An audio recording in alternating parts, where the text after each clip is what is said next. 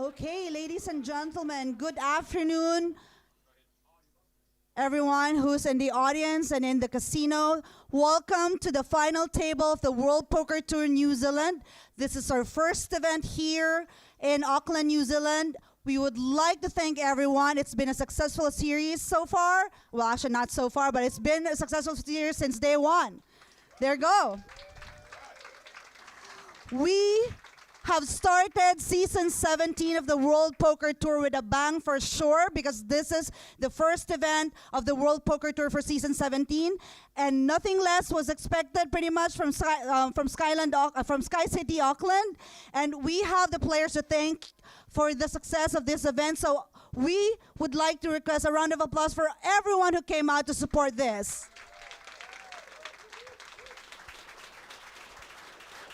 I would say New Zealand has delivered for this first event, and also as a global brand, the World Poker Tour would like to partner with a very, reputable brand as well. So we've partnered with Skycity Auckland, and we would like to thank them for the support this week. This would not have been possible without the hard work of everyone in the team. So I would like to make special mention, to everyone in Skyland. Why do I actually mention Skyland? Skycity Auckland for the hard work this week, and special mention to Martin Coughlin, who's the casino operations manager. Thank you so much for everything. He's the man behind all of this. He makes everything happen. Also, special mention to John Henry Smith and his team, the dealers and staff, for doing a great job. We've set new records in New Zealand. So this is definitely gonna be just a start of a stronger relationship with Skycity Auckland. So we expect that the World Poker Tour will be back here next year, right? Yeah. There you go. So we have also our WPT anchor, Miss Lynn Gilmartin, who flew all the way from the United States to be here, and he played the tournament this week. Let's ask her about her experience. Let's not ask me about the tournament, because I busted way earlier than I would have liked to. But did you have fun? No, I had a blast. I have really loved my week here. I was so excited about coming here in the first place because I really love New Zealand. I love Auckland. I love this casino. And the fact that we've just broken records and had the biggest event ever here in New Zealand as a WPT, I'm stoked. And I cannot wait to return next year. There you go. So thank you so much, Lynn. And we are not going to bore you anymore from the speeches. We are going to proceed with the player introduction, but we would like to show you something first. I can help play these guys. That's my shot. Got this. If I get the card, I've prepared for this day. One time. Breathe. You never know when your time is going to come. To rise above the rest. To seize the opportunity. To be crowned a champion.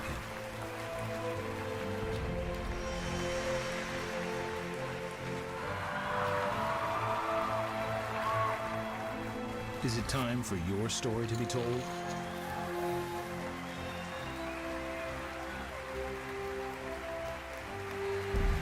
The World Poker Tour.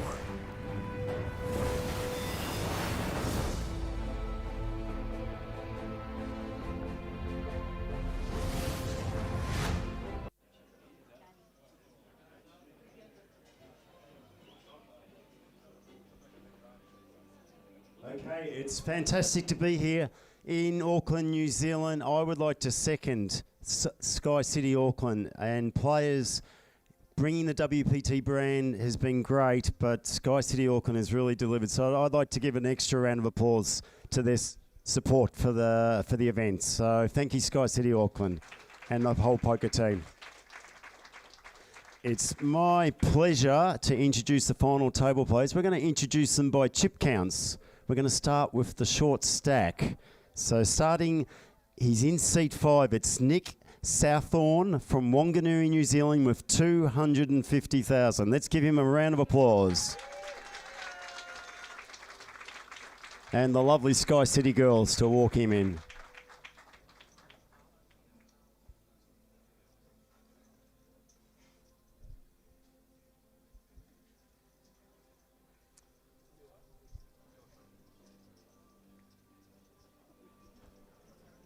Next player to introduce is another New Zealander, one of 6 on the final table. It's Eden Smith. He's from Auckland. He's got 590,000 in chips. He's in seat 2. All the best, Eden.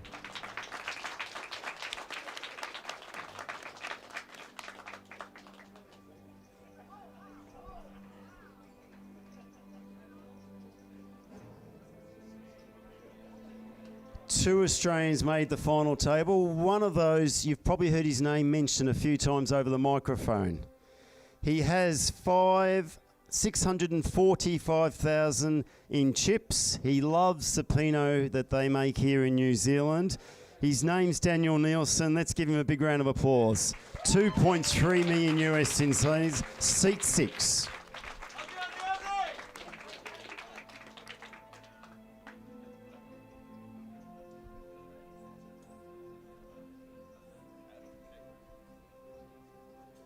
And he's got a fair beard too.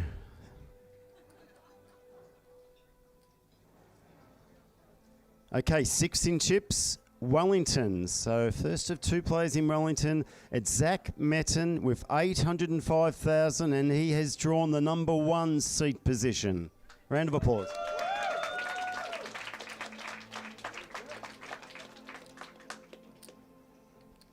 All the best.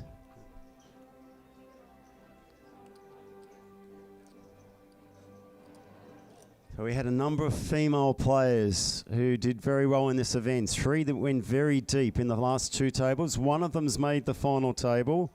She's also final tabled, I believe, the opening event. Her name is Sosia Jiang. She's from here in Auckland.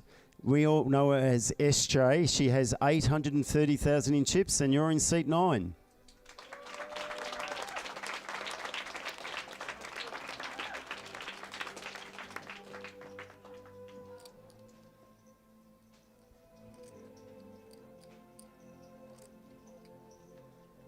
Our 5th Kiwi player.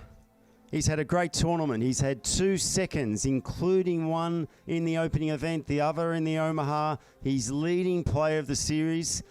We've really slanted the points towards the main event, though, so he's got more work to do to win that. His name is Jack Efferamo. He's known as the godfather of poker in New Zealand. From Wellington, give him a round of applause. He's in seat 3.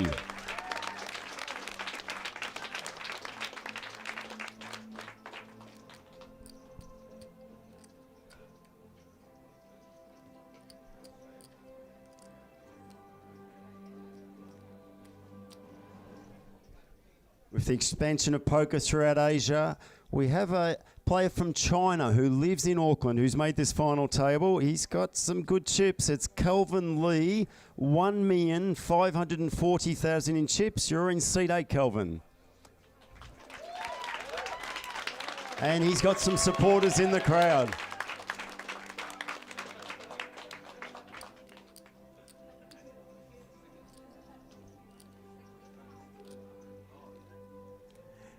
And just for a bit of a change, I skipped one person. So Kelvin's 2nd in chips. So our next person, now that I know we've got 2 seats missing, is Nove Kashyap. He has 1,455,000 in chips. He's in seat 7, so he's our 3rd biggest chip stack. Welcome to the table. A topsy-turvy day for him. Chip leader at the start of the day, down to under 500,000 in chips. From the Gold Coast, he just won a big event across the Tasman. He's in good form.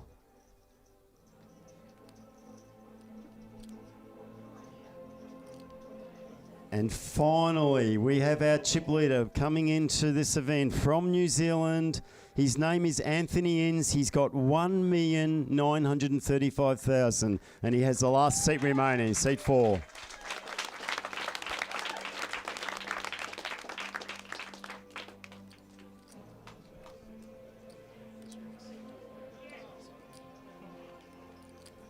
Let's give a big round of applause for all these 9 players. 169,000 up top. This is exciting. We have our announcer, Marty, coming in. Great to work with these guys too at Skycity over a number of years. This has been the biggest, and I hope it's going to be a fantastic final table. Good luck to everybody. Enjoy your day. And Richard, our dealer, shuffle up and deal. All the best.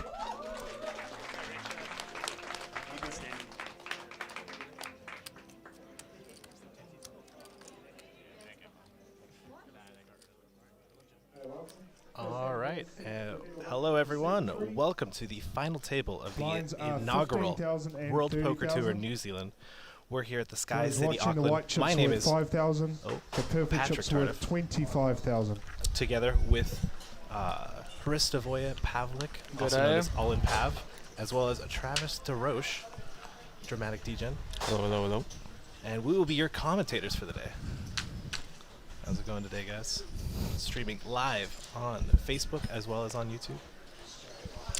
Last Excited. name Derek, by the way. Just Derek? yes, yeah. Just for future reference, it's okay. I might be your roommate, but like I still love you, even It's though I okay. can't pronounce your name. It's only been a week. You'll get there. I like the first pronunciation better. Yeah, it's alright. Looks like we have our first action here of the final table. Eden opening up to 65,000.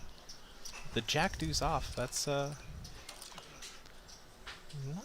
not a typical hand you typically see raise. It's brave. Maybe just trying to build a little bit of momentum at the final table. Not entirely sure I agree with it, but maybe he just wants to gain some speed right off the bat. I almost want to say RFID error, but you never know. Possibly. Yeah. Chip leader Anthony calls with ace 7 of spades in the small line. To the flop we go.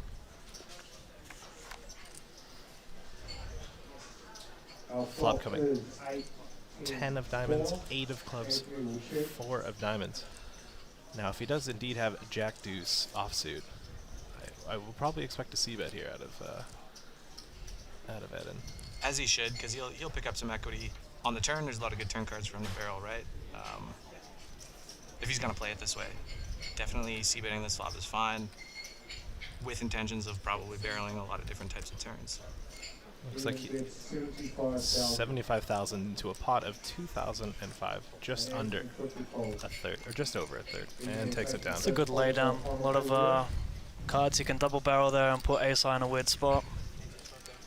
Easy skins. Easy, easy. Well, there you go. He's building his momentum right there, right off the bat. Lead commentary, there I am. That must Patrick feel Tardif. good. My name is on the board, your guys' aren't. Oh, There it is. there it is.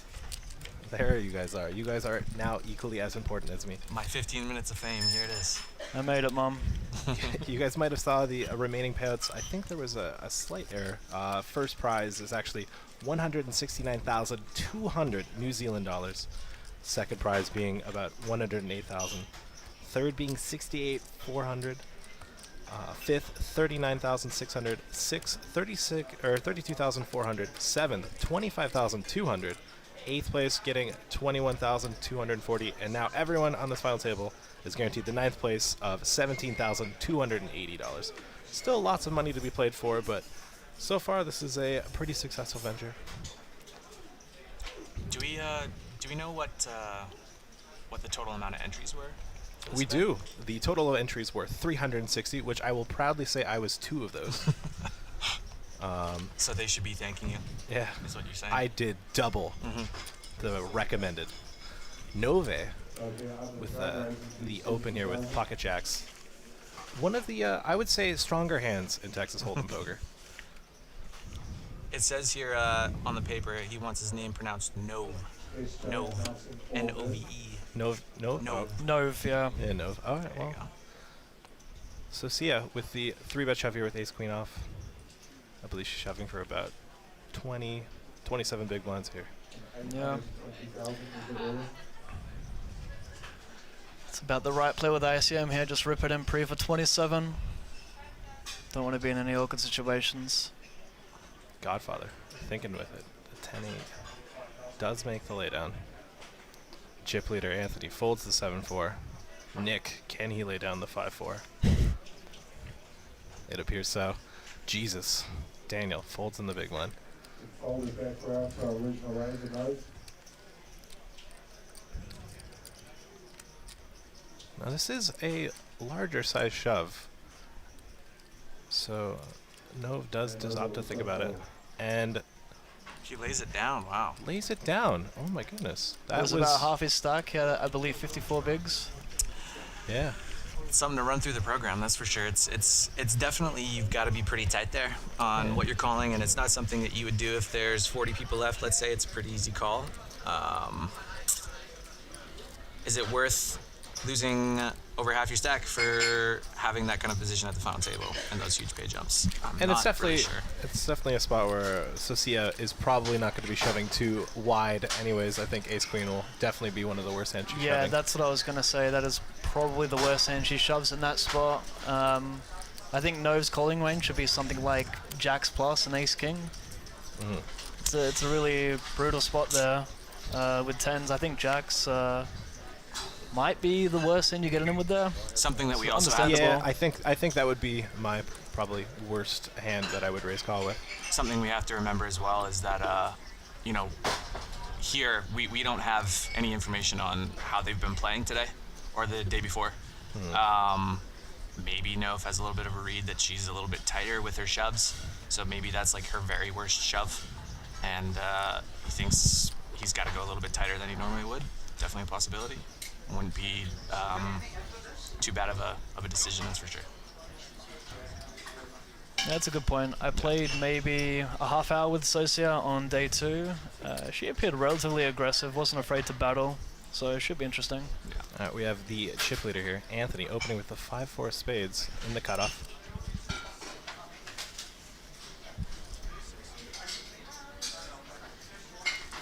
Folds from the button and small blind to the big blind. Nove folding the 3 deuce off. Another easy win for Anthony. I like Anthony. He's got that fierce look about him already. He's got a very wavy hair as well. As we zoom in to his hair. He did that himself. Yeah. It has to be natural. Maybe he's trying to bring a look back, who knows? As we see here, him having 22% of the chips in play with just under 2 million chips. Looking to continue being first place until the end. I played him in the 1K for a good couple of hours. He's definitely, I don't really remember him getting too out of line, so I expect him to be one of the stronger players at the table. And when he's got that huge chip lead too, it gives him a lot of room to play around and make some pretty interesting decisions. So it'll be interesting to see how things progress with the chip leader. Socia, Queen 10 suited. It's pretty. It's a nice hand. Will she elect to open? And it looks like she is going to be raising. 70,000 total. Now I do believe the reddish black chips are, I'm going to assume 25k chips, and the white chips are 5,000 chips. For those of you watching from home.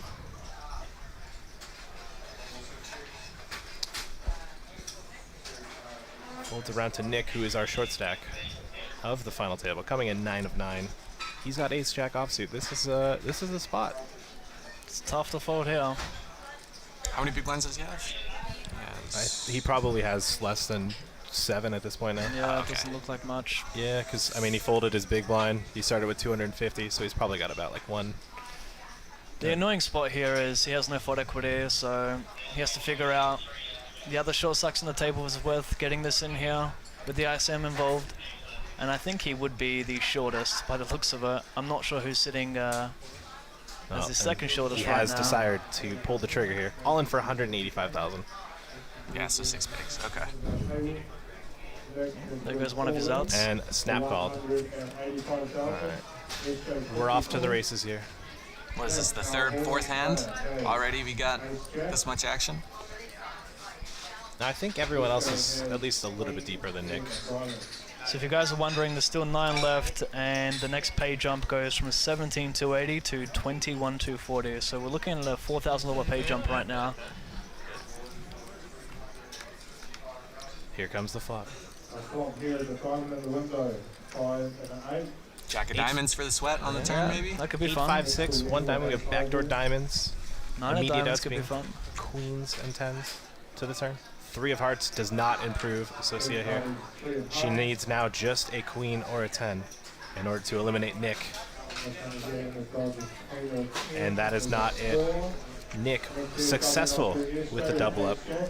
GG. Good trend, you know. If you're all in as a short stack, you want to win your first all in. That's the important steps to make when you're trying to become a winning poker player. Is that what they call GTO? I'm not I aware. think the buzzword these kids use these days is game theory optimal, winning your flips. All right. Fader holes famous for that. I'll read into that when I get home tonight. Master of game theory optimal flip winning.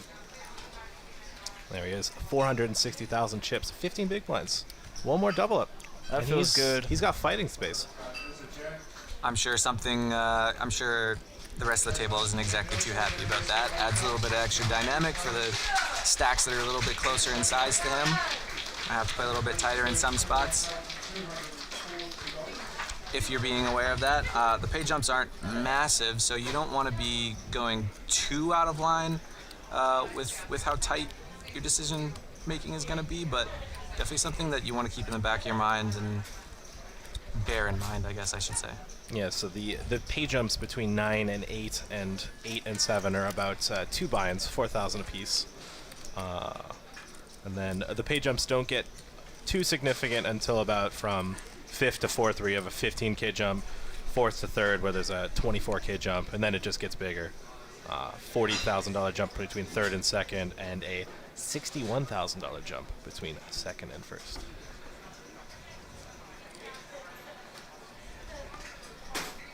Now, Herstavoya, you and I both had the pleasure of playing in this tournament. We both made day 2. You actually made it in the money. Was there any players on this table that you happened to be sharing? I shared a table with Jesus himself. Daniel. He likes to be called Jesus as well. Yeah, he wrote in his notes, actually, let me just quickly flip here. Oh, he left some great notes. Yeah. My favorite is his hobby is hopscotch. As he comes in with a raise, it's like he knew we were talking about him, raising with the ace-jack offsuit. Tough sport, man. Yeah. And under his playing style, he wrote extremely tight, Yeah. which I found funny. Let's see what tricks he has up his beard today. Oh, Sosa. Socia shoving the queen unsuited into love Daniel. this. Sitting Daniel down. I love this. This is an extremely tough call for Daniel.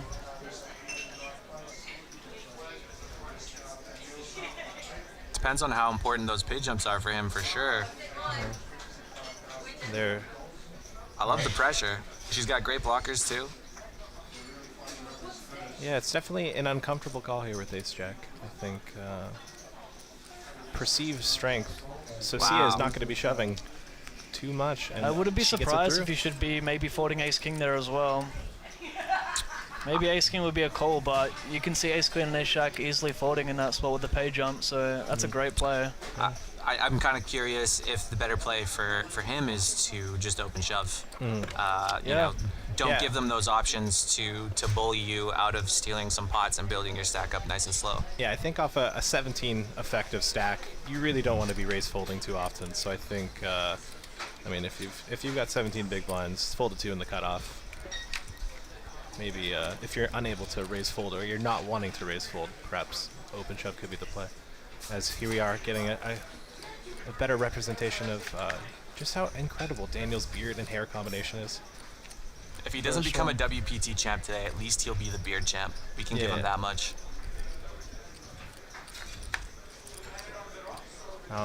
Looking forward to seeing Jack, aka the Godfather, here, sitting in the 3 seat. You see him on the right there, the tan Kiwi fellow. I played with him day 2. He has a pretty intense stare, but also a very good guy to play with. Yeah.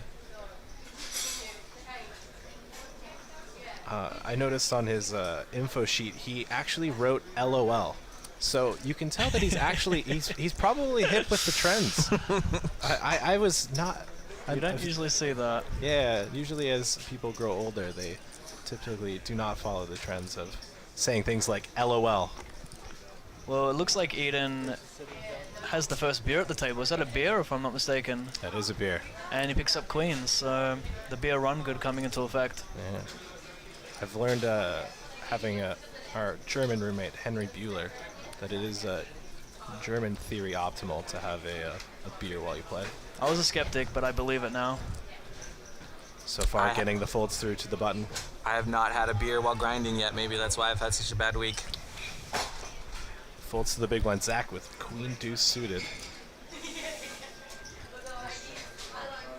Who lays it down? And a raise and take it here for Eden, who I'm sure is happy with just winning the pot, you know? Anything's better than losing. Even chops. There we are with the stacks. We have Anthony with 64 bigs, our chip leader. Kelvin, 49 big blinds. Nove with 44. Jack, Socia, and Eden sitting, and Zach as well, sitting between the 30 to 25 big blind range, the middling stacks. And then we have Daniel and Nick, our short stacks, with 17 and 15 big blinds. No one's super short to the point where like they need to make a move right away. Obviously 15 and 17 big blinds is in the danger zone, but they're able to make the folds, you know. Yeah, you'd expect the middling stacks to be really tight at this point, not get out of line. I really like what Socia's doing. That Queen 9 was really nice to watch. Shout out to Facebook, by the way. We have 515 viewing on Facebook, and we have 300 viewing on YouTube right now. Welcome, guys. Someone from YouTube says, by the name of Z Digital, Socia should run this table over. Said that before the Queen 9 gem, by the way, so good read there. Yeah, Socia, I watched her when I got moved to her table for about 30 minutes. I got the vibe right away that she was a table captain. I just watched some of the hands that she had played, and it did make me giggle because she was table captaining pretty well. I enjoyed it. You gotta yeah, she's definitely got heart, no fear. You know, the Queen 9 suited gem is a little bit questionable with your stack depth. You definitely don't want to lose too many chips for those pay jumps, but you know, she's more for the action, which is obviously good content for us, right? Yeah, she definitely recognized that Daniel is not willing to raise call as wide as he might need to. Here we are, first action with the Godfather. Under the gun. Oh, big slick. Who would have thought? He counts before he sees his cards. He doesn't want any reads. Ace King, the big slick, also known as the Church. The Church of Ace King. Imagine being called the Godfather of poker in your local country. I mean, yeah. I made the mistake of thinking someone else at my table was called the Godfather, and I asked him, and then I realized that it wasn't him. Yeah. Because I thought the Godfather was the guy that had the nicer chair that he was sitting in. Turns out I was incorrect, but it's nice to put a face to the name finally. Oh, is SJ gonna go aggressive here with the jacks? If she did with Queen 9, maybe she'll pump it up, and we'll pump it up. see our first KO maybe here. So what's the Sia stack looking like right now? Because I can't imagine this being anything but a jam for less than 25 big blinds. She'll have about And 30 to she 33. Under the gun is raised to 80,000. SJ's called from the button. Okay, She has interesting. flatted the button, the jacks. Oh my goodness. Eden Uh-oh. just waking up with it. Oh my goodness. And it's such a perfect squeeze spot. It's tough to see Jack not just getting this in here. Socia so under-repped. Not to mention these are all the middling stacks, right? So Yeah, you this don't is- want to be putting your chips in too light versus the 8th and 9th stacks. He does Who, like to raise, and it's not an all-in bet, so we do have a 3-bet. Oh, the short stacks are probably loving this. Big blind. I'm Pay thinking jumps for it looks them. like about I was gonna say 250. 2,000. Jack. Jack with a quick call as well.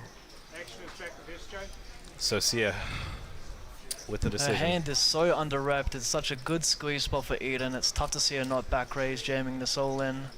It's really tough. I wouldn't blame her either. I almost think that might be the only option, especially Yeah. with Jack just flatting here. You can't imagine. Extremely under-wrapped. I mean, she must be thinking, what does Jack have here? Yeah. And it leaves them all fairly close to a pot size bet on the flop, so there's not a lot of maneuverability to play further streets. Yeah. makes things a little bit more dicey as well. So There's almost no playability for her when she doesn't have the aggressive lead here. If she were to flat, so you'd have to think the options would be to shove or potentially hero fold. Which This is a really nasty spot. once again, this might be another spot where having some history with the other players might come into play. Is he capable of making light 3-bets off of this stack depth? It's 27 blinds. I like the flat pre as well. I think it's kind of good, yeah. I think this might be one of those times where the deck just deals you a game over. Will she be able to find? So Eden the started the miraculous hand hero with fold? how much? Slightly more than them, I think. We just missed that. I'm not sure. I think Eden may have a 30 right there. stuck Yeah, in so the he started. He had the 18 least set of all blinds. three of them. Okay, so Oh, she shoved. yeah, this is interesting So because with the the all in. squeeze from Eden here of 18 blinds, like apart Eden. from if you're gonna 3-bet and not go all in here, it's really polarized. Eden with the snap call doesn't even bother Hollywooding, pretending, asking a count, just snap calls. I can't imagine Jack calling with Ace King versus a tank or a snap call here. Yeah, I think the only option is to potentially just side fold here. By the way, something we didn't mention as well, like Jack very legitimately could have shoved himself against Eden's squeeze. And I don't think it would have been all that bad with Ace King off. Pretty close for sure. No, definitely. I think if I was in Jack's spot, I would have. Oh, fold, and he good tables Ace King face up. And as you can see, they're all standing there. They're getting a pay jump, hopefully. Oh, the Godfather, realizing he faded death there. He's loving himself for that. He's excited about his fold. I would be too. I would be Pumping up too. the tires. Loving it. Fortunately, Socia at the unfortunate end of a cooler here. Jacks versus aces. Did anybody fold a Jack? I can't remember. I don't think I saw a jack get folded. Oh, my goodness. Jack in the No window. emotion from Socia as well. 0. watch the queen come on the turn. Shaking his head. Don't you put a queen down? It could always just come running 8-9 too. I wouldn't lose faith. That'd be fun. Socia way out in front now. We actually know there's only one out in the deck now with him folding ace king. That makes the ace king fold face up even worse. To the turn. 8. Oh, my. running 8-9. Uh-oh. He's got chop outs. I would be cheering for a 9 if I was Eden right now. I wouldn't go greedy for the 1 out. I'd ask for the 2. Socia correctly asking for a deuce. 1 card to come. I need ace now to save Eden. And it's a 6. Very nice. Socia at the tail end of the cooler there, but able to stave off elimination there with a 2-outer. And as they count the chips, they're going to see that she had slightly more than Eden. We might have our first elimination of the final table. That's a brutal way to bust. Yeah. GG, Eden. Drink the rest of that beer.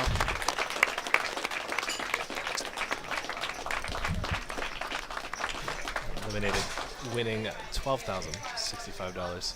You have to. That's such a painful way to go out. I mean, you battle for what is now 3 days. You're playing your 3rd day of poker. You get it in aces versus jacks, and you just don't hold. Sounds like a classic bad beat story. Yeah, I On the think final tip with the WPT, I had aces, and then I was you out. can't help but feel for him. So see, the new chip leader with that pot as well. Oh my goodness, that pot had a lot of implications. I think that makes things even worse. Oh my goodness. She'd be feeling empowered right now. That Queen 9 jam getting through, the Jack rolling off, everything coming together. I mean, it's a nice feeling when you're still stacking your chips and the cards are being shuffled and dealt out. She seems relaxed.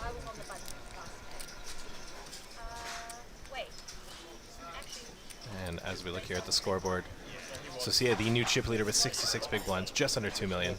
Anthony right behind her with 1.925 million. Kelvin and Nove got about 1.3 and 1.46 million.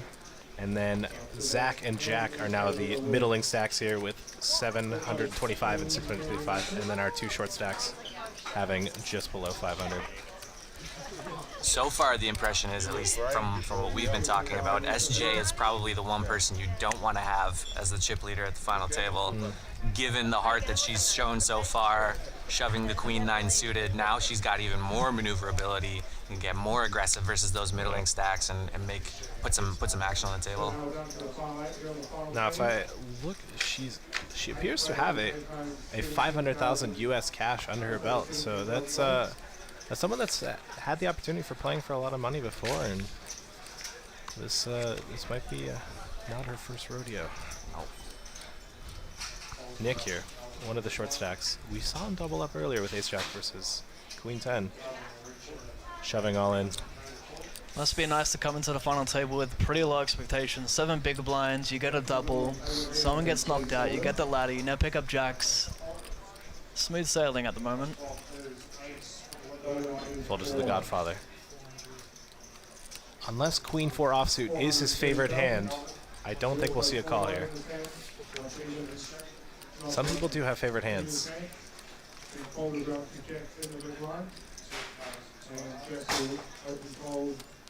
That actually... He called off? No, he folded. No, he folded, okay. But the way he tossed the chips there also made me go, Well, I saw him say, he said fold before he threw the chips in. Okay. Yeah, definitely got to be careful. Because he didn't really throw them very far either. That's got me. It's like, oh no, it is his favorite hand. Very Doyle Brunson-esque. Yeah. He's calling off with a random hand. That's not a random hand. It is the hand. Right? The Godfather Watch your hand. tone, mister. Now, what do you guys think about the open jam with Jacks 14 big blinds The deep? payouts were in USD. On screen or on that's paper here? On stream. That's what I was Okay, wondering. yeah, So that we're was the looking. So discrepancy. first, he has 169,000 New Zealand dollars. It all makes sense So now. what you see on the screen is converted to USD. Thank you, YouTube chat. We should not ignore you, for you guys are always right. If anyone knows anything about YouTube, the chat, the comments, always clear, And always Francis rational. from YouTube says, why did they show they had 2 outs when the commentators correctly say that they had 1 out? Because the equity is only going to show you what they need to win, not for what they need to chop. Yeah, it might be also in the graphics as well to not have card removal. I mean, not everyone typically open folds or folds their cards face up, as well as I think it just shows the standard what outs they need. But we already knew through watching the Godfather fold that the Ace of Spades was not a live card. All right, we have Kelvin opening up here with Ace-10 offsuit. Godfather all in pocket sevens, shoving 20 big blinds. This is a tough spot with Ace-10. I don't know. What are you doing here, Herstavoya? I missed this. So what happened? Open jam with 7s? No. So Kelvin open up with Ace-10 offsuit. Jack shoves. In what position? Looks like I'm gonna assume he shoved from the small blind here. Yep, shoved from the small blind. And 7s opened on the button cutoff. I'm out of it. I'm right. sorry. I need to be. I was All right. reading the YouTube chat here. All right, no problem. I think it's a pretty clear fold. I think it's a Yeah. pretty clear fold. Thank you, Travis. There I'll you be go. tagging you in next. Yes, please do. Yeah. 17 big blind jam was it? Yeah. Yeah, snap getting it fold through. Well played, Jack. It was 20 big blinds, Pav, but that's okay. There's also probably a penalty if you try to knock out the Godfather in New Zealand. You might not make it out of the casino. He had a mean applause, didn't he? Yeah. Entering the table, a very mean applause. Yeah, I think. I mean. Did you see what his profession was pre-retirement? No. Oh. Hustler. Hustler. Nothing wrote but. that? Yep. This guy really is LOL. And look, he's a big guy. He might be the Doyle Brunson of New Zealand. Yeah. I think that's what we might be witnessing right now, guys. I think he might be my horse in this race, if we're allowed to have horses as commentators. I am saying Anthony takes this down. He has a fierce look about him. I don't have a favorite yet, but I'm saying I think Anthony takes it down. All right. Am I allowed to pick the chip leader? No, you can't, Travis. Oh, damn. Daniel folding the Queen Jack under the gun. Folds to Nove. Fold. Fold. To Zach here on the cutoff. 7-4 off, folds.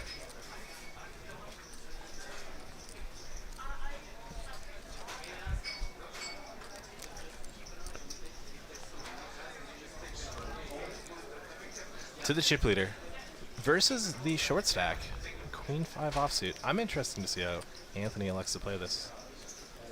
He just folds. Interesting. Oh, wow. That is really interesting. Yeah. How many blinds did Zach start with there? I think the big blind? The big blind had about like 15.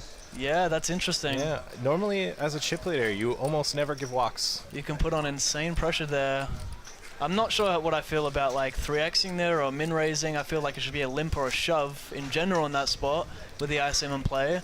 I would have preferred a raise. I think you're not hating yourself for raise folding here, and you know you're not going to get out of line because you have so many hands that you're able to call with.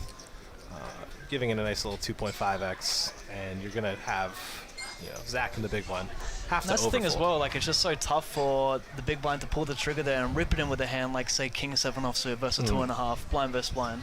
There's a lot on the line, it's a lot tougher to make those plays. And he might even make incorrect folds as well, Yeah. which is important. Well, Kelvin, our only non-Australian / New Zealander, but he also lives in New Zealand, so I don't know if that counts. He also won a big pot against our roommate Henry Bueller, which was in my Instagram. That was nice. Opening up good to laugh. 75,000. So Sia, thinking about it with 10-9 suited, I would love to see a 3-bet. Oh, She's got the heart. let's get it. Yes. Let's get it. Just such a sexy hand to do it with, I love it. 3-betting here to 225,000. She's not messing about with the clubs, is she? No fear, man. She's Those got are no her power fear. suits. Yep. That's her power suit, I I think. also going love the into this. 4-color deck on the graphics. Oh, I love it. Oh my goodness. It's perfect for us online Yep. kids. Maybe not so perfect for the Godfather, but I think he might be an online kid at heart. Now, unfortunately, this is going into Ace-King suited, so I don't think this will go as well as Socia might hope, but... Another problem here is, as well, they're both first and second in chips, right? No. Calvin's not. Calvin's up there, but chip... Maybe he's third? Yeah, I think he came to the table third in chips. Okay. Yeah. Either way. Well, all right. And he does elect to 4-bet shove the Ace-King suited. So see it with the snap fold. Yeah, I think he's third in chips now because Socia obviously won the huge pot with jacks. Gotcha. Forget what I said then. Don't worry about it.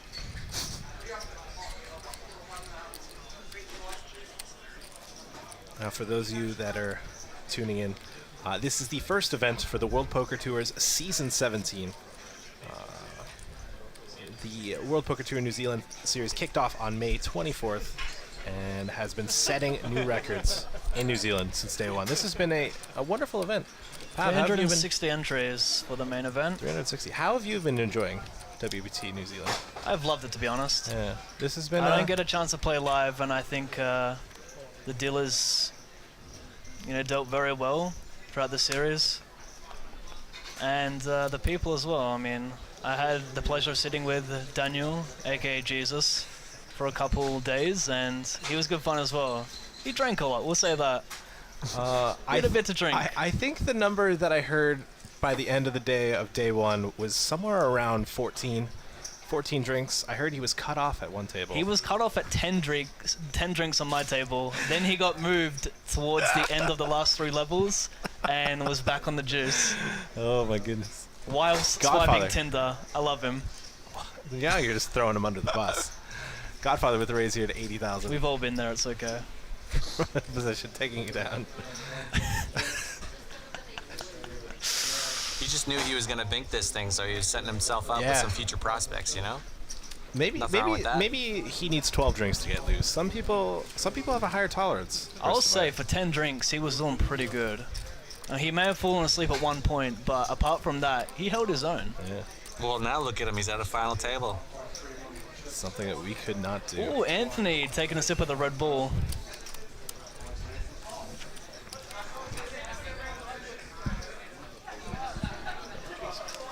Look at our handsome Godfather. Some say he was the first to ever play poker in New Zealand. We might need the booth to fact check that, but it's just hearsay for now. Check his Facebook page. See what he has to say. I'm sure he's got one. Here we are. Godfather He's going to continue his rampage here. Probably opening up here with the ace-jack offsuit. Giving his previous sizings, I'm going to guess 80,000. Ooh, close. It's getting bigger. He's the later position he's been opening. Opens a little bigger. Folds around to the big blind. Calvin looks like he's already folded. Jack taking another one down. Continuing to rake in the pots. So far it has been pretty quick final table. The players are relatively deep. There is a fair amount of people over 30 big blinds, so there is going to be a lot of playroom. You won't have probably too much shoving. As you can see here, we are live from the Skycity Casino here in Auckland, New Zealand. Travis, how have you enjoyed your time here? Pretty amazing. I mean, I've been here before. My dad's a Kiwi, so I've been to New Zealand. This will be my 6th or 7th time being in Auckland. My dad's side of the family growing up in East Massey. And I've been to Sky City many times. I actually haven't done too much of the casino. This will be the first time that I was allowed in the casino. Last time I was underaged. But checked out the Sky Tower a lot. You know, done that quite a few times. I have not done the Skywalk yet. It's definitely a big goal of mine. Not to cut you off here, but we have Zach here with Pocket Kings. First hand he's played, 70. right? I think he's played a hand, I think it's maybe the first hand. And we have a fold out of turn here from the chip leader. Godfather with a decision here with 6s. Bit of a tougher spot. I mean, you're facing an early position open. Typically is going to be very strong. 6s do not typically perform that well versus that. I think I'm leaning towards a fold here. It is a really awkward hand on the final table with the stacks the way they are. This is typically a hand you want to call when you don't have any reshove stacks behind you and when you're deep with the opener.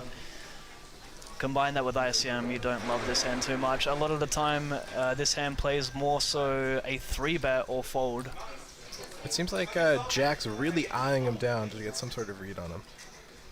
And that's something that a seasoned veteran like Jack, former professional hustler, is going to be very good at. Eyeing him down, getting a better idea of how they're feeling. This might be Zach's, I think this is Zach's first hand that he's played at the final table too, right? So there's going to be some of that at play, I'm sure.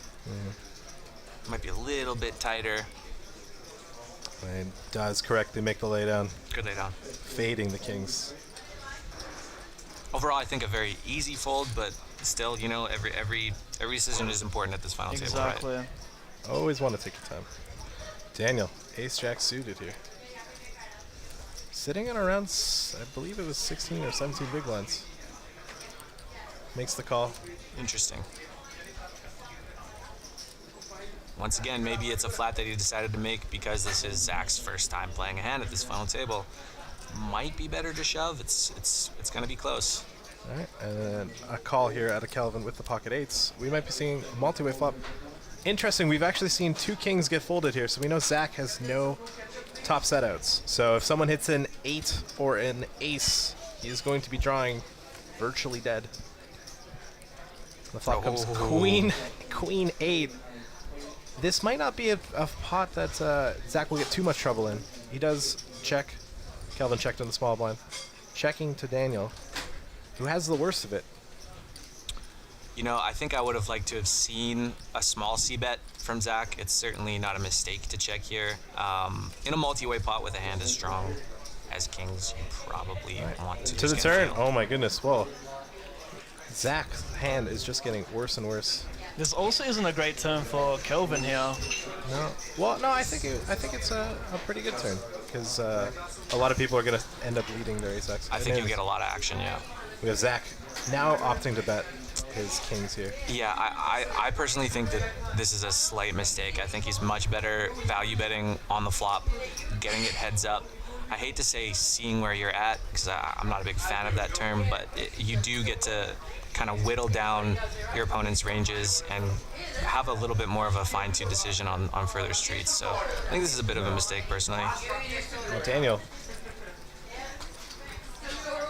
faced with a decision, small size bet here. He does not close the action as well. Kelvin is in the small blind. I do like Kelvin's check flop, and I love his check turn. Me too.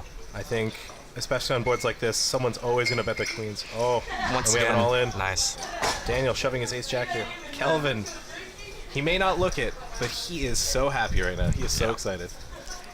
He shoved for pot, or he shoved 355 into 715, He's all in for 355 total. and the pot's now 715. Yeah. Okay. Once That's an again, unfortunate spot. not to put salt on the wound for Zach, but he actually doesn't really like getting called too much, especially when he's got that diamond blocker as well, and that everybody checked to flop. Less likely that there's heart draws out there. And the thing is, like,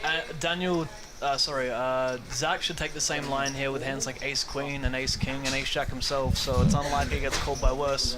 All right. And we have the call here by Kelvin. It was a question for Kelvin there, whether or not, and Zach realizing now he is clearly the worst hand. The question is Kelvin was going to raise or call. Daniel getting the bad news here, finding out he needs just an ace or a queen. Will he hit his 4-outer? I think we might have saw one queen fold. Can he get there? I think I saw an ace fold pre. I'm not sure. For the red wine. Oh. No, he does not get there. And we have our 8th place finisher here, Daniel. GG Daniel. He is scoring 21,240 New Zealand dollars.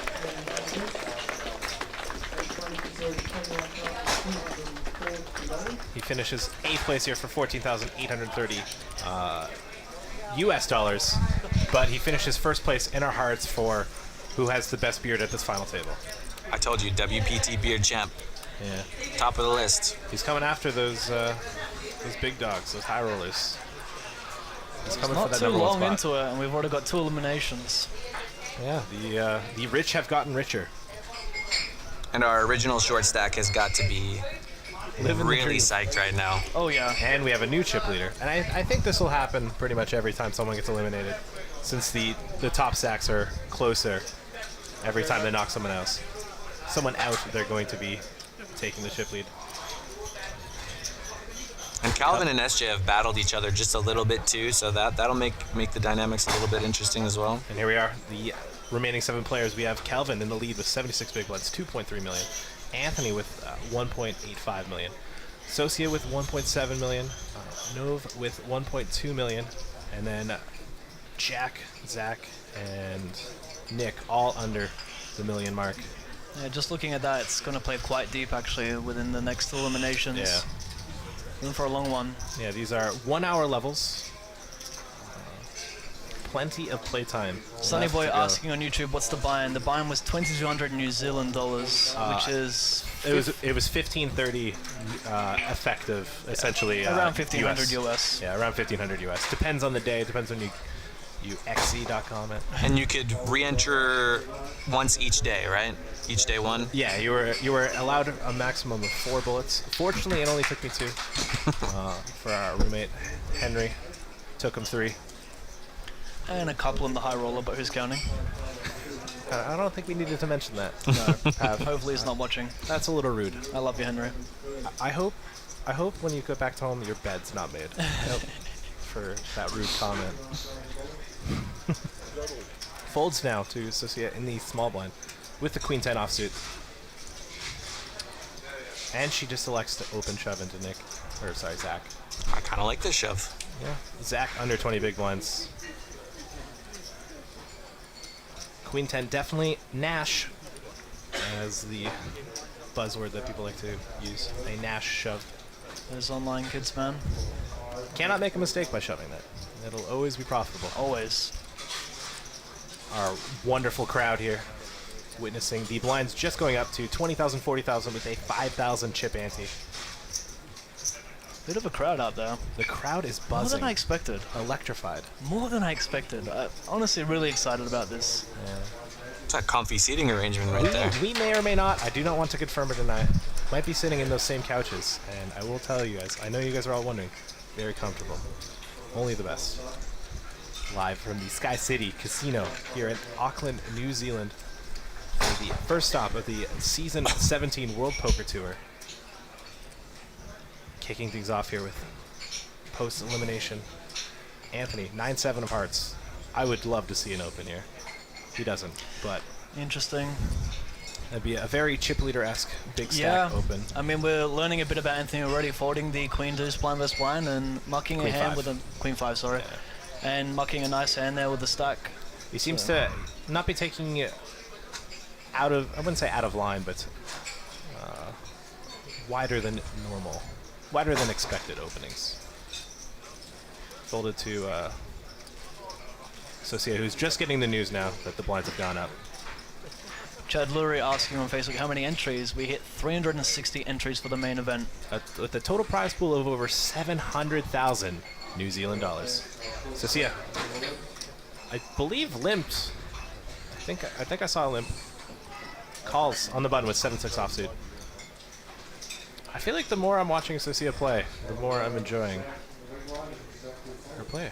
And I'm realizing that my experiences with her were correct in her playstyles. I think I would have liked to see an open. I think limping is definitely fine.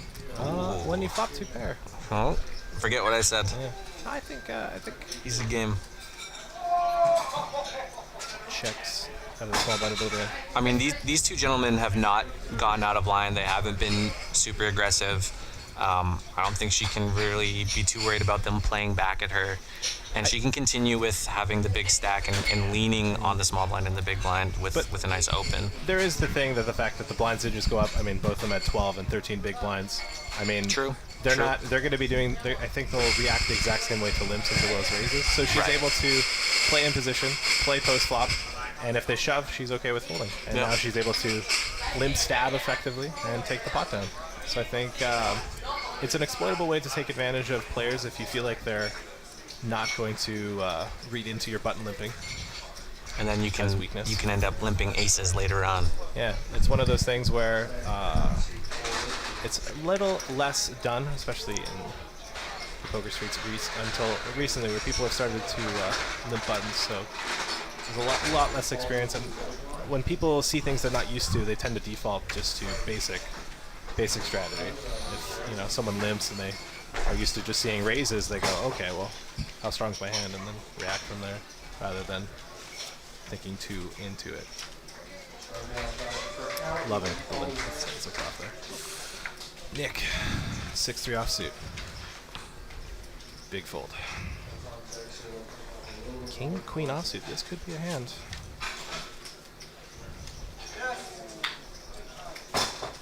Yeah, and it is. With the raise here to 90,000. I did have the opportunity to play with Nov in the around the tail end of my day 2, and I was getting an aggressive vibe from him, but he also had infinite amounts of chips. So I'm curious to see if that's what it was, just him being very aggressive, or if him just picking up hands. You have a big stack, usually you get the aggressive vibes, you're allowed those. Anthony defending the Jack-9 here. To the flop we go here.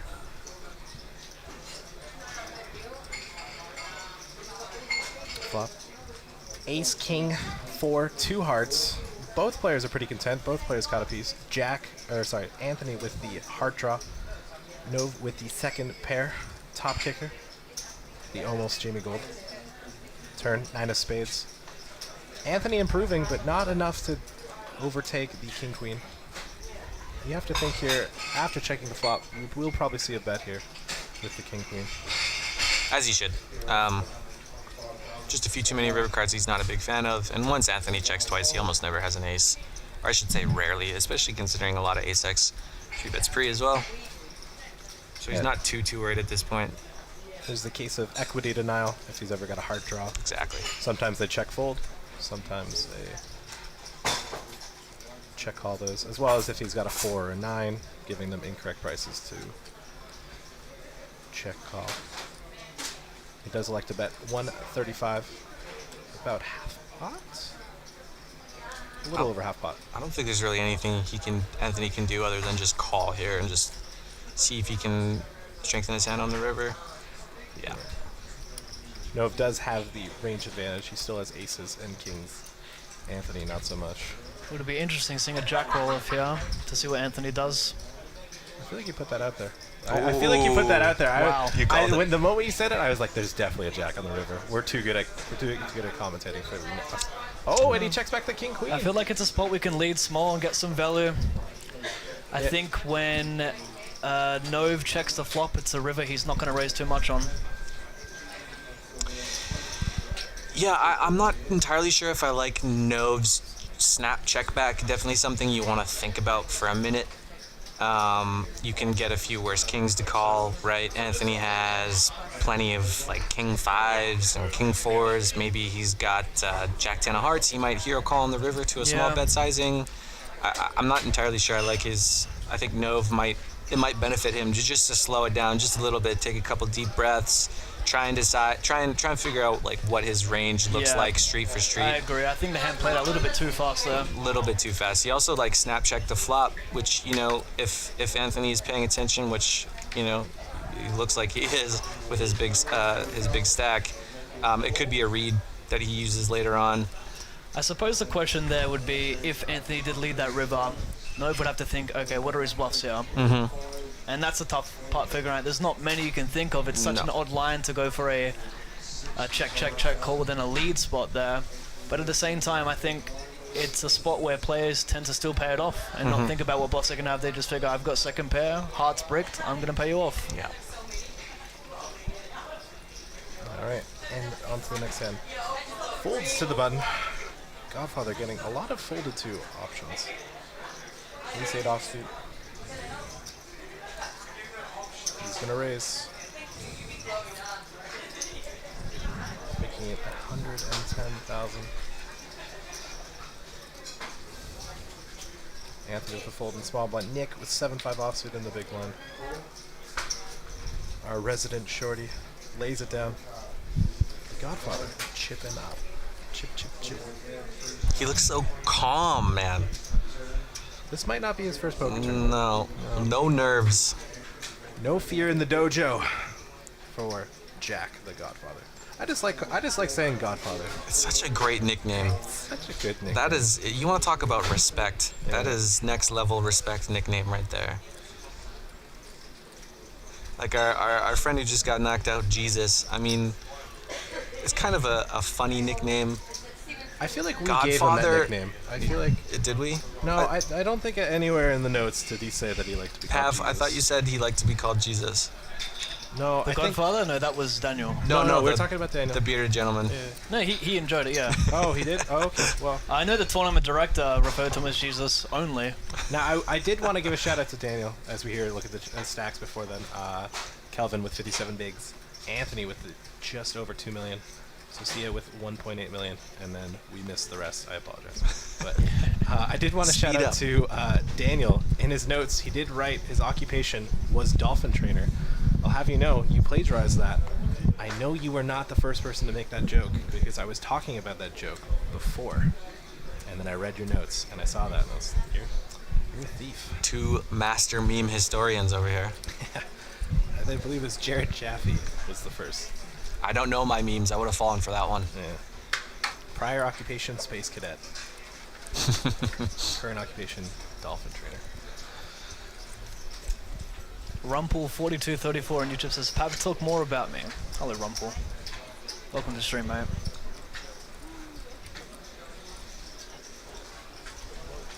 You know, if the Godfather is true, if he's telling the truth about spending 40 years as a hustler, I'd love to read his autobiography.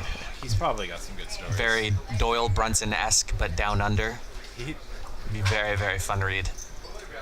I can't help but think it would probably be at least a little bit more tame in New Zealand than the Wild West of America. I don't know. I don't know. I never know. I don't know what the gambling streets of New Zealand are like. I feel like Kiwis are just such great people that I just can't imagine them having a mean bone in their body. Every country has their troublemakers though, so you never. No, we're gonna generalize. I need you to stop. All right, I'm sorry. Zach, raise and take it here with the ace-10 offsuit.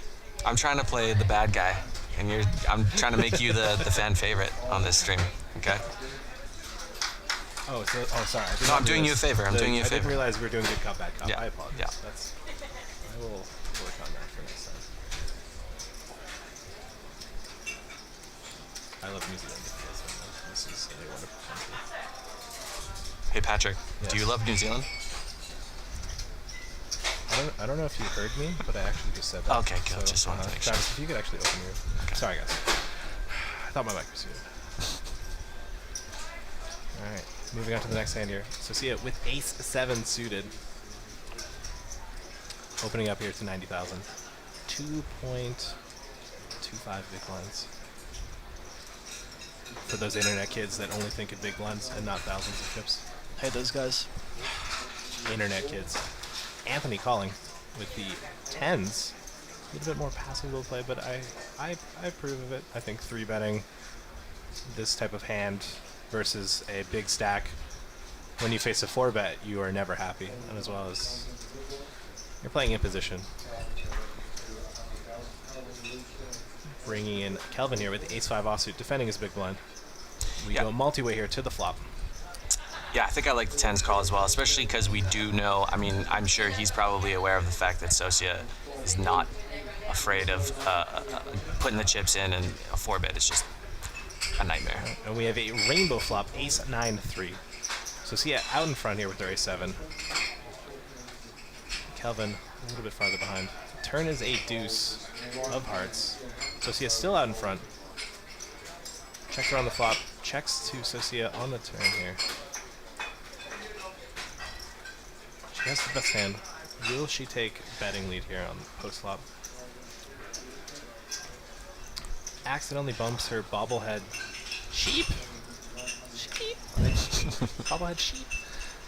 Betting 110,000. Anthony reviewing that he has pocket 10s. His hand's pretty hidden behind his chip stack. I don't know if that's TDA approved, but that's another issue. He does fold his 10s correctly. What do you guys think of the sizing? Do you think that it's a little too small? I feel like she should bet maybe more like half, or... I think one pot's fine. I think 130 pot's fine. I think... definitely don't want to blow I'd the agree pot. with a little bit larger sizing. I got like 55% here. Right. To the river, 6 of diamonds. Tie pot. Oh, the graphics Kelvin are a little on the bit. call. There we go. We're fixing it up now. There you go. There we are. So I think still it'll end ahead, up she's just still going ahead. check Yeah. here, as we have Kelvin check. Probably, yeah. and the 7 will play. Kelvin gets the bad news. 7 does play, unfortunately. And Socia scoops another pot there. Continuing to chip up. Nothing stopping the Socia momentum train. Is that a sheep on her chip stack? I don't know what that is. Yeah, we're getting an almost zoom in. Didn't want to ask. 2.2 million. Chip leader reclaimed. Necro Carpet on YouTube says the bobblehead is a cat, by the way. It's a cat. What? We Okay, were I can way see off. it. I can see it, but you can understand why I default to sheep, right, guys? I'm not crazy. You're not crazy, man. Stop it, guys. You're just saying that. I was talking to myself. The voice in my head. I know.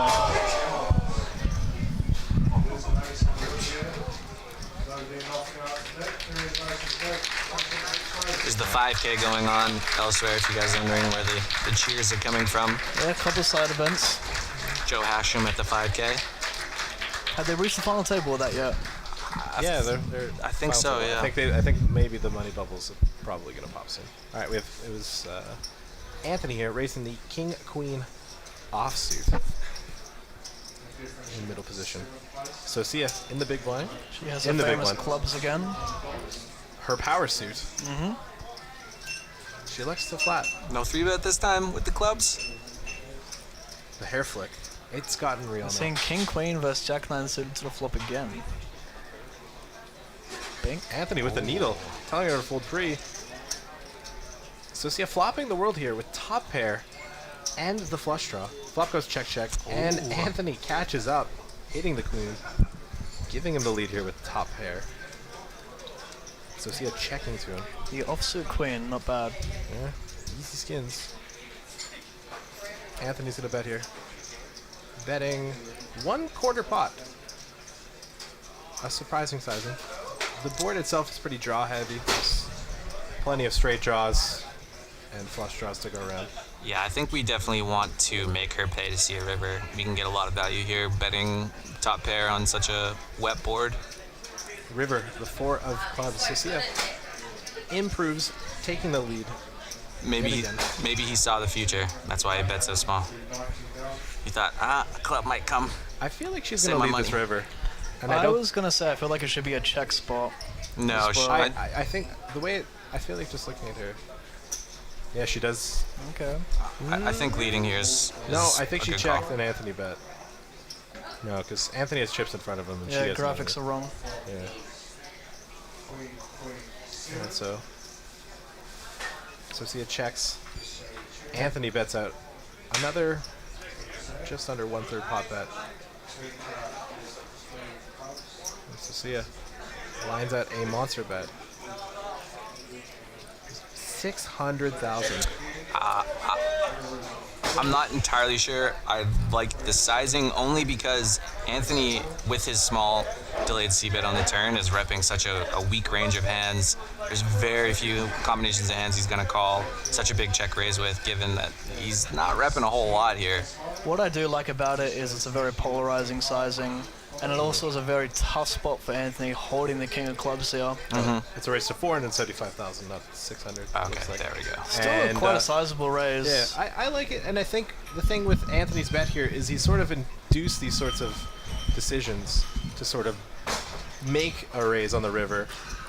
And with him having the king of clubs, he is blocking club draw combos. And Socia could check raise a hand like 7-8 with the 8 of clubs here, 6-7. The problem is club. that she has 9-5, 9-7, 5-7, 7-4, all those combinations of hands, and he has none of those. But I do think you end up seeing a lot of those hands end up check raising the turn. I think Definitely. a lot of the time when we get to this river here, she will have maybe busted heart draw combos. Maybe she's decided to turn a 5 or a 7 non-club into, or non-draw into a bluff. And Anthony does make the call. He will get the bad news. And this is where I think it once again benefits him to bet bigger on the turn. Once again, just defines things a little bit better for him on the river, so that when he does value bet that river, it's much easier to get away from a sizable check raise. Does that make sense or no? I don't. Is it very important? So Sia just said right there she didn't check. So yeah, I was looking at her and she didn't act. Oh, really? My Oh. goodness. Oh my goodness. He bet before she acted. Oh. Oh my. Oh, that makes me happier because I knew she was gonna lead. Wow. Yeah, so a bit of an error there. Anthony, perhaps nerves might be getting to him here. This is the problem, though. If she hadn't have nutted up on the river and he had acted out of turn, would she have called it? Right? I don't know. I think that's definitely interesting. I think now it does make sense why there was no graphic for. So it benefited her to, like, it was okay for her to have him bet out of line, so she'd go for the check raise. Whereas maybe if that hadn't happened, she might have let out, he would have called and would have lost less chips, you know? It probably would have been, I wouldn't have blamed him if he had called the pit to kind of discuss. I don't know. I don't think there's any room for him to really accept it. It was kind of just his mistake. He kind of just bet. Yeah, it's a weird one. I mean, the hand's done, the hand's over with. There was no floor call. I mean, she didn't say anything until the hand was over, right? So, I think it's a bit on the dealer as well to help recognize that. But anyways, we have Queen Jack suited here. Anthony trying to regain some of the chips that he's lost here. Folding to Zach in the big one. He might get this one through.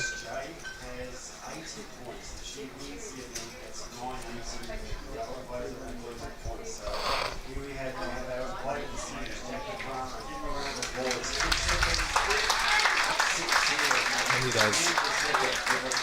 Not all the chips that he lost from the previous hand, but enough. It's a start.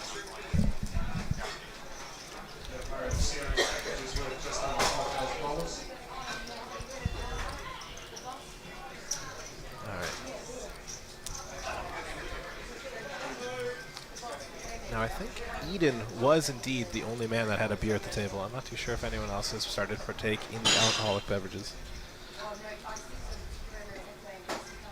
He was the only one who wasn't cool, calm, and collected. Everybody else here is pretty steady-handed, it looks like. Well, I mean, you can't really fault him, though. He did get aces in versus jacks. Yeah, I'd need a beer, too.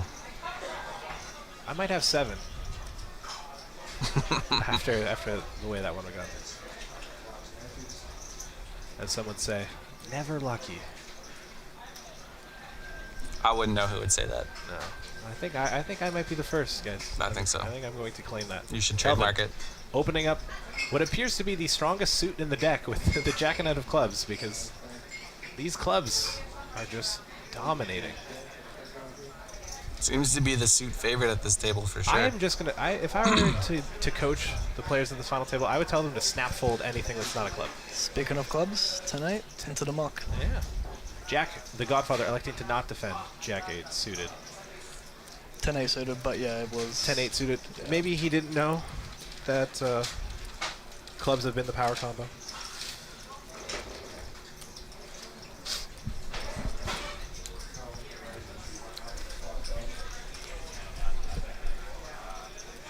Been a fun final table. A lot of action. Yeah, a lot of fun. Some drama as well with that. That I didn't act yet. That was you interesting. acted on a turn. Oh my goodness. Yeah, I'll be honest. I think it's debatable as. Yeah. He might have been able to have reversed that and saved his chips. Honestly. I don't think so. You don't think so? No. Once the action's been dealt and everything's been done, and she said it after the hand's done. There's not. It's already been done. It would have to be something in the moment where he would have brought the attention to it. All right, Nova here with the pocket queens, the ladies, opening to 90,000. Zach folding the A7 on the button. Jack with the Jack 10, folding in the small blind, and a quick defense here with Anthony with the 8-7 offsuit. As the dealer says, heads up to the flop. And it comes ace, 4, deuce, rainbow. Anthony quickly checking in the big blind. And Nove looking to be c-betting here. Continuation betting. Interesting. Betting 125,000, I think was the bet. And he takes it down quickly. How do you feel about a c-bet there with queens? I would feel more comfortable c-betting a middling pair, maybe c-bet jacks. As for queens, you have one scare card, a king rolling off if they have an a7 ace. Also depends on how wide the big one's defending, because if you think they have some 5x in their range you want to protect, I would lean towards a check with queens there. I think with c-betting there, perhaps betting the range might be ideal. I mean, you are early position. If you do check, you start to cap your range. If you're playing against a villain that's going to be aware of that. It depends who the opponent is, of course. I think whether or not you want to see about range in that spot or play a little bit more not so optimal. Also, I think his sizing might have been a little too large. Yeah, it was I think a on little an large. ace 4 deuce rainbow board, there isn't too much that's able to check call. So you can go as small as 25%. Yeah, you can make it. I like a quarter sizing now. I think the checking is fine as long as he's aware of the fact that he can check back a good chunk of ace-x later on when he does pair up, right? And if he's not doing that, then that can be a leak in his game. Not the worst mistake, though. All right, we have ace-jack. Calvin opening up 2.5x to the 100,000 flat. Folds to the short stack big blind. I like his a little bit of size up here into the short stack, giving him even less options, reducing his ability to even flat, taking it down.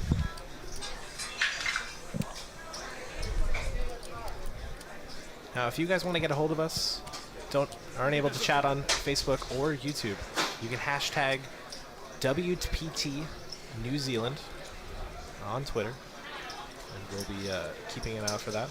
And yeah, so if you guys want to talk to us, there are three ways: through the Facebook chat on the WPT stream, on YouTube, or as well on Twitter, hashtag WPT New Zealand.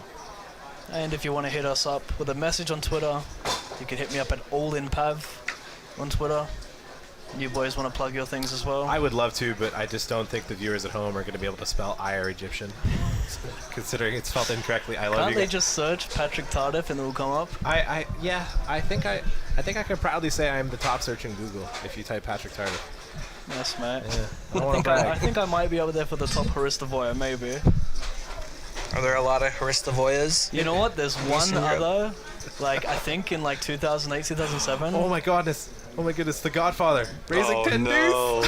He couldn't help himself. He couldn't help himself, could he? Doyle Brunson-esque. What did I say? Doyle I'm warming up Brunson-esque. towards him. He's smiling because he's definitely gonna show it. See, that's interesting. Oh, he's smiling because he's gonna show it. I'm not sure you want to show it on the final table. If you're the Godfather and you have 10 deuce and you get it through, you gotta show it. Now it is the power suit as well, so he has been paying attention. I see only clubs on this screen. That's all I see. Nove defending with the Jack 8. Am I saying it correctly? You guys corrected me at the beginning. Nove, correct. Nove. Oh my goodness, that's a flop for Nove. I believe 5 in a row is one of the strongest hands in the Texas Hold'em variant. He's gonna lead out. All right. And he bets pot. Now this is gonna be a very easy laydown for Jack. Jack goes from smiling to now realizing that he is no longer able to get a table 10 deuce proudly after raking in a pot. Only Doyle Brunson gets to win with 10 deuce.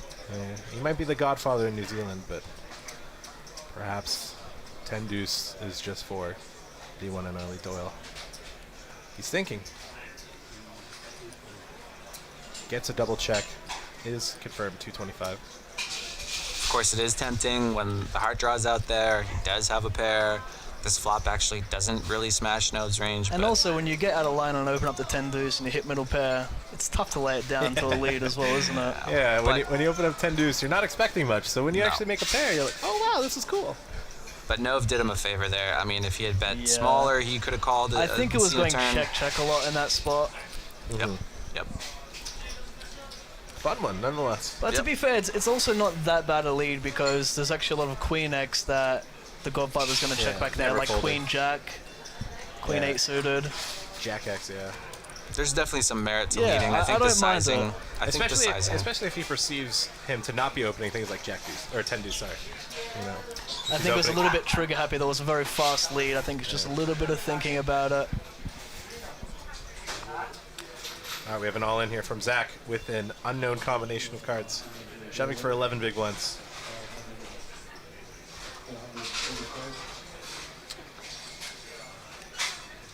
Perhaps he has pocket deuces. Nope. An ace of hearts. Good enough. Maybe he's only looked at one card. And he gets it through. And we will never know what he shoved. I'm gonna guess he had ace 10. Ace 10. That's reasonable. I played with Zach for about 5 hours on day 2. He is a really nice guy. Thanks for that.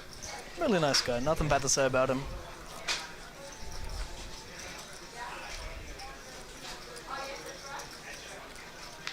Staying alive, important. You know, sometimes you don't want that call. You know, maybe it's, you go all in. No. One.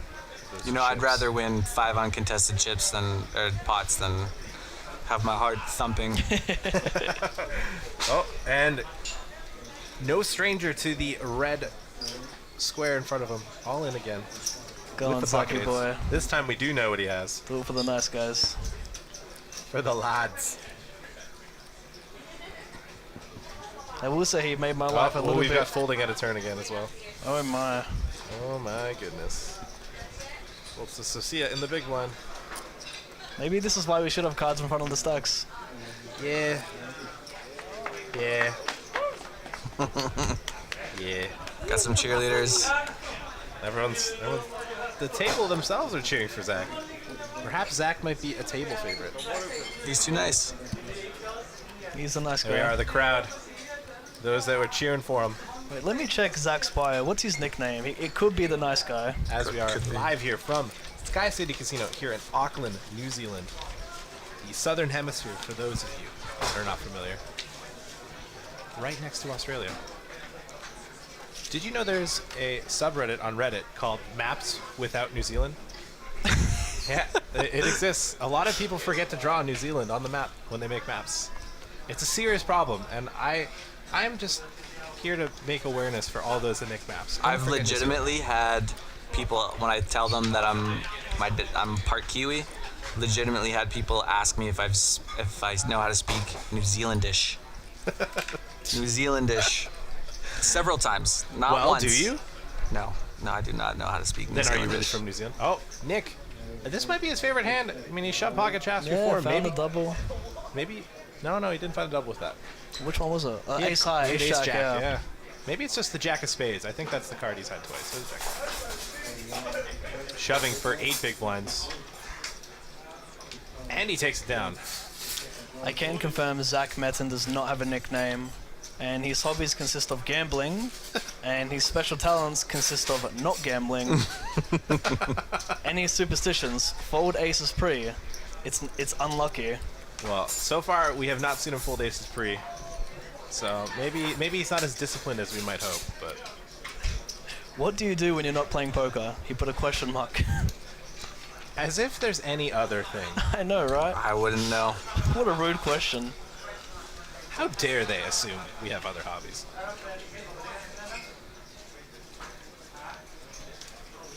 Oh, we got some tweets here. Kill bluff. At all clap. Who do you think wants it more? That's a tough question. Give me a few more orbits. Give him a few more orbits. Watching from Perth, I think the dealer should have picked up on that missed check. I do agree. Demo. Yeah, definitely a big mistake on the dealer, for sure. But we do forgive dealers for mistakes. All right, Doesn't sound like Travis does. Jeez. No, with the raise here, ace-5 suited. Zach reshoving here with his 14 big blind stack. Now, it's interesting. Will Nove make a call here? He's getting a count. Nove being the 4th biggest stack here, probably starting with about 28 big blinds. Zach shoving for about 14, sorry. So this is about half of no stack, and he does fold it. Stopping the dealer from the punishment of counting any more chips.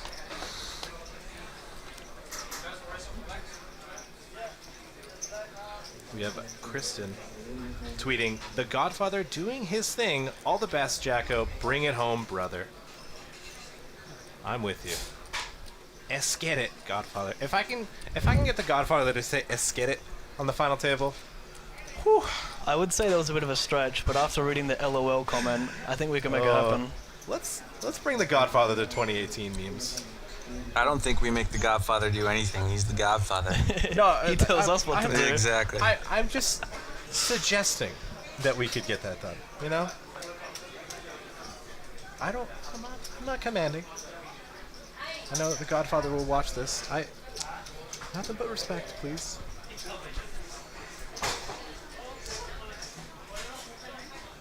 Nick thinking ace-10 offsuit under the gun. I do believe he's got about 10 big blinds.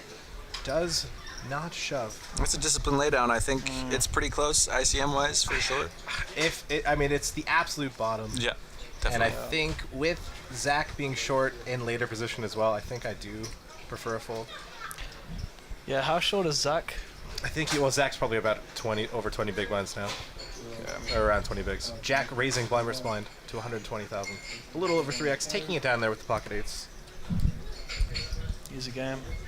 Esquet it, Godfather. Esquet it.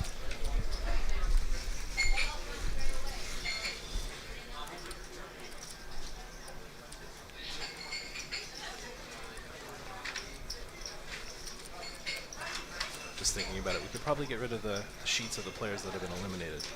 Not that we don't care about Ed Probably a good idea. anymore, but I apologize. You mean you don't want to continue talking about stacks that no longer exist? Come on now. They're people, Travis, right? They're more than just their chip count. Well, of course. Daniel's the beard champ. Champion. He's much more than just a player. He's the beard champ.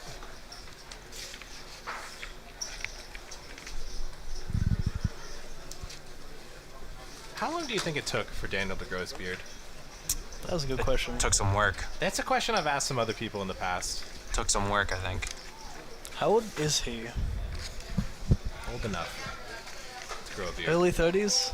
Late 20s? Probably late 20s. All right, Probably with Ace King 20s, here. yeah. Anthony, flatting in the small blind. Nick waking up with pocket nines. You have to imagine it's going to go shove, snap call. And we're off to the races. The most classic of races. Always going in.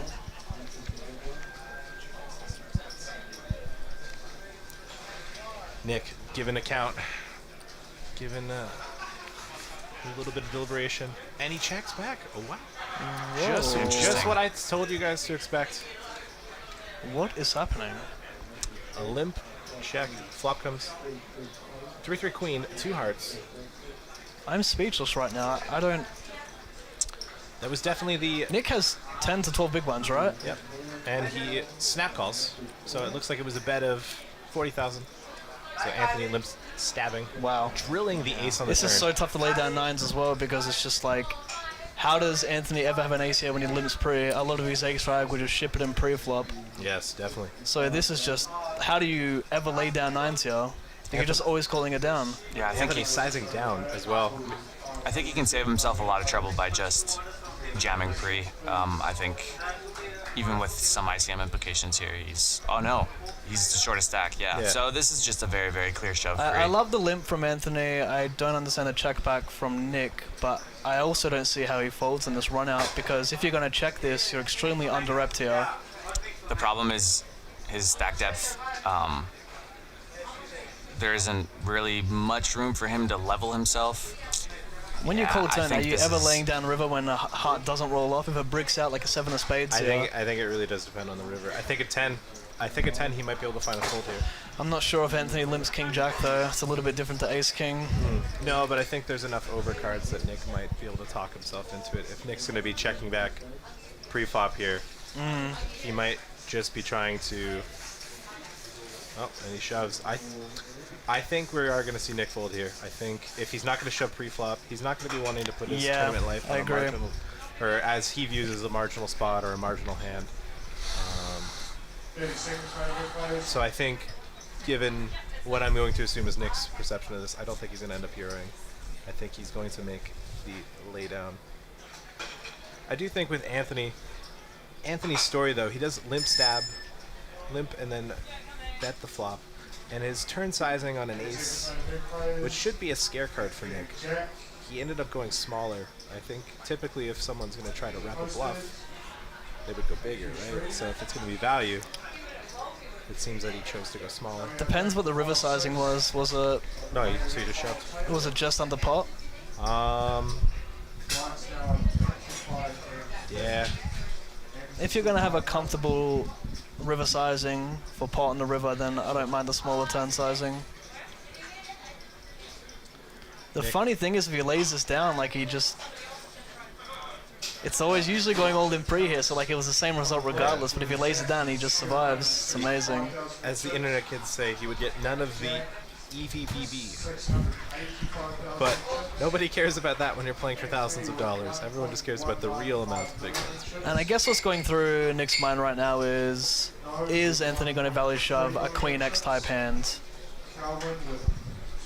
And how often is he just stabbing ace X on the flop? And I don't think it's unreasonable. He's got his ace king traps, as we see. He also has some really some weaker aces, ace 3, which obviously nuts up on the turn, ace 4, ace 5, definitely will limp sometimes. Yeah. And we're sort of just seeing this incredibly uncomfortable spot here with nines that, I mean, you really do avoid when you just shove pre-flop. Like if you've got 9s, 8s, 7s, 6s, you just benefit way more just by shoving pre-flop. Yep. And but you know, Anthony will avoiding limp these types of 3-4 suits. suited sometimes as well, 3-5 suited, those types of hands. So how often do people triple barrel bluff missed heart draws on these paired boards? I mean, you should sometimes, but I don't know if generally people do enough. And he does elect to make the laydown. Feels disappointed, but trust me, my friend, you did make the right laydown. He was Very strong. Our crowd has no idea how big of a fold he made.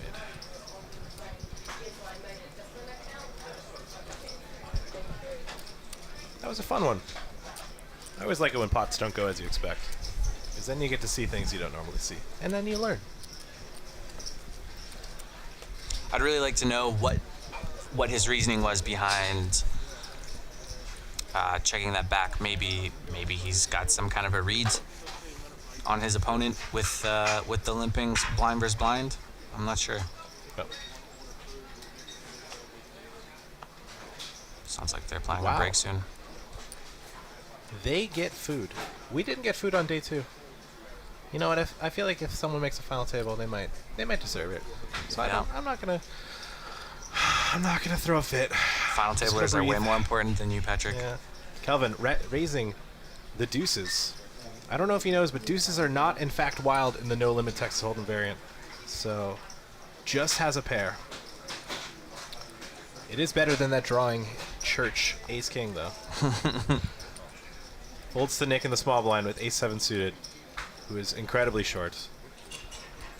Yeah, I think this is. I feel like just looking, he's got the face of someone that's very, very upset with how the previous hand's going. I feel like he still hasn't forgotten about that one when he does fold.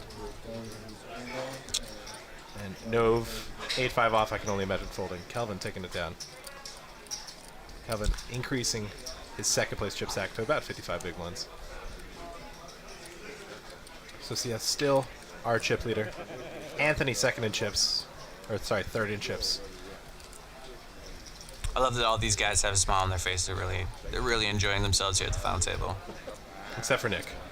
Yeah, except for Nick. Wait, Oh, I saw him crack a he's smile. smiling He up. cracked He's a feeling smile. better. All right, good to see Nick. Hang your head up. You still got plenty of time. You're still in it. There we are, the Godfather. My horse in this race. Yes, get it, Godfather. I'm curious to see what he does when he picks up a good hand, because we saw him with a smirk after opening the 10 deuce. So Well, I don't think he was smirking when he opened the ace king. yeah, so it could be a bit of a live tell. I feel like that might be a more one-off thing. I'm not gonna. Maybe, yeah, maybe. The man is a true blood hustler. I don't think we're gonna get tells off him that easy. He's having fun. Show some respect. Nick here, the short stack, all in with the pocket queens. Shoving on the button. Ace queen here for Nove. Reshoving. Calvin with the quick fold, and we're off. Queens versus ace queen here. Nick ahead.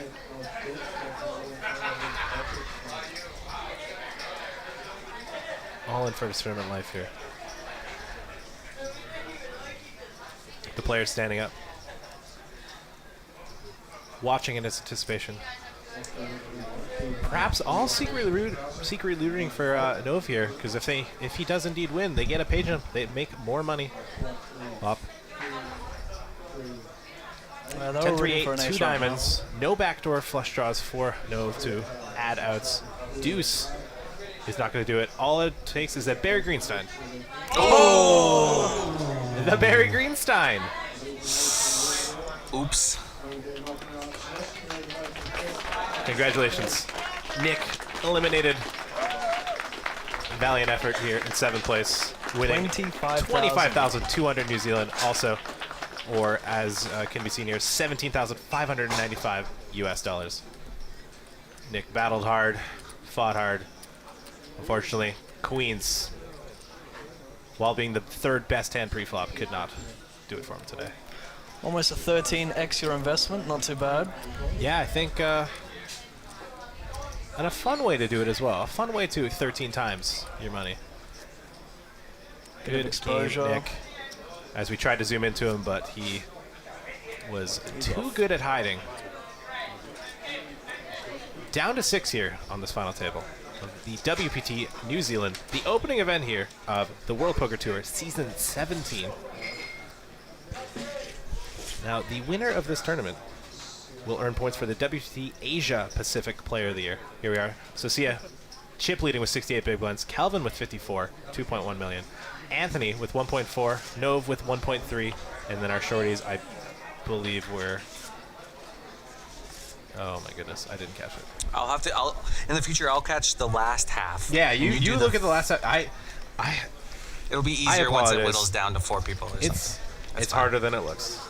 I'm learning. I'm just here to pretend that I really know what I'm talking about strat-wise, and you guys basically do all the other heavy lifting. So. I'm just here to read the YouTube comments. 13 in May, by the way. Zach here, raising the ace-10 suited. So that's 2 knockouts we've seen at the final table that have been suckouts, with the jacks versus aces, and then the queens versus ace queen. Yeah, it's been. I think we've realized that having the best hand pre-flop is a mistake. Yeah, that is a fatal flaw here in the strategy of this final table. Are you ahead? Fold. We see the king 6 offsuit defend here out of Socia, as she enjoys what appears to be a muffin. Check flop. Turn is at 3 of clubs, bringing a flush draw in for Zach, improving his hand strength even more. Socia has less outs. River's a 4. You have to imagine this is going to go check here. Yeah, I think so.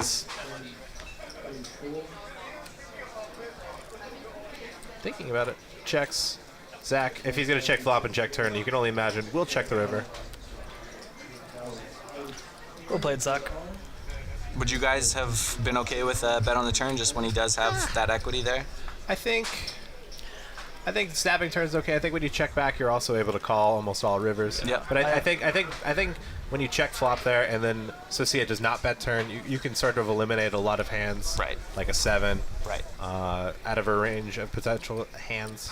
I also think putting yourself in a weird situation with a chip leader you don't want to do with a turn bet there. So I'm just happy to take it down to showdown. If they spike it on the river, nice hand. Yeah.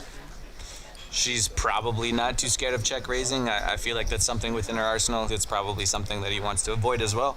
She is eating a muffin, though, and typically when people are eating, they do not get as out of line. That's I true. was about to mention that. Every time I get food at the table, I'm just fold. I'm not going to get a line here. Yeah. That is why I refuse to eat. Now, it does not. If you were to see me, you would not think I am someone that refuses to eat, but I do. I set myself up for that. I don't know why I said it. I didn't say anything. Let's rewind. I kept my mouth shut. We've moved on to the next hand here. Patrick, I just want you to know I think you're very handsome. Stop. Let's save it for later. Okay. So see, shoving Blabber's fine here with the pocket 7s. What appeared to be an 8 and something else with the quick fold here from Zach. Chips up while enjoying the muffin. Getting those chips back, she just lost to Zach.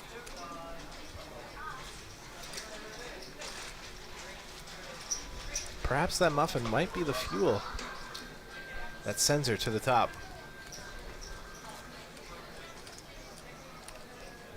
For those of you that like watching people eat. Right up your alley. Still hasn't cut from her. Not that this is a problem, but I feel like my joke kind of needed to pan away at an earlier stage. It just didn't. I'm just quiet, waiting for it to stop. Please, Dad. Mom, stop this. Nove with the 10 of hearts, all he needs. 10 of heart, big heart. Second time Nove didn't show the second card as well, right? No, it was Zach that messed up the first time. Yeah. I think it's just a little bit of a malfunction with the RFID. No, it's usually it's they haven't correctly placed it on. Oh, I see. Yeah, I got you. Okay. You gotta lay it down flat. Gotcha. And a raise and take it there. It's almost always the player's fault, to be honest. We'll always blame the players. Because the staff here is wonderful. Right. I forgot about that part. Yeah, so yeah, I am actually a seasoned professional at RFID tables. I've played at one particular one. As we see Jack here, the Godfather, sitting with 630,000 chips. That looks like a New Zealand. Travis, could you translate what did he just do there? I think he was flipping the bird to all his opponents, but that wasn't what I expected you to tell me. I think that's what that looks like. All right. Getting a round of applause for the translation from our resident Kiwi, Travis. I assume the floor probably needled. Hopefully that all-in call was not binding by Jack. So see ya with the ace-10. Mountain of chips here. Perhaps she's thinking, I wonder what they put in this muffin. Do you think it's like a cup of blueberries, maybe a cup and a half? What's the recipe? Raisioning here with the ace-10.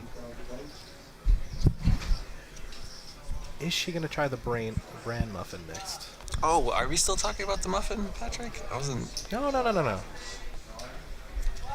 Raisin, take it here. First, Lucia. Easy skins. Jeez, things are going well for her.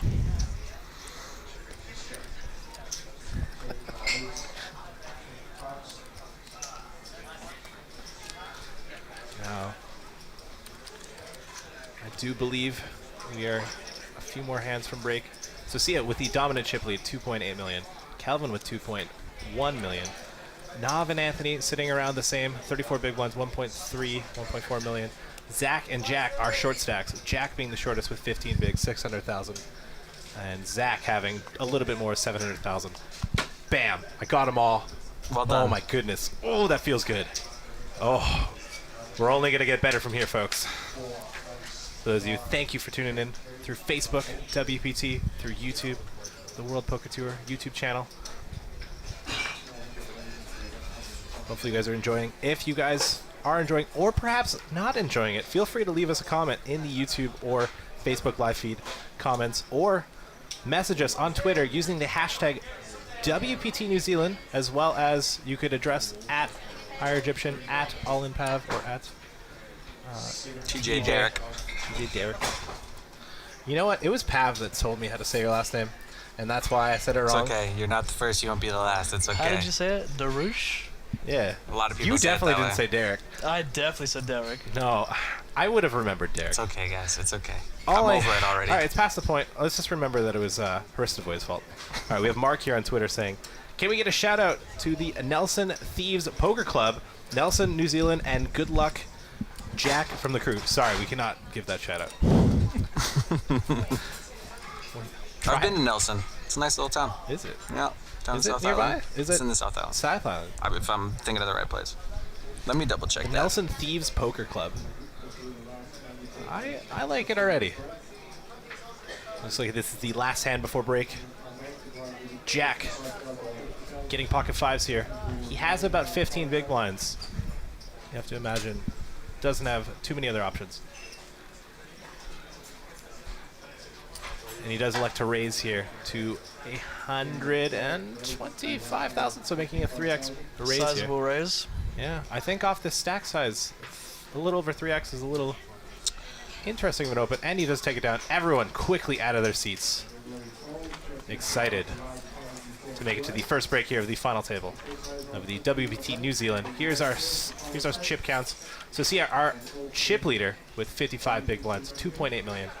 Kelvin, 43 big blinds, 2.1 million. Anthony and Nove, equal in chip stacks, 26 big blinds. Zach and Jack equally as short with 15 and 14 big blinds. Going into the next level with 25,000, 50,000, 5,000 ante, our next level. Going into break here for 15 minutes, guys. For those of you tuning in, we will be right back after a quick commercial break. Take care. Hi everyone, I'm joined by Michael O'Hearn, COO of Skycity Group, and we are here in the stunning Sugar Club at Skycity Auckland. I am ecstatic to be here. Thank you so much for having us, Michael. Well, welcome, Lynn, and it's fantastic to have World Poker Tour here this week. Yes, me too. I mean, we travel all over the world, but this is the first time that we have come down to this corner of the world. We've just arrived here at Skycity, and I'm blown away by how magnificent this property is. Tell us about Skycity Auckland. Oh, well, Skycity Auckland, number one, we're the main event here in Auckland and New Zealand. We've got a fantastic property here. 150 table games, over 2,000 game machines, 600 hotel rooms, and you like this restaurant, but we've got lots of restaurants and bars here which are all as good as this one. Yes, I have sampled a couple of them already, and they're just beautiful. You've got some world-class famous chefs here too, don't you? We do. We've got Peter Gordon, who I actually had breakfast with this morning, as an example. You did. Sean Connolly, another one of our great chefs, and Al Brown, who's who's an iconic chef here in Auckland. So no, fantastic place for food and beverage, entertainment, and of course poker. Yes, and that's why we're here. The World Poker Tour is here for the first time. We've already had some amazing numbers for the preliminary events of this whole festival that we've got going. The main event is coming up. Tell us about the partnership with the World Poker Tour and what it means to you guys. Look, it's really exciting for us. This will be our biggest poker tournament ever in Auckland, and it's really great to be bringing an international poker event to New Zealand and to Auckland. And New Zealand is quite the adventure capital, isn't it? Oh, it sure is. It sure is. Like, I'll just give you a few examples. We are 192 meters above ground level here in Sky Tower in the Sugar Club. And if you're brave enough, I'd like to invite you to walk around, or you can either jump off the Sky Tower if you're brave enough. So incredible excitement. And I actually hear that the bubble person in the main event gets to jump off the side of the It's a very special experience, unique to Auckland. Yeah, the bubble boy gets to actually to jump off. I think we're actually throwing him off Sky Tower. Very unique experience. What sets Skycity Auckland apart from other casinos? Well, there's plenty. Number one, look at the location we're in. An absolutely stunning location here in New Zealand, in Auckland. One of the things that's really impressed me here is the hospitality and the service and the experience, the Kiwi hospitality our team bring to the table. And I think our poker guests and our poker players will actually get to experience that week.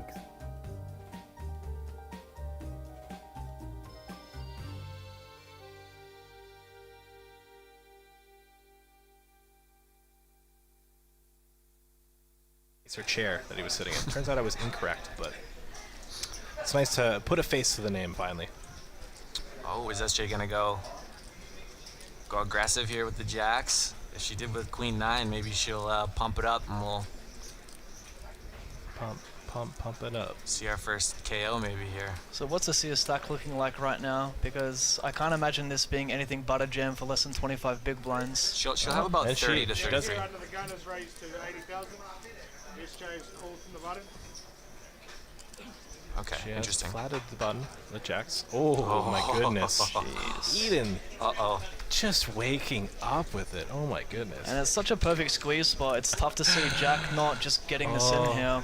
So Sia so under-repped. Not to mention these are all the middling stacks, right? So Yeah, you don't want to be putting your chips in too light versus the 8th and 9th stacks. He does like to raise, and it's not an all-in bet, so we do have a 3-bet. Oh, the short stacks are probably loving this. I'm Pay jumps for them. Looks like about I was gonna say 250. Jack with a quick call as well. So Sia with the decision. Her hand is so under-repped. It's such a good squeeze spot for Eden. It's tough to see her not back raise, jamming this all in. It's really tough. I wouldn't blame her either. I almost think that might be the only option, especially with Jack just flatting here. You can't imagine. Extremely under-repped. I mean, she must be thinking, what does Jack have here? Yeah. And it leaves them all fairly close to a pot-sized bet on the flop, so there's not a lot of maneuverability to play further streets. Yeah. Makes things a little bit more dicey as well, so. There's almost no playability for her when she doesn't have the aggressive lead here. If she were to flat. So you'd have to think the options would be to shove or potentially hero fold, which this is a really nasty spot. Yeah. Once again, this might be another spot where having some history with the other players might come into play. Is he capable of making light 3-bets off of this stack depth? It's 27 blinds. I like the flat pre as well. I think it's kind of good, yeah. I think this might be one of those times where the deck just deals you a game over. Will she be able to find? So Eden started the hand with how much? Slightly more than them, I think. We just missed that. So I'm not sure. I think Eden may have the 30 right stuck in so the he started. He had the 18 least set of all blinds. three of them. Okay, so Oh, she shoved. yeah, this is interesting So because with the the all-in. squeeze from Eden here of 18 blinds, like apart from if you're gonna 3-bet and not go all in here, it's really polarized. Eden with the snap call doesn't even bother Hollywooding, pretending, asking a count, just snap calls. I can't imagine Jack holding with Ace King versus a tank or a snap call here. Yeah, I think I think the only option is potentially just side fold here. By the way, something we didn't mention as well, like Jack very legitimately could have shoved himself against Eden's squeeze. And I don't think it would have been all that bad with ace king off. Pretty close for sure. No, definitely. I think if I was in Jack's spot, I would have. Oh, and he tables ace king face up. And as you can see, they're all standing there. They're getting a pay jump, hopefully. Oh, the Godfather, realizing he faded death there. He's loving himself for that. He's excited about his fold. I would be too. I would be too. Pumping up the tires. Loving it, loving it. Fortunately, Socia at the unfortunate end of a cooler here. Jacks versus aces. Did anybody fold a jack? I can't remember. I don't think I saw a jack get folded. Oh my goodness. Jack in the No window. emotion from Socia as well. 0. Watch the queen come on the turn. Shaking his head. Don't you put a queen down? It could always just come running 8-9 too. I wouldn't lose faith. That'd be fun. Socia way out in front now. We actually know there's only one out in the deck now with him folding ace-king. That makes the ace-king fold face up even worse. To the turn. 8. Oh, running 8-9? Uh-oh. He's got chop outs. I would be cheering for a 9 if I was Eden right now. I wouldn't go greedy for the 1 out. I'd ask for the 2. Socia correctly asking for a deuce. 1 card to come. And it's a 6. Very nice. Socia at the tail end of the cooler there, but able to stave off elimination there with a 2 outer. And as they count the chips, they're going to see that she had slightly more than Eden. We might have our first elimination of the final table. That's a brutal way to bust. Yeah. GG, Eden. Drink the rest of that beer. Easy fold, but still, you know, every decision is important at this final table, Exactly. right? Always want to take your time. Daniel, ace-jack suited here. Sitting at around, I believe it was 16 or 17 big blinds. Makes the call. Interesting. Once again, maybe it's a flat that he decided to make because this is Zach's first time playing a hand at this final table. Might be better to shove. It's going to be close.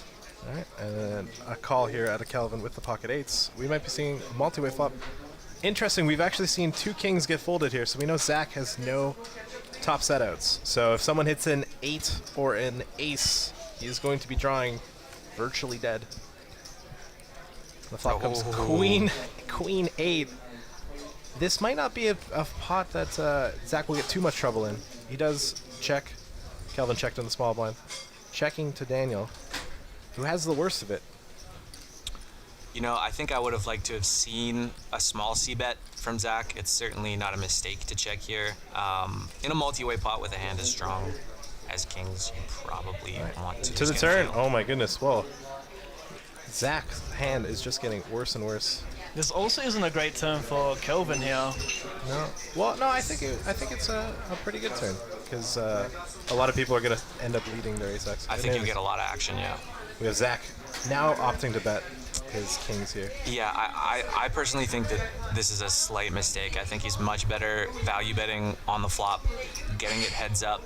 I hate to say seeing where you're at because I'm not a big fan of that term, but you do get to kind of whittle down your opponent's ranges and have a little bit more of a fine-tuned decision on further streets. So I think this is a bit of a mistake personally. Well, Daniel, faced with a decision, small size bet here. He does not close the action as well. Kelvin is in the small one. I do like Kelvin's check flop, and I love his check turn. Me too. I think, especially on boards like this, someone's always going to bet their queens. Oh, once and we again, have it all in. Nice. Daniel shoving his ace-jack here. Kelvin, he may not look it, but he is so happy right now. He is so excited. He shoved for pot, or he shoved 355 into 715? He's all in for 355 total. And the pot's now 715? Yeah. Okay. Once again, that's an unfortunate spot. Not to put salt on the wound for Zach, but he actually doesn't really like getting called too much, especially when he's got that diamond blocker as well, and that everybody checked to flop. Less likely that there's heart draws out there.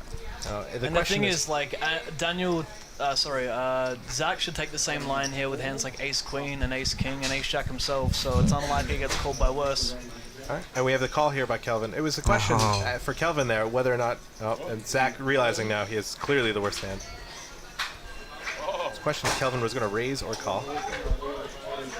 Daniel getting the bad news here. Finding out he needs just an ace or a queen. Will he hit his 4-outer? I think we might have saw one queen fold. Can he get there? I think I saw an ace fold pre. I'm not sure. Or the red wine. Oh. No, he does not get there. And we have our 8th place finisher here, Daniel. GG Daniel. He is scoring 21,240 New Zealand dollars.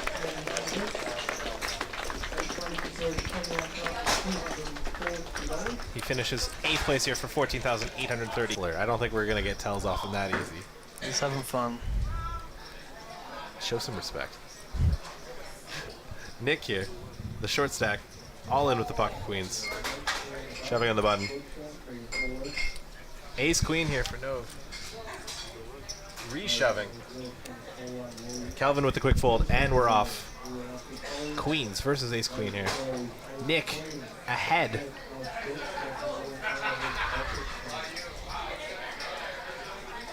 All in for experiment life here. The player's standing up. Watching in his anticipation. Perhaps all secretly rooting for Nove here, because if he does indeed win, they get a page up. They make more money. Up. 10-3-8, 2 diamonds. No backdoor flush draws for Nove to add outs. Deuce is not going to do it. All it takes is that Barry Greenstein. Oh! The Barry Greenstein. Oops. Congratulations. Nick eliminated. Valiant effort here in 7th place. Winning 25,200 New Zealand also. Or as can be seen here, 17,595 US dollars. Nick battled hard, fought hard. Unfortunately, queens, while being the 3rd best hand pre-flop, could not do it for him today. Almost.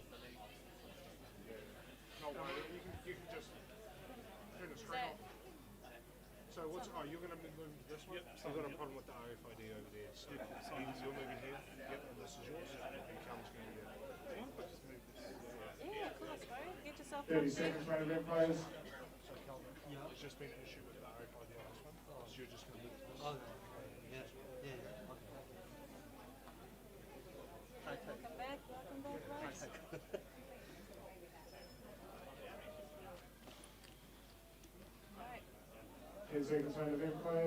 All right, ladies and gentlemen, we are returning from break, our 15-minute break here.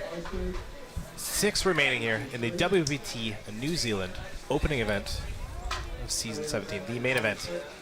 Here's our chip stacks. We've got Socia chip leading with 58 big blinds, and I missed it, but I do believe we had the who's second in chips? Kelvin second in chips. Anthony and Nove, I believe, had 26 big blinds equal in stack, and Jack and Zach being the short stacks going into this new level. I believe Anthony has 35 big blinds, actually. I think Anthony has 35 big blinds, not 26. I think Kelvin and them have more. Anthony and Nove have like identical, and then Kelvin and Susie, yeah. I think. I'm pretty sure. Anyway, we'll find out in the next draft update. Nove raising the 7 and 7. 7 coming.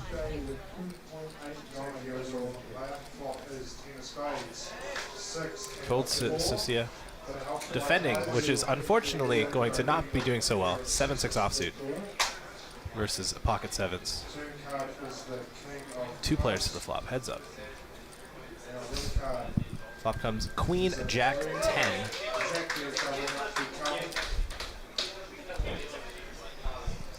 Socia opening with the check back, or check. No. Faced with the decision here. He's going to be taking the more aggressive line. He's going to be continuation betting and taking it down quickly. Getting the 7-6 off the fold. Pav, how do you feel about the 7 c-bet there on the queen of Jack 10?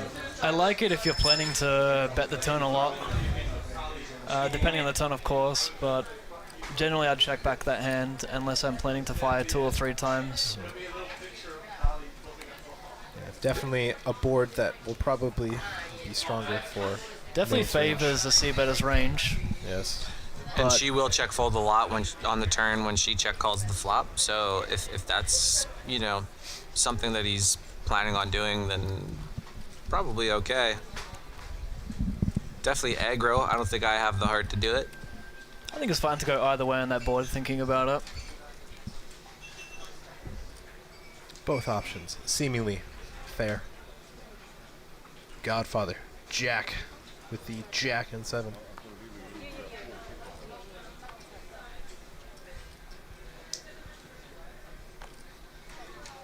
Laying her down. Anthony, 10-3 off. Looks like we have our first playable hand here. Ace-6 suited here for Nove.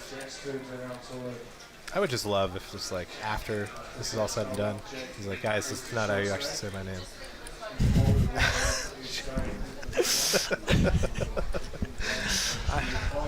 Yes, like if he wins this and he just goes on to have to, I'm gonna watch this and see what it went. Just 7 hours straight. It's gonna be something like, I forgot to put an O, it's Nuve. Oh. Anyways, raising to 115,000. 2.3 BBs for the internet kids watching at home. Perhaps it's past your bedtime for those North Americans. The world doesn't revolve around you, North America. So Sia with the ace-4 offsuit. Oh, she's getting saucy.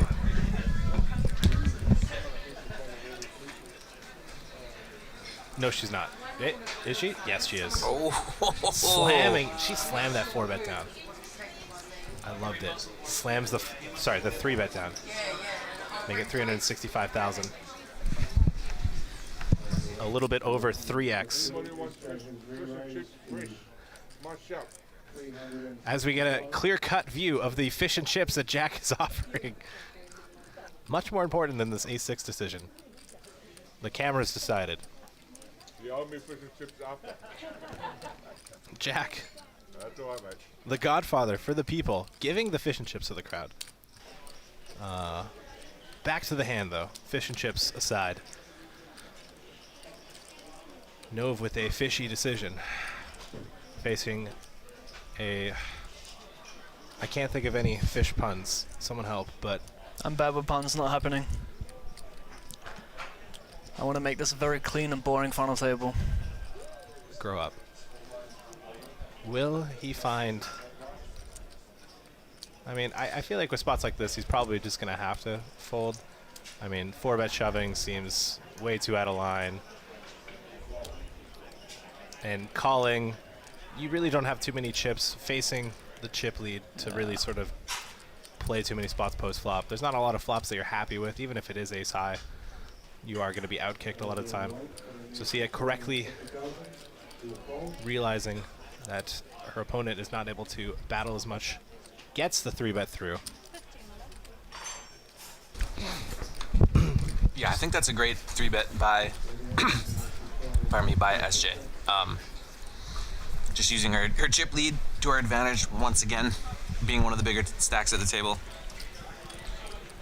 You know, I got forgot to be full of myself here. I forgot to introduce ourselves. My name is Patrick Tardif, also known as IR Egyptian. Joined here in the booth with Christovoje Pavlik, also known as All In Pav, and Travis Derrick. Thank you. Also known as Dramatic DJ in the Twitch poker streets. Coming to you live on Facebook, on the WPT Facebook page, as well as YouTube on the World Poker Tour YouTube channel. If you guys want to reach out to us, let us know how we're doing, comment, join the discussion here on Facebook, on YouTube, or hashtag WPT New Zealand. Get involved, guys. If you want to tell us who you think is the most handsome commentator, hashtag WPT New Zealand. We have Kelvin raising with the deuces. Zach 3-bet shoving, ace-10 offsuit. For 14, BB. The Godfather with the God fold. And Zach, this has been the story, I feel like, of Zach's tournament. He's just been a lot of raise, shove folds. Nice guy, Zach. Just getting the shoves through. Easy skins. It's been a fun final table for those of you just tuning in. We are now down to 6 players of the, after we started with 9. We had Eden Smith finishing in 9th place for 17,280 New Zealand dollars. And then I believe it was Daniel Nielsen finishing 8th place for 21,240 New Zealand dollars. And then Nicholas Southorn, I apologize, in 7th for 25,200 New Zealand dollars. Everyone on this final table is guaranteed 32,400 New Zealand dollars, playing for 169,000 New Zealand dollars. With the buy-in for this main event being 2,200 New Zealand dollars. The old 85x money. Yeah, I'm good at math. 84.5. 84.5. Yeah. 84.55. I don't know. Let's not get specific here. Semantics. It's a lot of money. 6 figures. Many monies. Many $6 signs. monies. So see ya, opening up a7 offsuit here. In the cutoff.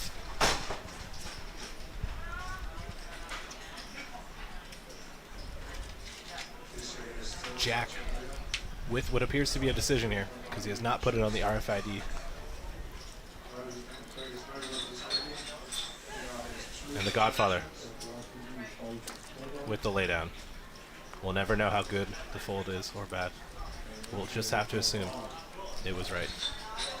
It's always right with the Godfather. Yeah.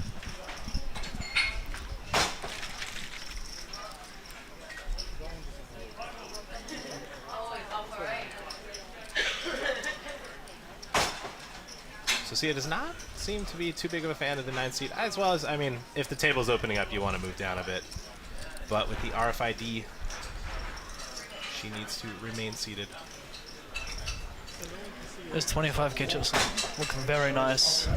That purple, the 25k chips, they look nice. Yeah, I really like these new chips. I wish I had the option of playing with the 25k chips, but yeah, you know, you were the closest. When you were the only one of us when that you lose in a cashed. tournament, it's tough to get that option. Yeah. You let us down, not gonna lie. I think my issue, once in the money, was thinking about all the money I could win. And then once I started thinking about that, it just went downhill.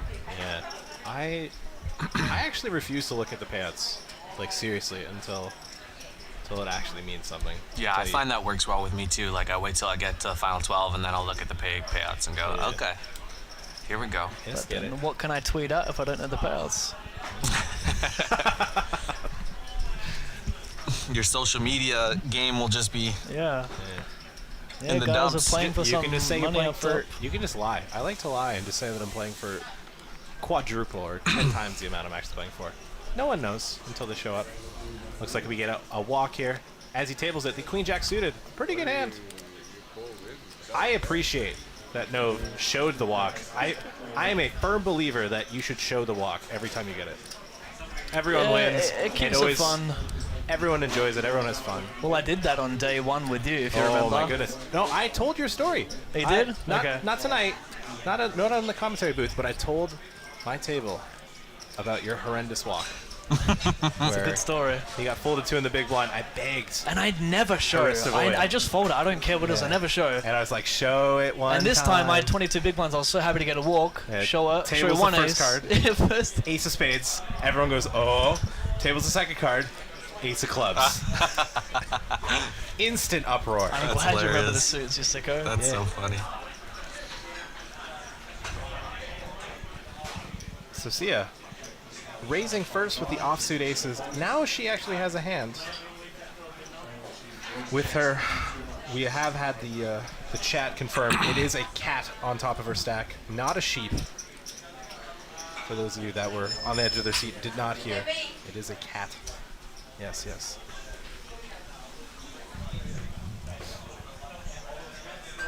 Jack quickly ejected out of the seat, upset with his ace-5 fold. Probably not the case, but looks like he just wanted to put a jacket on. Maybe it's a little chilly here. Oh, this could be interesting. Sky City Casino here in Auckland, New Zealand. I bet the temperature's actually really good, honestly, in that wonderfully ran casino and room. No, defending the pocket sixes. We got a pair-on-pair battle here. Here comes the flop. Ace 9-4 two-spade flop.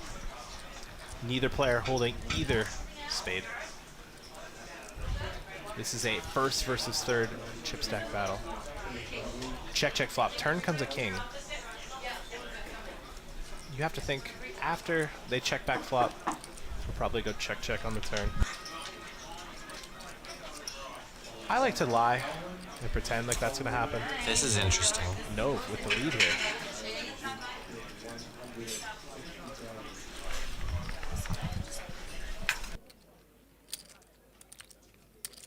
All right, and Nova leading out 160,000.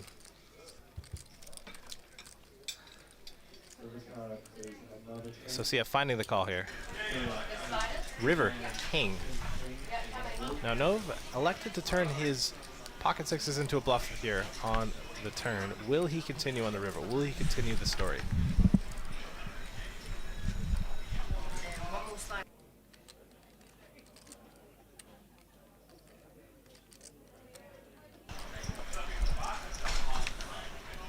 And he does. He does pull the trigger.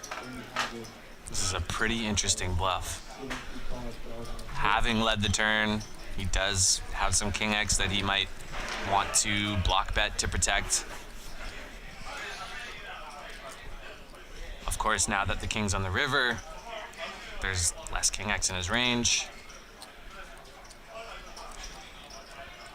I don't know how often Nov is going to lead with an ace on the turn.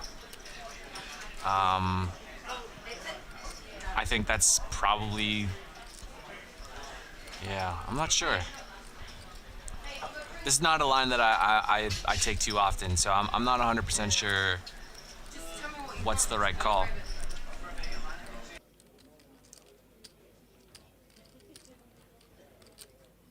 It's definitely put Sophia in a very tough spot here, and she does have to lay it down.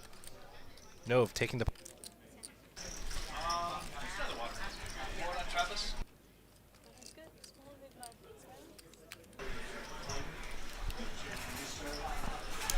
Interesting bluff, very interesting bluff. Yeah, it appears Nov sensed a bit of weakness. Probably didn't think that Sophia would check back an ace on the flop and decided, hey, gimme, gimme.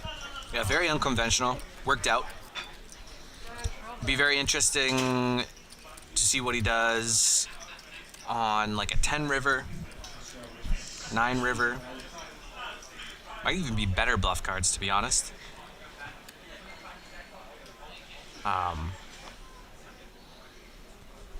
Nov, not afraid to get creative. Not afraid to get aggressive, which is very important. I think in poker, fortune usually favors the more aggressive player. Even if you are less experienced in the tournament poker world, if you opt to choose the most aggressive line, usually, or sometimes you do get rewarded a little bit more than being passive, waiting for better hands. Sometimes you just need to recognize if your opponent's weak, you just gotta go for it. Nov opening up the pocket eights now, continuing the pocket pair trend. And we have Calvin with pocket threes. Bit of a decision here in the small blind. Does elect to do the calling option. So see with ace-7 in the big blind. Peeling. We're going 3 ways to a flop here. The three, I believe, 3 biggest stacks in the tournament. Going head to head to head. Flop is ace high. Ace 10-4 rainbow. So see way out in front here with her ace. Calvin starting with the check. Sophia checking as well. Checking to the initial aggressor, Nove, with his pocket eights. Now, the way I feel like he played with the sixes, I am not surprised and was expecting a bet here. It's interesting that he's taken this kind of this change in strategy given that last hand when he had King Queen on the, what was it, Ace King X with 2 hearts, and he checked it back really fast, then bet turn and snap check the river. And now he's c-betting a lot of his third pairs, his second pairs on dry boards where he's not going to get a lot of calls.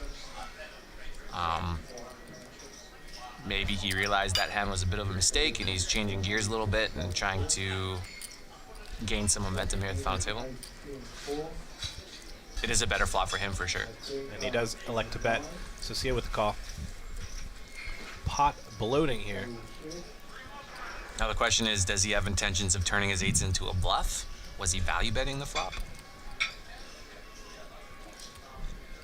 Okay. Turn goes check, check. River is a jack. Sophia with the check mark, 100%. But she does need to get to showdown in order to win. She's check called the flop. Check, check the turn. Does she want to go for value here on the river? She chooses not to. Nove decides to see showdown. And the A7 will be taking it down here. A nice hefty 14 big blind, 700,000 chip pot. The rich get richer here at the WT New Zealand.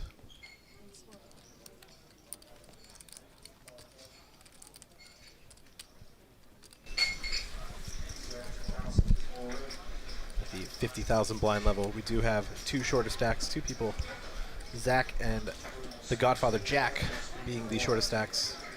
Man, SJ is a force to be reckoned with, huh? She's not only is she running well, but she's playing incredibly well as well. I mean, I don't think we've really seen anybody make the kind of bluffs that she's been making at this final table so far. Yeah, she hasn't been. She's been getting aggressive and getting out of line at the correct times and the right times. I feel like she might be the fact that she's chip leader as well. She might be the front runner here to take this down. She's not my favorite though. The Godfather, definitely my favorite, but hard to root against it's hard. the Godfather. It's kind of hard to top a man nicknamed the Godfather. Speaking of the Godfather, finds the fold under the gun.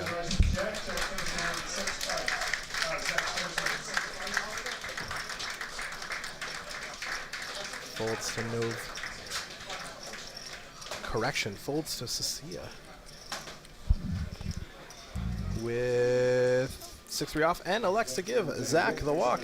Congratulations, Zach. You are the brand new winner of a walk. He didn't show it. Oh my goodness. Didn't show the walk. Where's the respect these days? These kids. These punk kids not showing walks. We'll give... Hopefully there'll be another opportunity for him to redeem himself here.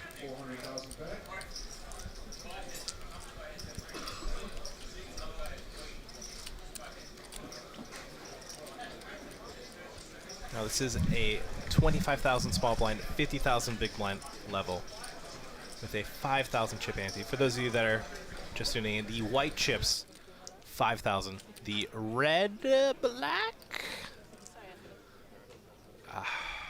red, dark, super dark gray.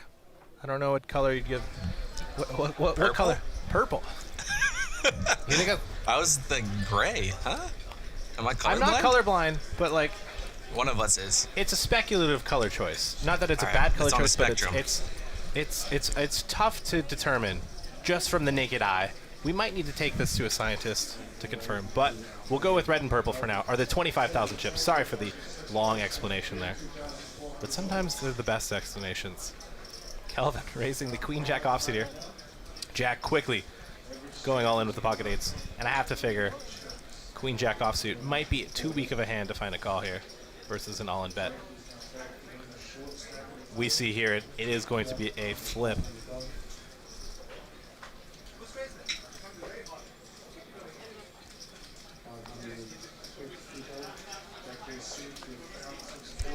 Reasonable to think about it with queen jack suited. I think queen jack off can tank for a second and find a fairly easy fold.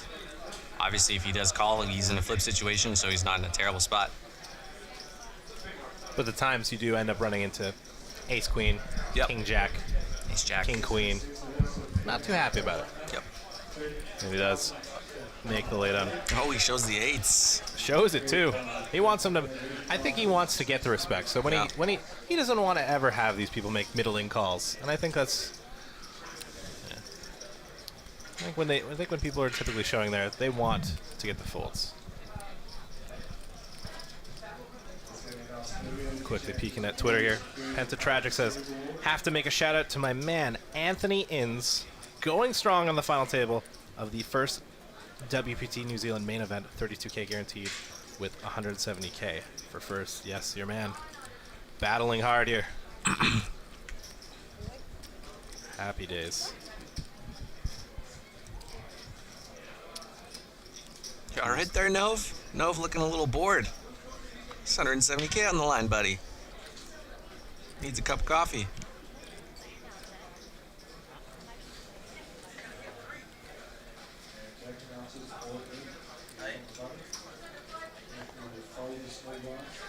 Sozia probably goes with the open here. Oh, she folds, okay.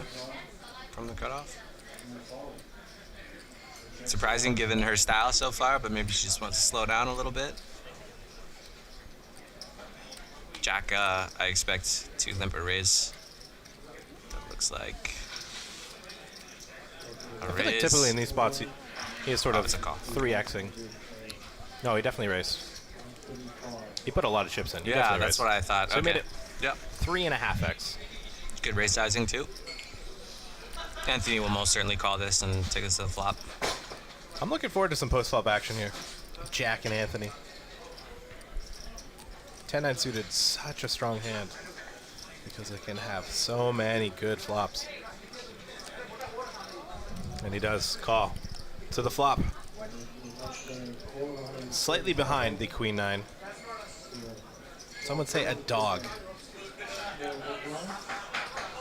It's almost like I knew. I was going to say it, but not until this flop. But I didn't want to say anything until the flop came. Flop coming 10-3 deuce rainbow. Jack having the backdoor flush draw. And Anthony snap shoving. Jack checking. And Anthony shoving his top pair. Applying pressure with his 10. Ristovoy, how do you feel about the shove here on the flop with 10-9? For about 11 big blinds effective. I prefer a bet call. Smaller bet, it's a super dry board. What kind of sizing would you go for?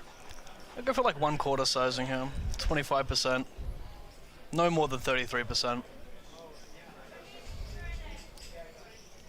Now, if you're Jack here, you probably just can't be calling here. You got queen high. No. Your opponent could have, sometimes maybe 4-5. But even if they've got a 3 or a 2, things just aren't looking too good. And Jack does elect to make the fold. Anthony picks up a decent size pot. The interesting thing about that sizing in a flop is it's tough to call with anything but a pair. Right. Would you even like ace-5 suited there, Right, and when you bet that small sizing, if you had gone 25%, 30%, you do give your opponent just a little bit more room to find some bluffs. Go for a light check raise jam if he thinks he's gonna get the big blind to fold enough. Awkward spots, without a doubt, to deal with when you're short stacked. Yeah, I guess it says a bit about Anthony as well, not looking to see turns there, wants to just take it down on a flop, avoid any awkward spots. Right.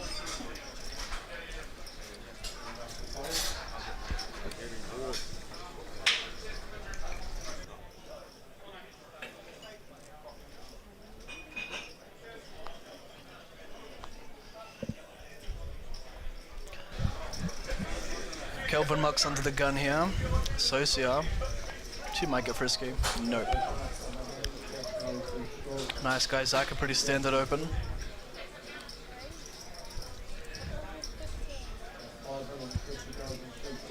What does he make it? 115, so a little bit over 2.1. Interesting, Jack just quickly folds the king jack. Doesn't think about three betting or flatting. He's got the reads. Something we expected as well once he shoved and showed the eights.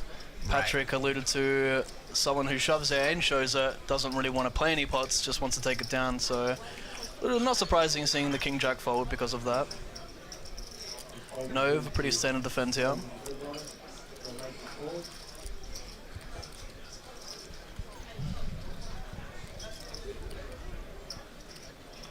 Alright, we've got a bit of an action flop here.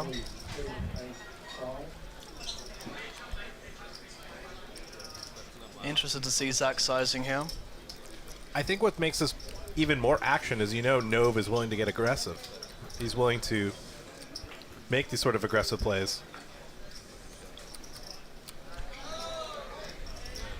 So it does. You are going to see some action. And we do see the call. Turn, Queen of Diamonds. I guess Nove would just rather get there than make it a race for such a big chunk of your stack. The thing is, This deep in a fountain. Zach opening off 15 big blinds, he has a very strong range. That is a fun river. I'm wondering if Nove, seeing how he's played some of the previous hands, will elect to lead.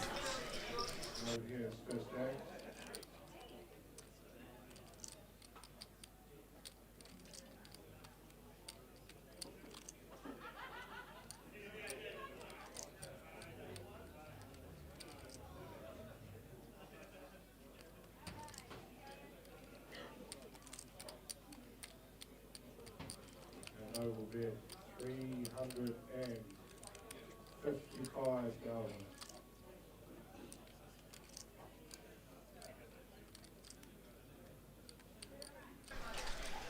And Nove leading here. 355. Zach is in a very awkward spot here. He only has top pair with the worst effective kicker. How did the turn action go down? We had some Check, mic. Check. Okay. I would have liked to see a bet there from Zach.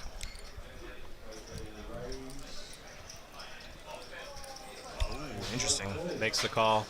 Gets the bad news. He wasn't wrong. Nove did miss the flush draw, but he got the straight on the river instead.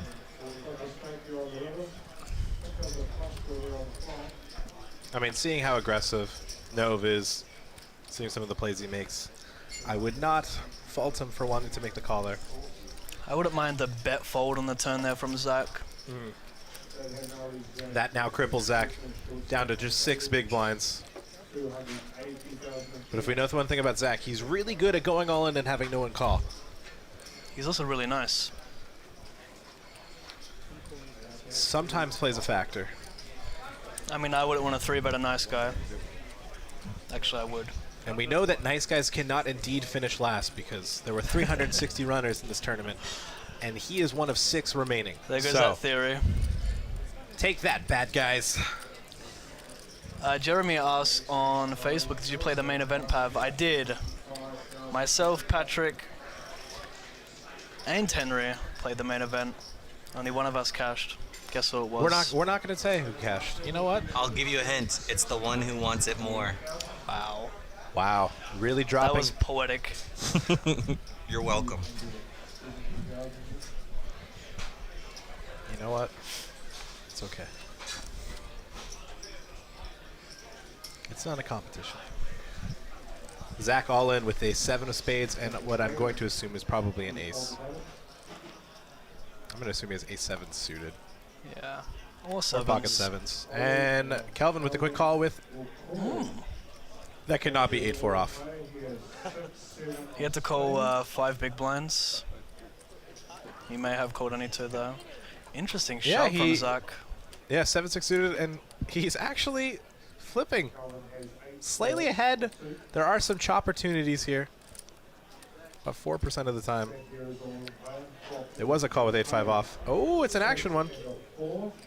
10-6-4, 1 spade. Go on, Zach. Kelvin needing an 8 or 4 to improve. King not going to do it. Just an 8 or a 4. Not going to do it. Zach with the double up. Chip and a chair. Chip and a chair. Kelvin Must have felt it was an NA2 spot. Player shoves for 5 bigs, can't really fold. Are you calling NA2 there, Pav? No.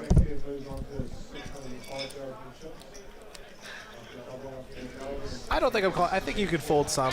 I think 8-4 suited call. I think 7-3 suited call. I think 8-4 off. Yeah. Just enough to fold. It's super I mean, borderline. if you're folding 8-4, then I guess we're folding 8-9 offsuit as well. No. You know, like. No, we're if you definitely not think folding. if you think you have decent equity in that spot, if you think you have live cards, then I guess. No, I think depending on where he shoved from as well. I think he shoved from an earlier position. I think if he had maybe shoved from the button, it's probably a call. But I think So you shove from the hijack. The hijack, I think it probably makes you lean towards the fold. It looks like someone might have won the high roller. I think hear some. Jeez. Giddy up. I don't think we can say who won it, can we? I'm guessing someone, but. Excitement incoming. We got Jack here. All in here with the ace-9. I hope he shows again if everyone folds. I don't think this is a showing hand. I think he'd show aces. I think he'd show kings. I think ace-9 suited, he's probably in his wheelhouse of not wanting. Unless he showed the ace. Well, he showed 8s before. Yeah, but ace-9 is a little different. I think he only wants to show the strong hands. Yeah, he doesn't. Might be something like ace-10 plus. I think showing ace-9 suited is not Godfather-esque. Not in the Godfather GTO range. Surprised he didn't show 1 ace. Yeah, that would have been very Godfather-esque, but he does not. Taking it down.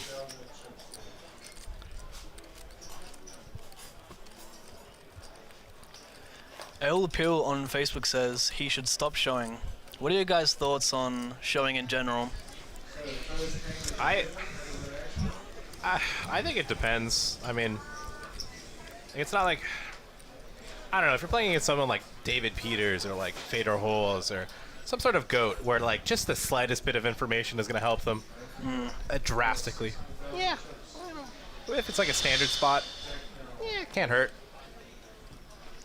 Sometimes player dependent as well. Let's say you do make that one huge bluff versus the player and he lays it down. You show it and you evoke some perhaps negative emotion out of them that'll affect their play in the future, right? Perhaps tilt would be the word. Perhaps Thanks. you could put them on tilt. Yeah. I'm not familiar with that word. I've never done that before, so I'm Pillar of unaware. excellence. Well, Travis Derrick. I got a steady hand, man. Can't be broke, can't be shot. I just realized I can't sing the rest of that lyric of that song.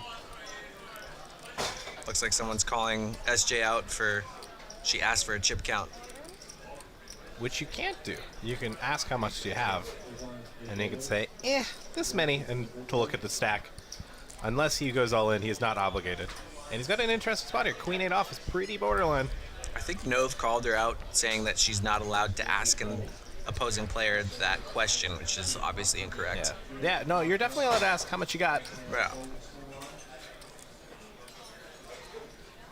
But unless the chips are all wagered, the exact count is not going to be given to you. 10-4 suited shove does get through. That's the first real ICM pressure spot we've seen.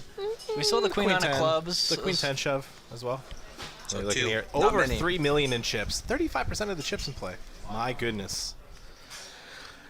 That's a lot of chips. That's a meme that only one person in the world will get. And I'm glad it's not me. Yeah, I'm not no one. familiar. He doesn't watch poker either. Okay. Well, Some YouTuber says that's a lot of damage. that doesn't help Doesn't help. Yeah. this community, Patrick, but I Grow up, appreciate Travis. the entry into the memedom of non-poker related content. Anthony, the King Jack offsuit, raising to 115,000.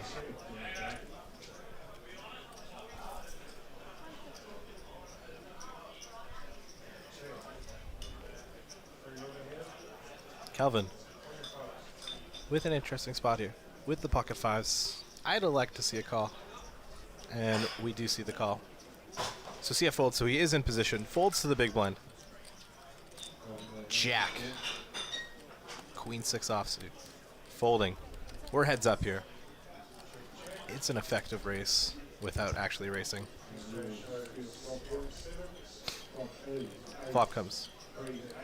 Ace 3 8, 2 clubs. Calvin holding the lone club. As we can see here, both these guys are the middling stacks. Calvin with 25, Anthony with 22. They both want to be very careful here. Yeah, With losing both Jack and chips. Zach being short. With stacks like these and spots like these, losing chips is always going to be infinitely worse than any chips that you win. Winning one big blind is going to be less efficient than losing one big blind with ICM consideration. Unless you win a lot of big blinds. George is on a 30-minute delay right now.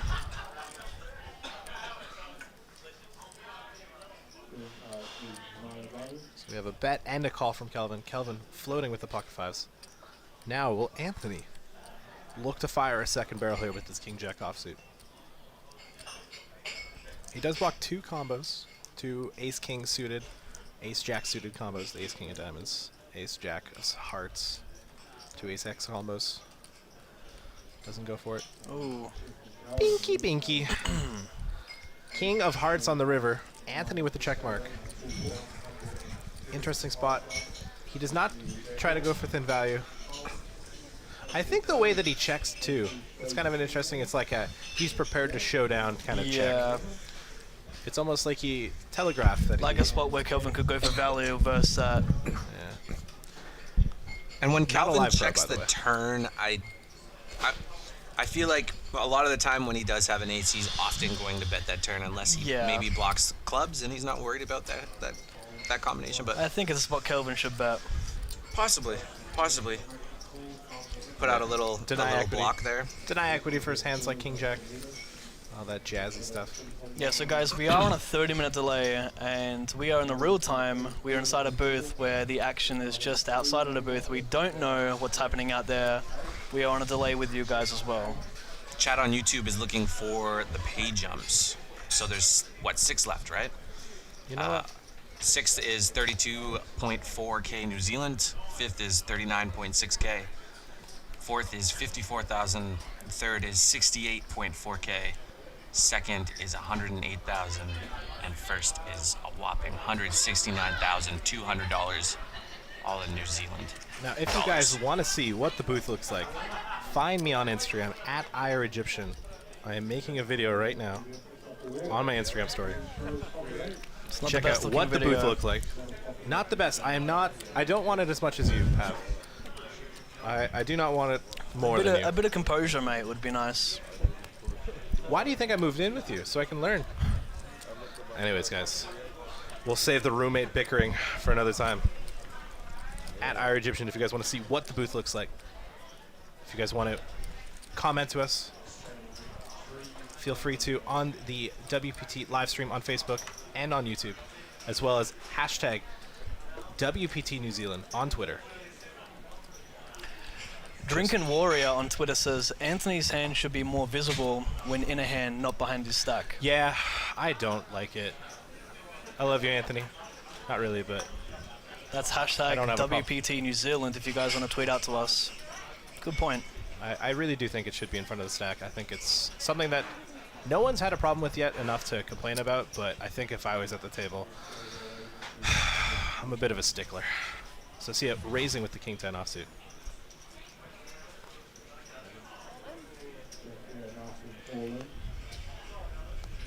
And Jack rippity dips the ship dip 9s for 11 big blinds. So see it with the marginal decision. We'll probably find the fold here. King 10 offsuit. Not doing too well versus Jack shoving range, which I'm going to assume is going to be tighter than most internet children's shove range.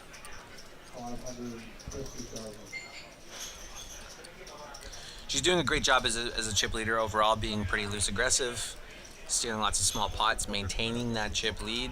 Of course, with that position comes people playing back at you a little bit, so She hasn't put a foot wrong this No, table. I she mean, really hasn't. she was unfortunate with the he jacks. showed the He nines. showed. That's in the wheelhouse of the show.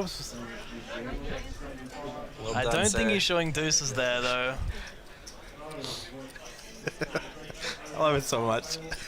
Just, it's so much more fun when you can see the cards.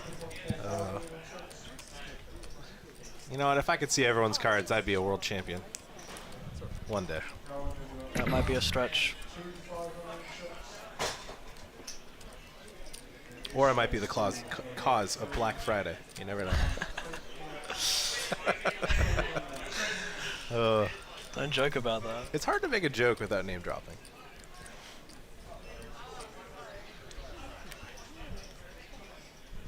But I found a way.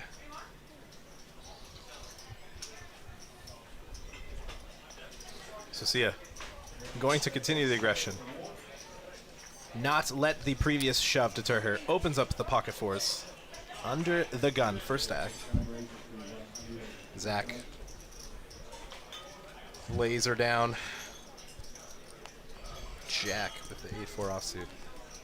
There goes one of Sophia's 4 outs. So if she gets a defend, which she doesn't, no one fights her for this one. She raises and takes it.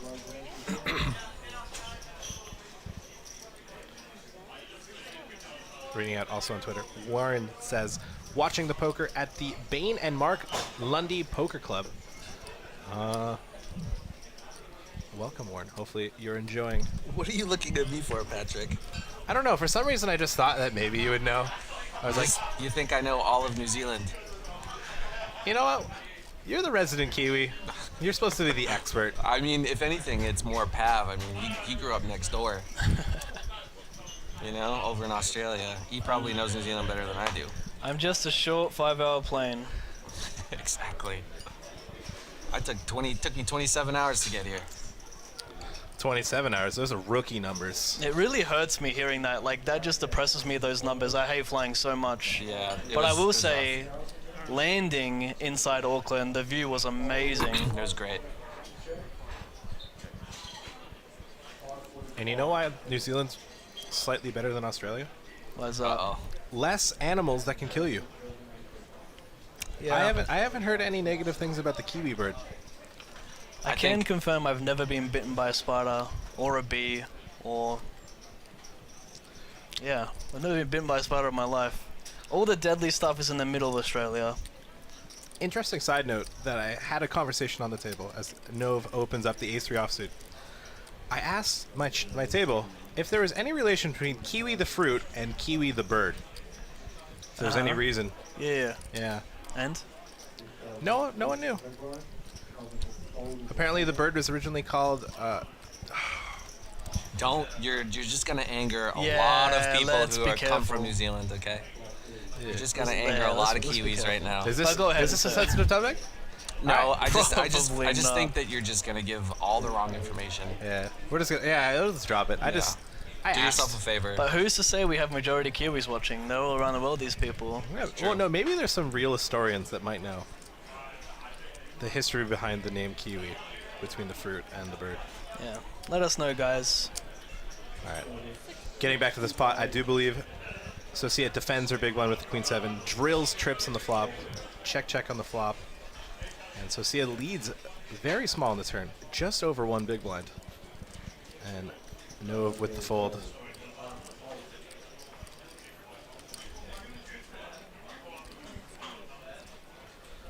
Sophia climbing the chip leader board, increasing her ever-growing chip lead. Poker's pretty fun when you keep winning pots. Don't you agree, Pav? I agree with that. I'm quite envious. I After like- playing with Socia for a couple hours yesterday. I watched her absolutely the greatest pot I'd ever watched. Just destroyed someone. And that ever since then I was like, yeah, I'm enjoying watching her play. Now that I get to see her cards face up. Would that someone be you, Patrick? No. No, okay. Fortunately, it wasn't me. All right.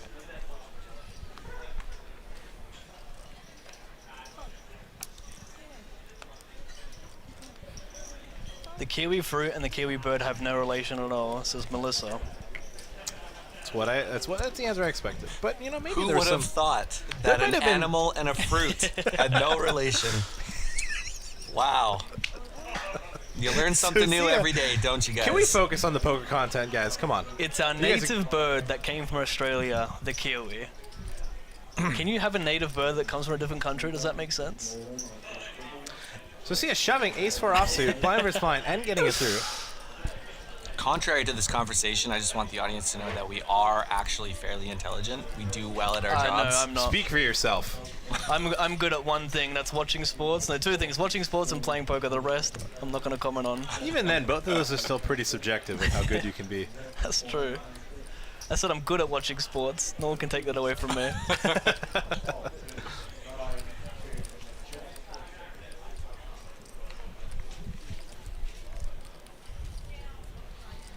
Now, for those of you just tuning in, this is the World Poker Tour New Zealand main event, final table. We're down to 6 players, where all 6 players are guaranteed 32,400 New Zealand dollars, playing for a first prize of 169,200 New Zealand dollars. This is day 3 of the tournament. 2 day 1 tournaments that amass 360 entrants, with a 1 day 2 that whittled us down to a short amount of players, ending with this day 3 showdown with 6 left. Kelvin, pocket 5s.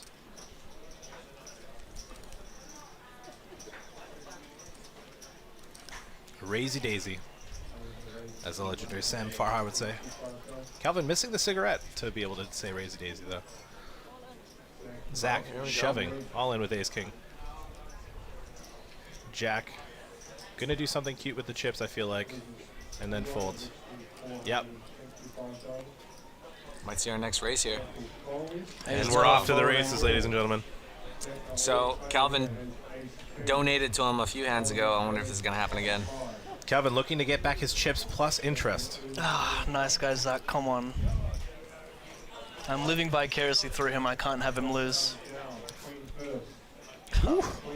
7 It's and not ace favorable. king. More outs. Let's Kelvin, save the 7 of clubs for the river. Kevin has backdoor hearts, a 7, and an 8 now. No backdoor hearts, so aces, kings, 8s, and 7s. 12 outs. There's Daniel in the background. Ooh. Jesus, electing to save Kelvin. Good many game, Zach. outs. Congratulations. Good game. Eliminated in 6th place, winning 32,400 New Zealand dollars. Fought hard. Now the pay Winning. jumps start getting a little Yeah. bit significant. $22,622 US. Tell us a little bit more of the pants. What are we looking at here? Well, if we're talking about New Zealand dollars, which is all I have in front of me. Now, with 5 players remaining, they're guaranteed 39,600. We then have a $15,000 pay jump. We then have a $14,000 pay jump, and then a whopping $40,000 pay jump, and then lastly, heads up, with a $61,000 pay jump. It's actually a 14-4 pay jump twice. 14-4 twice. Yeah, it's Okay, 14-4 that's interesting. twice. Yeah, so you went 15 to 14, but Uh-huh. yeah, you rounded up. Why is it 14.4 twice? Because look, Yeah, but why is that? because it's just the same percentage. It's like this is probably like 6, 8, 10. Right. What's the prize pool? So I got to give a shout out to Kristen. I'm sorry if I Just say butcher Kristen your last if you name. can't say your last name. All right. I was gonna say Woo. It might be Few. I don't know. You've already ruined things. It's already. Exposed. I like you, Kristen. For future reference, just say Kristen. All Black Superfan is the Twitter handle. Area code. Showing love to Jack, saying Jacko about to pull the trigger up in here from the Wellington Crew, Petone Working Men's Club, and the Snake Pit from Magic Man. That was a mouthful. Perhaps that is where the Hustler moniker might have came from. Yeah. As we Kristen have showing no some love. opening up with the Ace King, learning no mistakes, nothing from the mistake of the church that lost previously.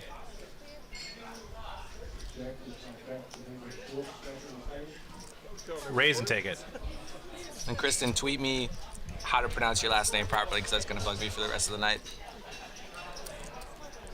I don't feel like a true professional without being able to pronounce the last names properly.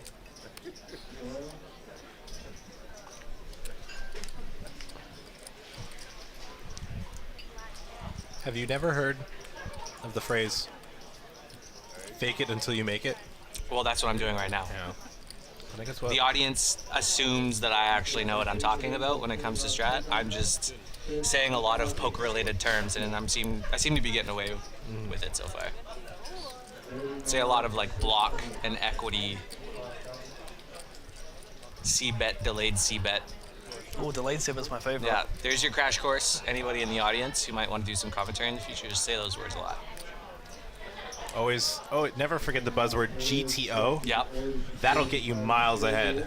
And no matter how poorly you play a hand, as long as you say it's a balanced play, you can get away with it. That or I had a read. Yeah. Anytime you do something and then someone goes, I don't know if I like that, you go, I had a read. And then they instantly go, I don't know. Okay. Sure. Folds to jack here with the ace-9 offsuit. Does he have a read? How many bigs did he start this hand with? God, I want to say he's got 100, 200, 300. He's probably got like 12, 13 bigs. He's all in. 13. Oh, I'm so good at poker. The best around. Takes it down. Jack will not show this ace-9 because that is not in the wheelhouse of things that Godfather shows. No. Only pairs. He didn't show the ace-9 twice now. Yeah. Let's see if the table picks up on that. See if someone needles him for it. Hey, what'd you have there, Jack? Did you have ace-9 again? Wait, the players have had a break. Did they watch the stream at all? I doubt it.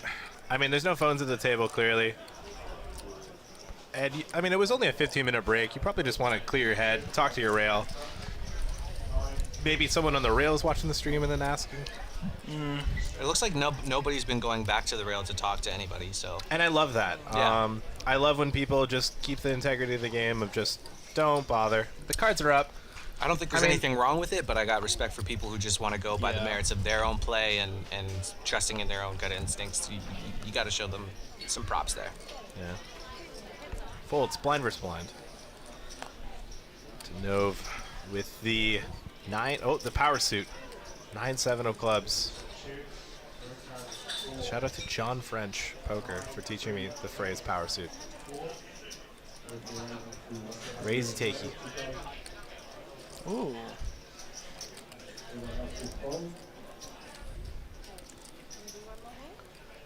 Easy skin, sticking it down. Also known as a kebab open. If it's your power suit and it's a bad hand. Another meme no one's going to get. No. I can't stress enough how important it is to make your own memes. I make them proud.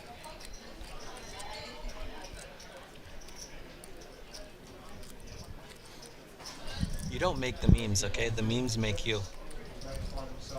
Right, that was deep. That's a meme.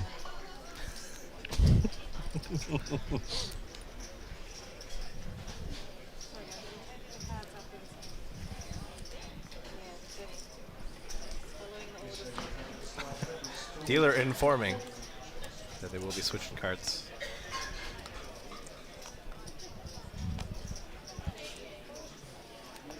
After this hand.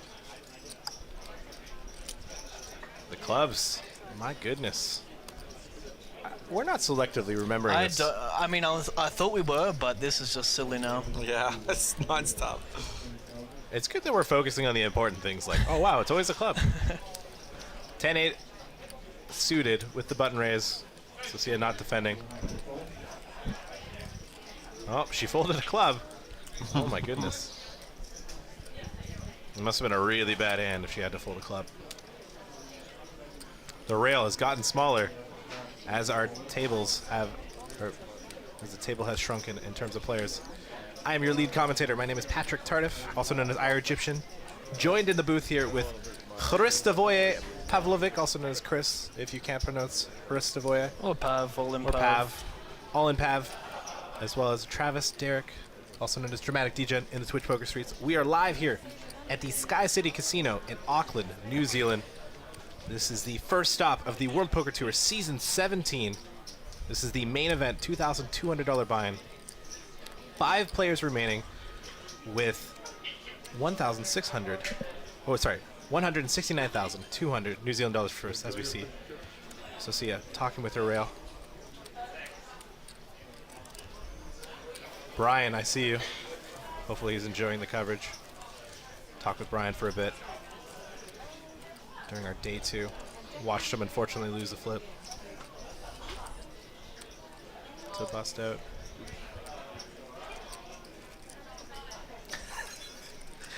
All right.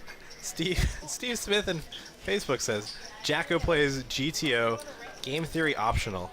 That I just want you to know how much that made me laugh. You earned it, bud. That I love that one. That's a good one.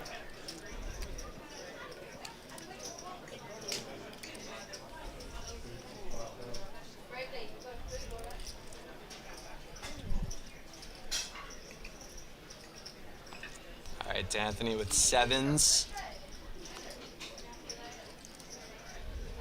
Going for his standard open. Oh, yeah, to probably, what, 115 has been his standard? That's been the sizing this final table, yeah. He goes 120, just a little bit bigger. Just raise it up, make it a little more expensive for the people left to act to see a flop. Stacks are too short here to call. It's going to be a raise or a fold with the deuces, I would imagine. Unless Anthony's deeper than I think he is, which I think he's around 20 big blinds, right? Somewhere around there. I think so. If that's the case, it might have benefited him more to go for the jam. Yeah, but even if it's around 30 big blinds here, it's still very tough to make a call here with the players behind.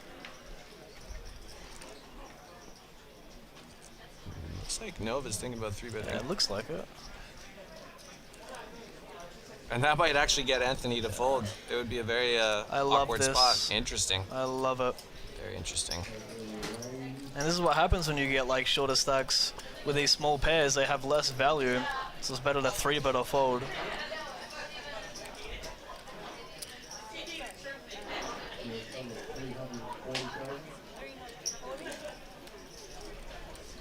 So about 2.8 times what, or sorry, 2.6 times what Anthony opened. It seems like a good sizing in position, I think he is.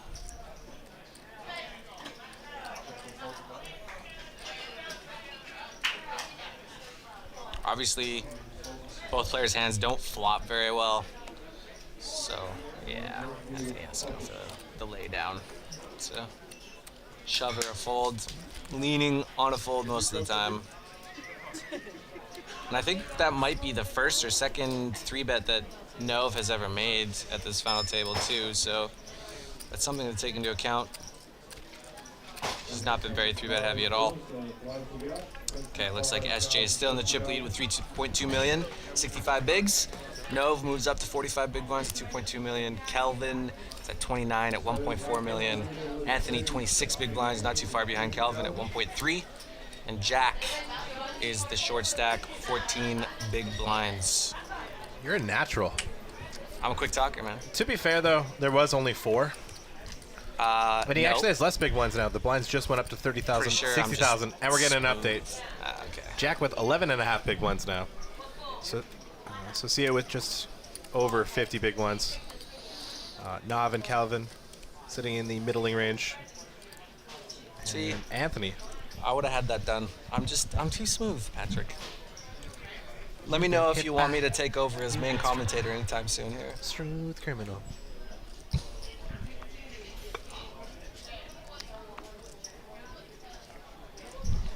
Drinking Warrior tweets, can someone tell the old guy in front of the road to stop picking his nose? He's on camera.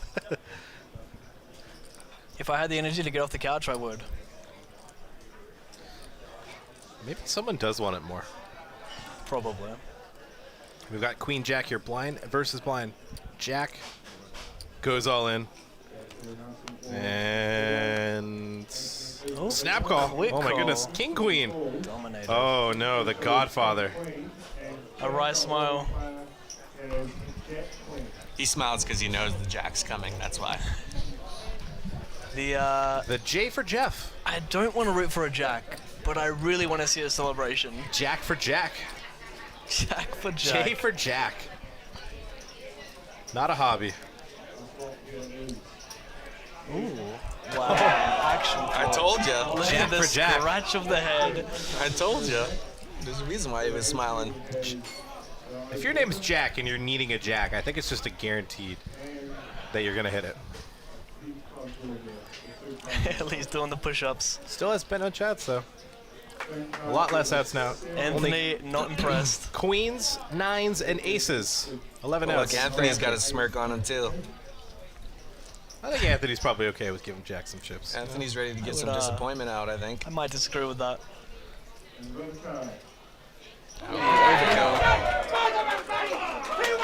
There it is. The fist pump. I'm gonna throw the shoulder out doing that.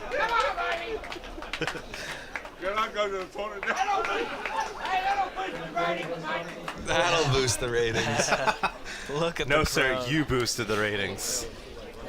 Not him, you. Well, we're finding out that our lie that it was from the high rollers now. Yep. That is the huge cheer we heard 30 minutes ago. Anthony, huge hit to the stack, losing half a stack. Now down to just 10 big blinds. Still plenty of room. He could do exactly what Jack just did. Get it all in behind, win, and double up and get about the same amount of chips. Giddy up. And with that, Jack catapults himself into fourth place, tied with chips with Kelvin, both at 24 big blinds. Nove with 37 big blinds. No change with the chip leaders, Socia, and then Anthony, our new short stack. Anthony, with who just 10 started big the blinds. day as well as chip leader. He did, but his chip lead was at about 1.9 million. Yep. And now it's 1/3 of that. Has not been the best final table for Anthony, but he didn't finish ninth, so he didn't do the miraculous first to ninth. That is hands down the most disappointing. I think finishing fifth is below expectation, but like, could go worse. At 30,000, 60,000 with a 10,000 blind, or 10,000 ante. Poker is fun for everyone. Except for Anthony. I know that meme. It's a because poker-related he got meme. picked on. It is. Perlad gifting us with more than just incredible poker strategy, as well as a rap career for us too. I'm sorry, I thought he only gave us a rap career. No, he was like an OG online gangster. No. He was like the first person to start doing things like over betting. Yeah, he was like one of the first dudes to 3-bet bluff too.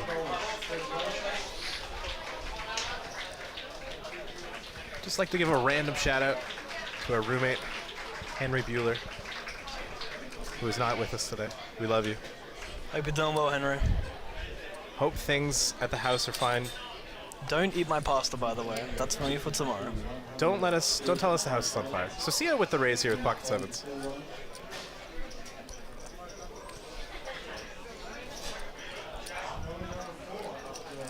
Nove with the queen 10 in the big blind.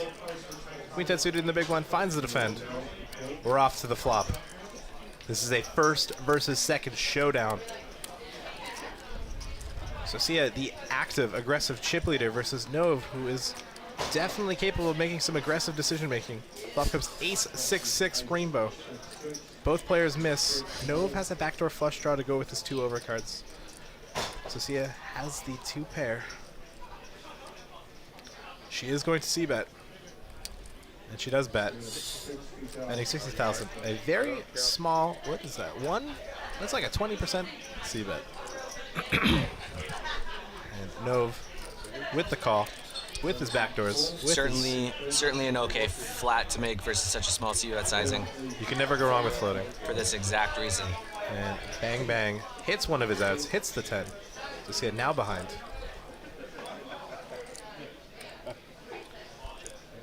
correctly checking back with what has appeared to be the worst hand. River's the queen, which does improve his hand, but he still loses to an ace. I'm wondering if he does opt to bet here. You'd have to think if he's betting, he's not betting as a bluff, so it is some sort of value. He checks. So Sio checks back as well. Shows the pair, gets the bad news. And Nove scoops a small one there.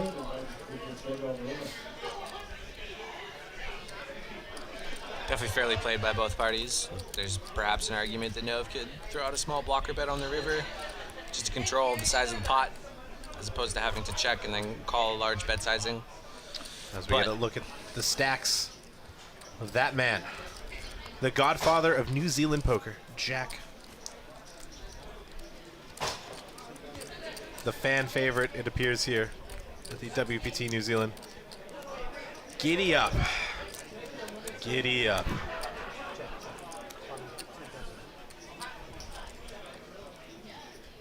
Sim on Twitter, using the hashtag WPT New Zealand, asks, how many times have they changed the deck? I'm going to guess 3. I don't know. I'm going to say 3. I have not been paying attention. Yeah, that's not something that has not been readily available. Kristen said I got her last name correct, by the way, so shows you guys for abusing me for my I was not quote-unquote abusing. bad pronunciation. I did not even say you pronounced it wrong. You need to grow up. See with the raise here to 135,000.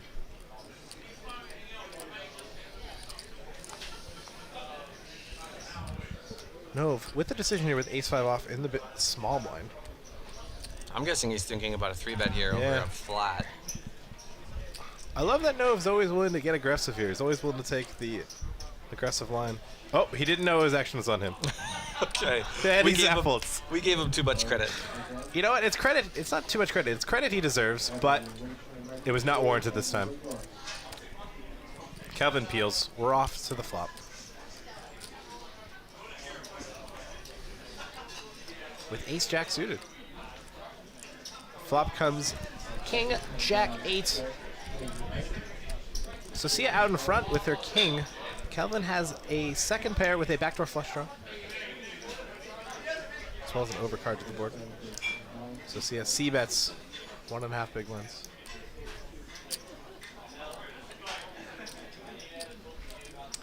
You have to think Kelvin's probably going to be check calling here. His hand's not weak enough to want to check raise and not strong enough to want to check raise for value. So just check calling seems like the best decision here. To the turn. Doesn't help anyone. 4 spades. Kelvin no longer has backdoor, straight, or flush outs. So Sia still out in front here with her top pair. Now, given how aggressive SJ has been this whole final table, I wonder if Calvin feels like he must call 2 streets here. She's rarely checked back any flops. So she's, especially with that small bet sizing on the flop, she's got plenty of bluffs. How often is she double barrel bluffing this turn? Probably all the things that are running through his mind right now. And she does size up probably about 60% pot. 300 into what was a pot of 530. Probably closer to 70%, I think. Calvin, faced with a decision here. Does he want to check call 2 streets? This, if he does call, I mean, this bet is 1/4 of his remaining stack. So if he does call, he is going to be very invested in this pot. Another thing to consider is that she's kind of checked a good chunk of turns as well. So is this kind of a polarizing spot, or is she just always double barreling for value? Definitely makes it tough, given that his hand is like fairly strong. It's a fairly solid hand. And he does make the laydown. Good fold. Great fold out really of nice Calvin. fold. Felt something was not awry. Was awry? Not awry? Was awry? I'm the English teacher. I should know You these are. things. And finds the fold.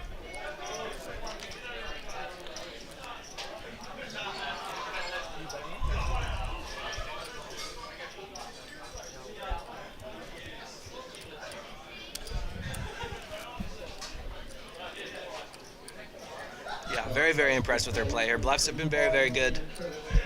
And obviously she's been flopping pretty well and getting fairly good value from the hands that she does hit.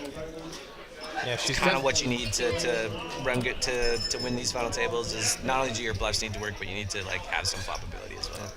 She's definitely following the get good card strategy. One of the better strategies in No Limit Hold'em. The get good cards and then hold. And to think, all this would be completely different if Eden's aces would have held versus those jacks. Yeah, right. You'd have to think that Eden might be the one that's rolling over this table if aces hold. Like, given how aggressive she's been, maybe she would have steamrolled the table anyway. Bunch of 3-bet bluffs. She was dead if she lost that one. She had him covered by like a big one. Oh, did she really? Yeah. Okay. I thought she had like 15 more than that. It's incredible sometimes with poker just how much things can change just by one hand. And it's very easy for us to forget that she was on Skid Row. No fault of her own. She was at risk. Just got cooler and binky dinkied. Anthony down to 9 big blinds. Our short stack made the mistake of getting it in good versus the Godfather in his home country. Rookie mistake. Yeah. Not GTO, not game theory optional. Anthony, we'll be first to act here. You have to think that a lot of the time you will find some all-ins. Ace deuce might be one of those. Yeah, it's tough to see this one laid down. 6-handed. I'm willing to bet that the ace is on the left and the deuce is on the right. Because he double-checked the ace. I'm not going to make a bet, but that makes a lot of sense.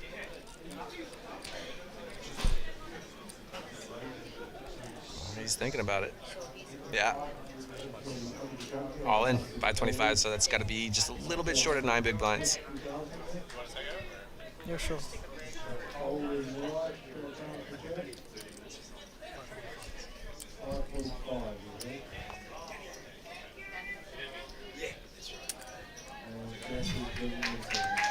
Oh, for a second I thought Jack was gonna hit the call by deuce. That's funny. Takes down with a small little pot.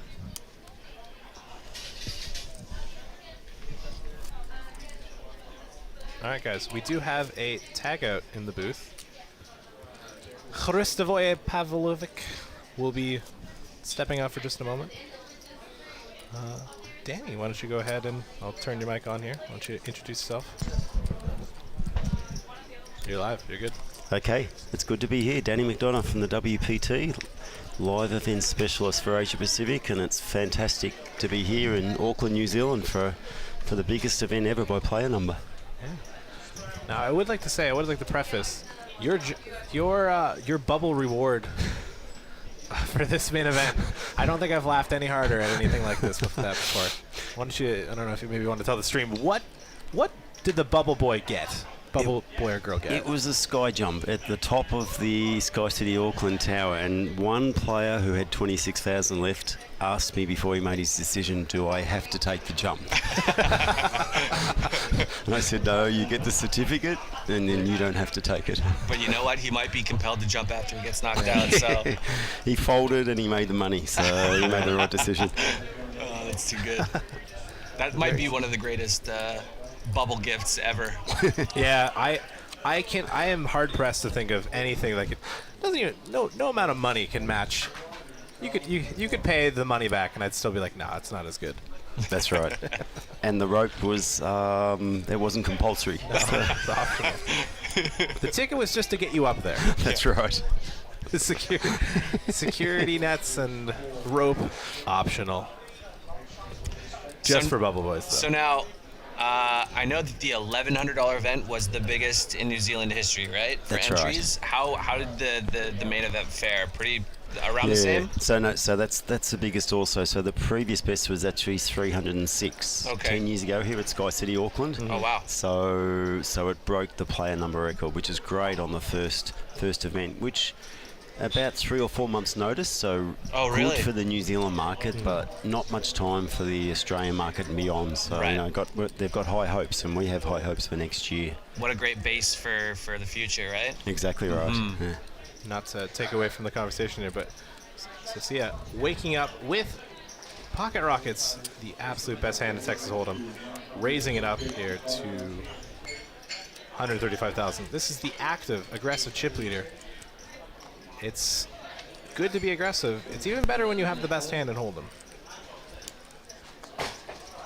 No, we'll probably end up seeing a flop. No. Definitely appears like he's going to be interested. He was very active before the final table today, up and down. Yeah. I did get to play with him a bit, and the maybe like 10 hands I got to play with him before I busted, I noticed he was very active and very aggressive. So, flop coming, King Jack 9 rainbow, but Nove with the gut shot straight draw to go with his bottom pair. It could potentially be a spot for him to get creative here. I assume on the final table bubble you saw him getting pretty. You said that his chip stack went up and down and up on the.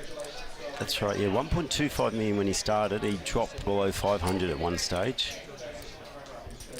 And then he came into the final table with like 1.6, so that's a roller coaster for the last day of the main event. I don't know if my heart can handle that. Now, Socia going for what is almost a pot-sized bet. I think it was 270. Pretty close. 350 Yeah, was the pot.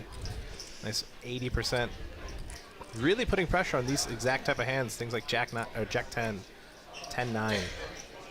Even hands like King 10 are really put in a tough spot. And I think Nove definitely has the justification to at least call one street, just to see if he can get his 10, his 9, his queen on the river or on the turn. Sorry. Regardless of the sizing. It does look like he's cutting out some calling chips. I don't see him picking up anymore. Yep. So he is going to stack them. Every decision is important at this final table, right? So him being able to take the time to just make sure that it's what his intuition is telling him to do, and then following through with it is definitely okay. And he does lay it down. I think what's important about this too is the fact that it is a first versus second. He is clearly second place right now. Right. The third and fourth chip stacks are fairly short, and the fifth place chip stack is very short. So I think him making that fold is great in the fact that he's able to maintain the difference between him and third, fourth place. Yeah.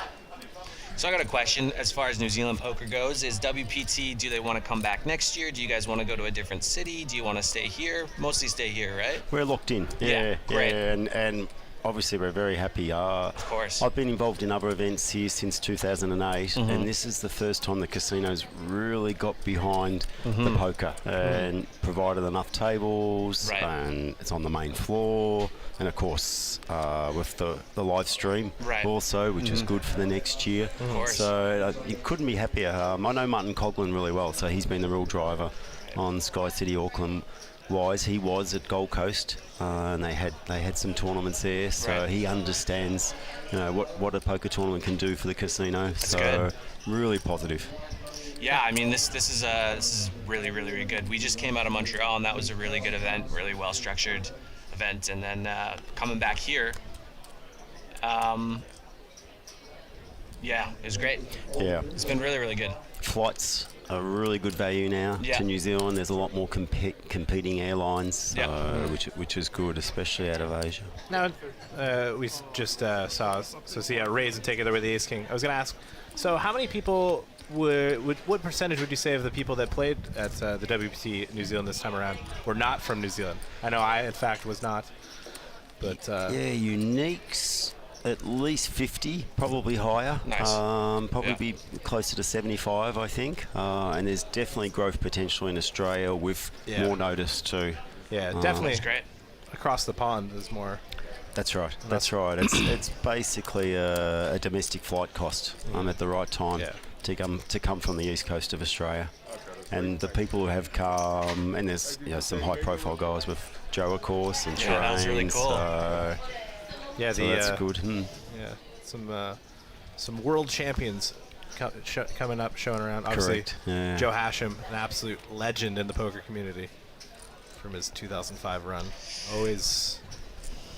Always will have that legendary status with him, no matter where You he know, goes. it gives me hope too when there are players who are still around playing this level of poker for that long as well. And I mean, he ran pretty deep in that 5K. I don't know if he's still in it or not. Yes, 3 left. Still 3 left. And he's still alive. They got chips. So he came in today on the last level. So and he's run it up and he's looking chance. That's a good motivator for a guy like me, you know, to know that, you know, 10, 15 years later, I can still, you know, compete with the best of them if you just put a little bit of elbow grease into it, you know? We might not be as handsome as Joe Hashem, but hopefully we can play as good as him. That's it. Yeah, the accent down here is a lot more attractive too. Oh, I had someone tell me that Joe Hashem's son had, I think it was my roommate said that he had an Italian accent. I was like, no. No, that's not what that is. Close. Not even close. And Anthony's speaking to me today, and he sounds exactly like Joe, even some of the statements. So. So I think it was someone at my table was like, yeah, it's the Italian guy. I'm just like, Joe Hashem's son? Yeah, that's him. No. All right. Looks like we have a multi-way pot here. Jack with the queen 9. Nove with the ace 10. And Socia with the 10-5. Looks like Socia defending in the big blind. Jack being the initial raiser. And Nove calling. In position with the ace 10 off. On the button. Yep. Jack betting his second pair. Fairly. A little bit over half pot there. We'll go at 60%. Socia with a decision here. She's got 2 spades. She's got a flush draw. And she does find the call. Interesting to see Socia make the call. Not that it's anything wrong with it, but Jack historically has been tighter. And we haven't seen him continuation bet a lot. I would imagine multi-way. She's probably thinking he's got something fairly strong. So definitely okay to call it off and just try and hit the spade on the turn. Or maybe the straight draw, give her a few more outs as well. Socia does check to him. Jack faced with a decision here. He does not have very many chips left. He has less than a pot-sized bet remaining. And he does check back. Good check. Will his second pair hold? Looks like it. Jack does get the check mark. Does have the best hand. But he needs to get the showdown in order for that to happen. And Socia definitely has the ability to fire a barrel here. She has 10 high. She does not win unless she bets. SJ has definitely proven to have the heart to go for those light bluffs, and she's been pretty successful at it. She doesn't go for it this time. Doesn't go for it this Fair time. enough. Jack That's checks definitely down and wins with his pair of 9s. Jack, the Godfather. That's right. Perhaps you could share some insight with the Godfather nickname, the moniker. 'Cause I've been enjoying it. Yeah, we've been talking about him all day. I'm a big fan of the. I feel like anyone with the nickname Godfather has got to be pretty significant. It's certainly not from the Godfather from the movies. He's not the standover man, but he's definitely been one of the big growers of poker. Wellington's always had a really good base for poker in New Zealand, and he's been involved in bringing groups to tournaments that have happened, major tournaments throughout New Zealand. So it's just his involvement in the poker industry, and this week he is the man. He's the player of the series. He's locked that up. Awesome. And it was very heavily weighted for the main event, probably more so than what the casino would have liked, because they weren't expecting more than 250 in the main. So a player could have come through, won the main event and taken it out, but now that he's locked up, better than 6, he's guaranteed player of the year, the series. Which is awesome for someone that's been such a pillar of the New Zealand poker community to up and take the New Zealand player of the year champion. Second in the opening event, 205 entries. Second in the Omaha, 87 uniques, 124 entries. So it's a great week. Yeah, definitely. I mean, he knows what he's doing. That's not just luck. That's a guy who's well versed in the game. That's right. And he's a good guy, and he genuinely wants poker to grow, and very supportive of and appreciative of what Skycity Auckland's done this year. You can tell too by the amount of people that were have been cheering him on at his final table as well, right? He's very well liked in the community. That's right. Oh. As we have Anthony all in here for his remaining 9 big blinds. does not elect to play the Dole Brunson, folding the 10 deuce. He did raise 10 deuce earlier. Right. Yeah. Okay. And I was, he raised it on the cutoff, and Nove actually defended the big one and flopped a straight, and just instantly had the check mark there. So he has shown spurts of playing the legendary Dole Brunson hand, but Socia, is she a so she's a local for the area? She lives here in Auckland, so she's been based here for years, and I recall her from the early tournaments that I was involved in. Wow. Yeah, I think on her sheet she wrote down that she had a $500,000 U.S. cash in the past. So right, definitely. I mean, we've definitely seen her play really well, and it's not surprising that she's something like that on her resume, considering how she looks really calm too from the tournament director's point of view. Watch her on the tables and a bit of aggression. So yeah, when I did get to play with her, she was very methodical in her approaches. And you know, people who are a little bit unexperienced with final tables, often if they have a chip lead, they sometimes overdo the aggression, or they're just a little bit too nitty. They go a little bit too polarizing in one of the two directions, and she's doing it just right, and it's paying off for her really well. So it's pretty obvious that she's well versed in the game, and she's doing quite well. We have Nove with the open here with the ace-9. Socia definitely has announces the all-in, applying maximum pressure on Nove. Really nice. And now Nove is second in chips. So when Socia makes these sorts of shoves, makes these sorts of plays, he's just completely unable to make calls. If you were to run the numbers in programs with ICM, a lot of the time he's only able to ever call with things like aces or kings, just because of how much he's just guaranteed with the other players being so short. Yeah, that's right. He doesn't even really like ace-king there. He's really just hating himself because of those huge pay jumps, especially those top 3 pay jumps as well. Once again, another great example of her using her chip lead really well at this final table. she dropped early too. Really? Today, I actually missed a hand, but looked around, and then all of a sudden Eden was stacking up chips, and she was down to under 300,000. So, like when we were at 16 players at the start of today, so she's made a great comeback. She might have gotten some revenge on Eden with the Jacks versus Aces. Then. Oh my goodness! I mean, just thinking about how different this tournament, this final table would play out if Aces just held there. That was, it's very easy to forget because it was so early in this final table of how significant that hand ended up becoming. Continues the aggression here, opening up with the ace-10 offsuit. Now is, I guess, Skycity looking to hold more regular poker tournaments? They already have. So the 1K event was known as the Auckland Poker Championships. They have at least 3 per year, around about the 1 to 2K mark. So this with the benefit of a 12-month build-up will be fantastic for next year. The locals are so excited. So many have come up and said it's fantastic, and they're really looking forward to. There's a lot of little poker clubs throughout New Zealand. Yeah, we've been getting a lot of shout-outs from them over on Twitter. Clubs, Okay. Yeah, it's really cool.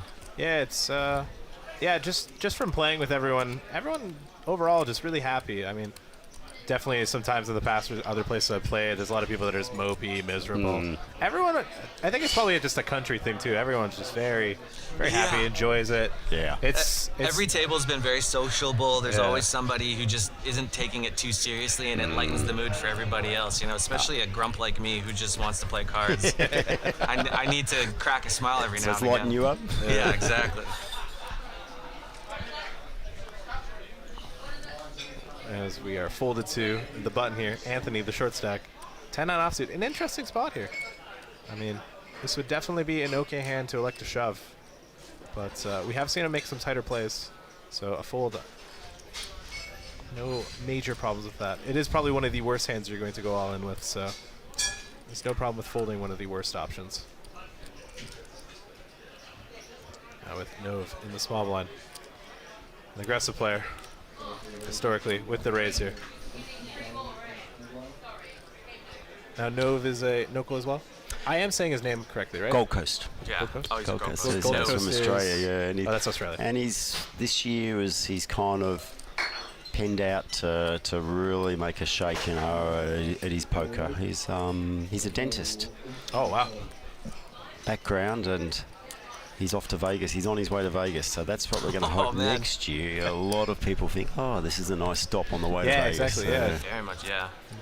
Especially when a lot of the opening events in Vegas are typically bigger buying stuff, so, you know, skip those. Play the more affordable ones over here. Play the WPT, New Zealand. You know, win the main, just boom. That's right. Off to Vegas.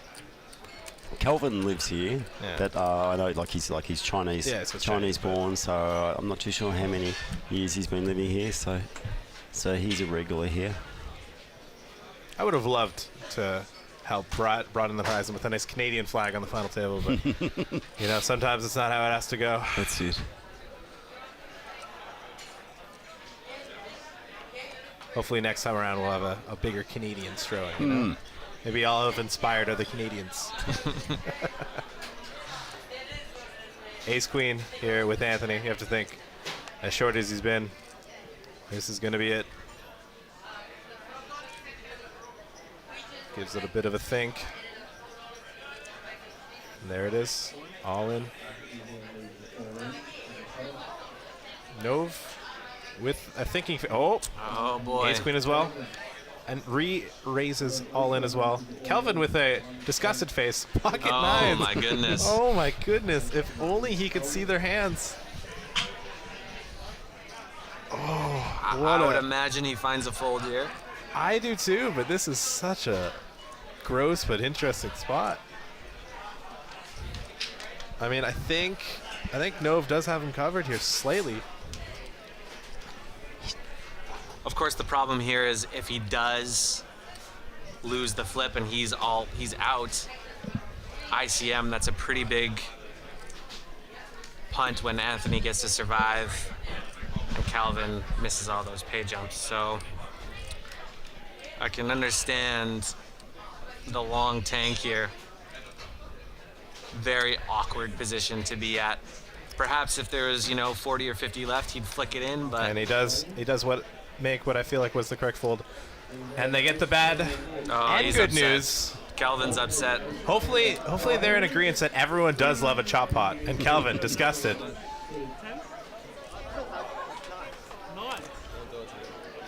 Don't do it to me, Anthony's you saying, say. don't do it to me.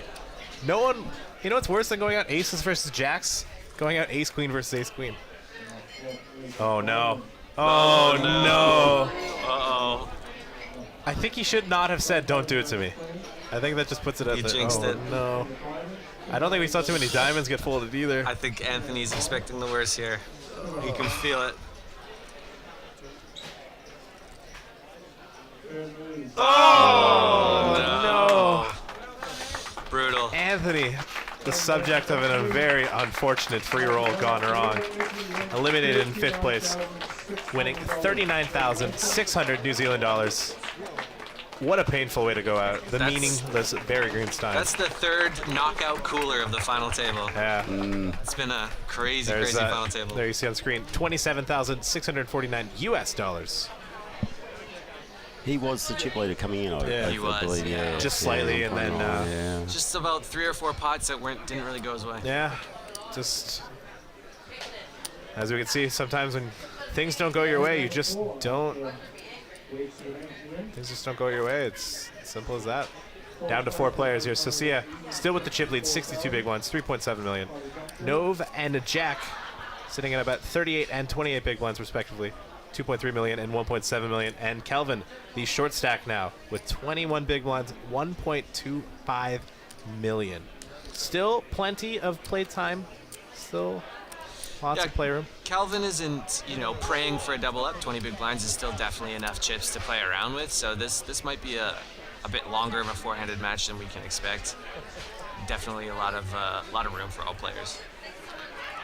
Now, Danny, if I had to ask, if you had a favorite going into this final table, who would it have been? A favorite? Oh, it's... Who you want to win and who you think will win? SJ is the female player. Yeah. It's great in Australia and New Zealand, in New Zealand to see, where you don't see that many female players. Yeah. For them to come through would be huge for poker here, but I mean, I've been surprised this week. There's been a good number of females playing.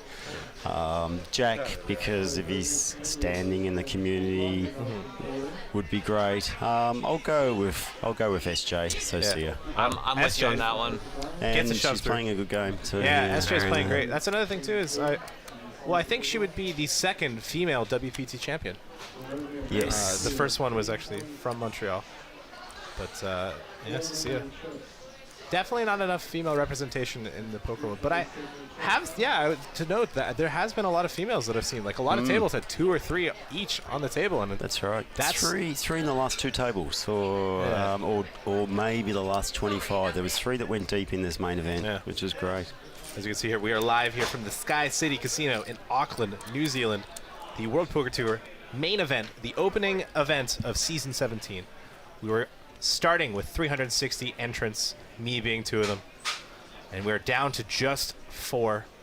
All players guaranteed 54,000 New Zealand dollars, playing for 169,000 New Zealand dollars.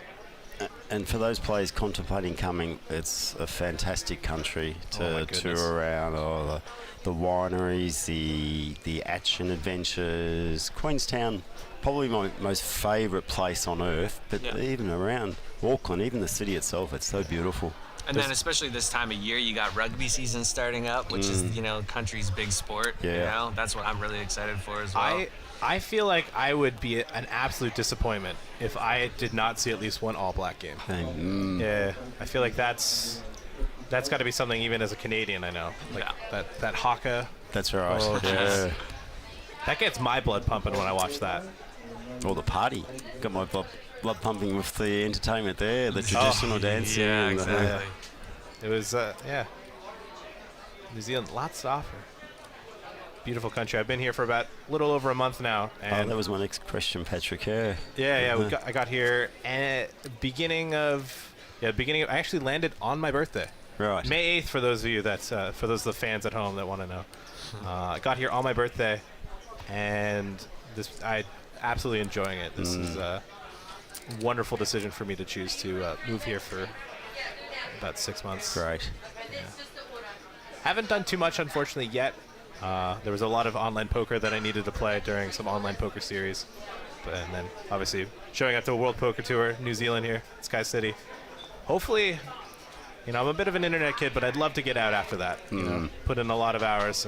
Well, this has been a great excuse to come downtown and wander around Auckland. We went to a couple good eateries around the town. So I'm going to say there's a really good Korean restaurant that's maybe like 3 blocks away from here. Oh, my goodness. Yeah. Took me back. Have you taken the ferry to Waiheke Island?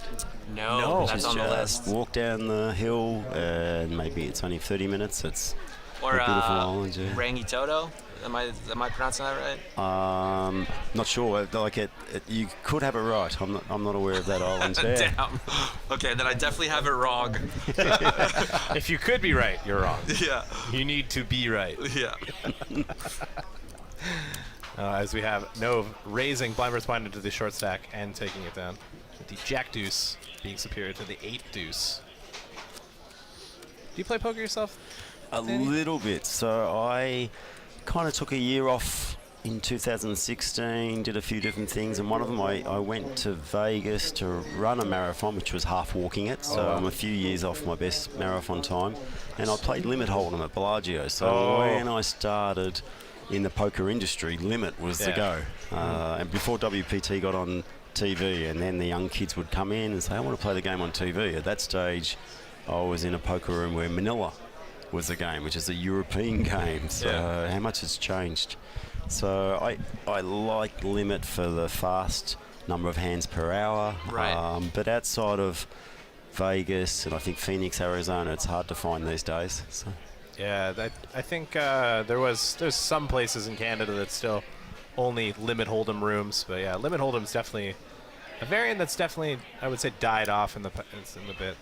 I would love to see mixed games get a little bit more popular. I'd like to see maybe a plug, a suggestion for the next WPT. Maybe a nice little Peel 08 or Omaha 8 or better. Big fan of that variant. Well, Jack, he did well in PLO, Yeah. right? That was he finished second in the Second PLO in tournament. that's PLO, right, and they've always got a PLO cash gun going. I don't know whether, like outside of America, like there's not too many PLO 8 and better. Yeah. Or just anything. Or Omaha Hilo 8 and better. Yeah, that's kind of, later on, baby steps, right? Grow the audience here first. That's it. Get the numbers bigger with the No Limit Hold'em and a little bit of PLO, and then maybe you can start adding other games as it becomes more and more popular. Yeah, it's more or less just me just wishfully thinking. Yeah. Wishfully hoping. I just really love my 4-card 8 or better. You always win half the pot. How can you go wrong? It's such a friendly game. Sometimes you can have 4 people in and everyone wins, Yeah. Play with that. Everybody loves a chop pot. Nove here with the raise here with 10-8 suited. Not the power suit. We found that clubs are the it combo. Okay. Yeah, Everyone's seen hitting clubs today. Everyone's had clubs, and clubs have done really well. Diamonds might be taking over, though, after that ace-queen versus ace-queen. Yes, queen, yes. That might be some change in the wind here. Yeah, well, chatting about next year, there's probably not going to much different about the main event. So because I think the numbers it just got the potential to rise so much. So it's going to be around the same mark, maybe 2-5 rather than 2-2, but 2's a nice even number, and 720,000. That's a good prize pool. That's a very good prize pool for this country and for the region. Hey? Of course, with intentions of trying to beat this year's records for entries and everything like that. And I think it definitely will. Will we potentially see a guarantee get thrown on next time around? Like even if it's a soft one of $500,000, because a lot of people wouldn't have thought that this would get that type of prize pool here this year. And then for those that have no background knowledge of what was happening this year, $500,000, I'll come along there. Yeah, definitely going into it, I wasn't sure what to expect as well. I was hopeful, really pleasantly surprised. It was way above what I was hoping for the first event. We were kind of expecting, even for the 1K, like 120, 150, and it went way beyond that. That's and right, then we kind of went, okay, well then the main event should do really well. Oh, interesting. So we had a raise from Susia on the button here with King 4 offsuit. Jack calling with 8-7 in the small blind, and Nove with the 3-bet with the mystery 7 plus extra card. Ace-7 maybe? Yeah, probably ace-7, but I'm gonna guess probably just pocket 7s. Jack put in a tough spot here where 8-7 just really can't be calling, really can't be going all in. Giving him the look down though. He likes to have a chat. Yeah. He's a big guy. You don't want to get stared down by a guy like that. Takes a lot of toilet trips though. And Nove showing that aggression does pay off. He was kind of quiet for the first half of the final table, and now he's picking it up with some really interesting 3-bet spots. Yeah, I'm enjoying it. Always enjoy some good old aggression. Yeah, no fear. Can't let SJ take all the glory, right? Gotta let Nove get a little bit in That's there. That's right.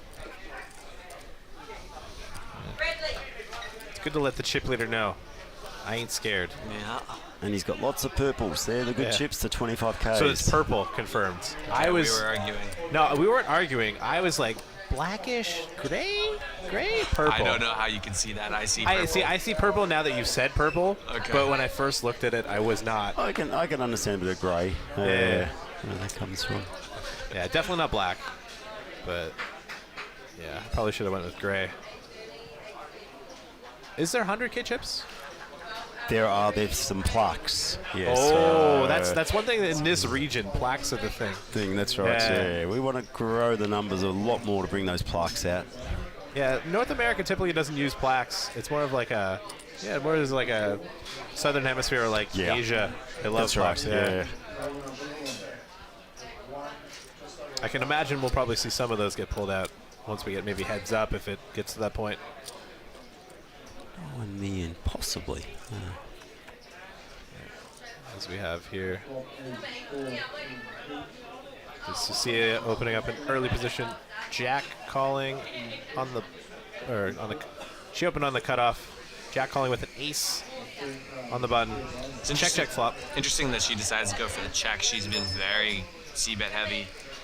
Of course, she has some value here that she probably wants to protect. It might be an adjustment to Jack, knowing that 1, he's not going to float light, and 2, that if he bets flop and then she checks and he bets turn, he's probably not doing it light either, so she can maybe make a hero laydown. Now, I'm going to guess just based off of his call after checking the flop, he's probably got something like ace-10. Yeah, ace-10 probably. Could have ace-jack. Very green sign on the river. There it is. Unfortunately, we do. I think we have to assume he does have the check mark without knowing his second hand, obviously, because king 6 cannot be an ace. So Sia makes the check. He's thinking. It's definitely going to be ace. He's definitely got to have ace-10 if he's going to shove here. Oh, he just bets. 500,000. I think SJ can fairly reasonably find a fold here. I don't know how many bluffs Jack has on the river. Yeah. Of course, SJ doesn't block clubs, so that's something to bear in mind.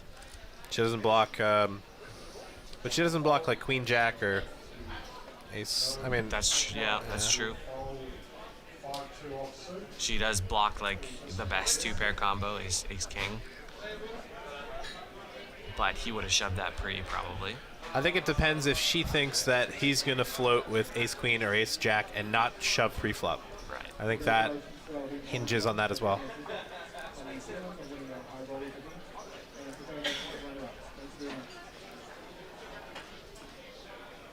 Now she's been really, really aggressive this tournament. Now is she going to have the discipline to find the laydown? Jack looking very comfortable, which is almost always a sign of strength. But the thing is Jack's been comfortable no matter what. Yeah. This whole final table, this is no sweat off his back. You know, he's got the experience. And she does make the call, and we'll get the bad news that it is Ace Jack. Wow. Ace Jack. There you go. It's a good sizable pot for his stack depth, or his stack size, I should say. He's got good support in the crowd too, Travis. Yeah. Yeah, the buddy that was yelling, "Giddy up!" That's Dennis Huntley, so quite a character. Yeah, I had him on my table in 1K. He was entertaining. Yeah, we had to play off his screams there. Oh, it's the high roller.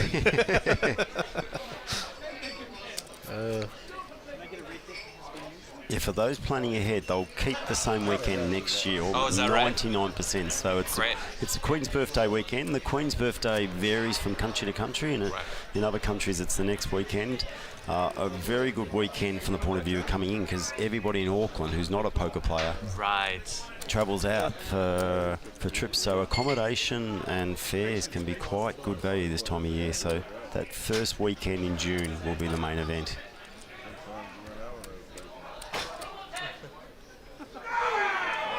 And is there any intention of adding events? Are you going to keep the same events?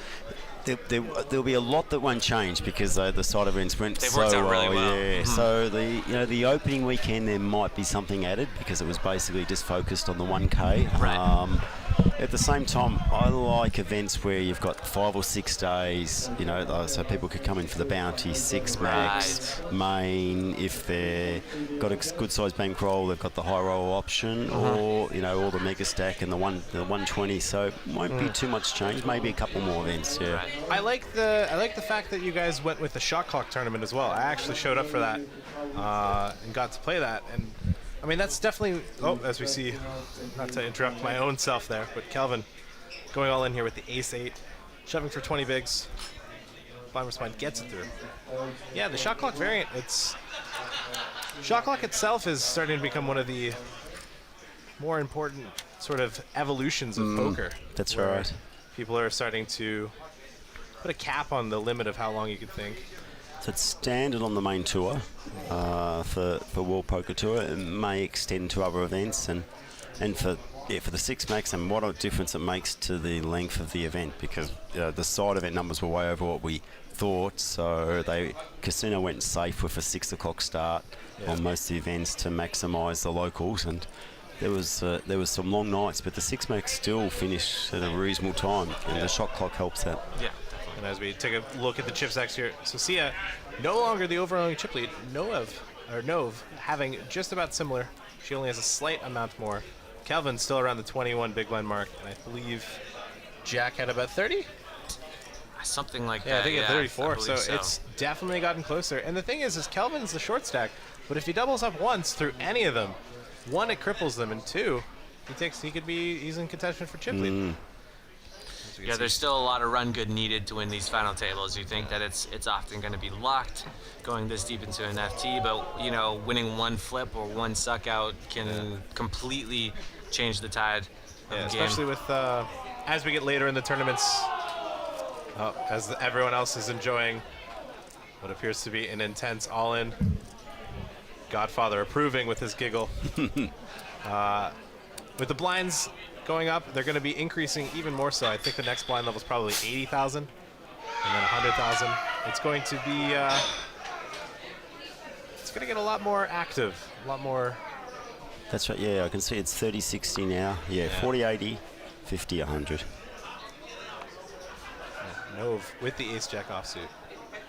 Have you guys thought about, for the next time, doing a big blind or a button ante? It's it's definitely coming in, and it seems to be accepted within a lot of events. I'm doing it in a couple of other WPT events in the region this year, so it seems to be accepted, and it does make it quicker. I've even heard on the dealer body, it's not having to gather those antes. And it depends on the country. Some countries' players can be so slow, other countries ante up quick, so it's a good time saver. Know that it can be country dependent. I for one have played with the button or the button ante, and it just makes a world of difference in terms of efficiency. Just efficiency and how quick it is, and the dealer has less to do.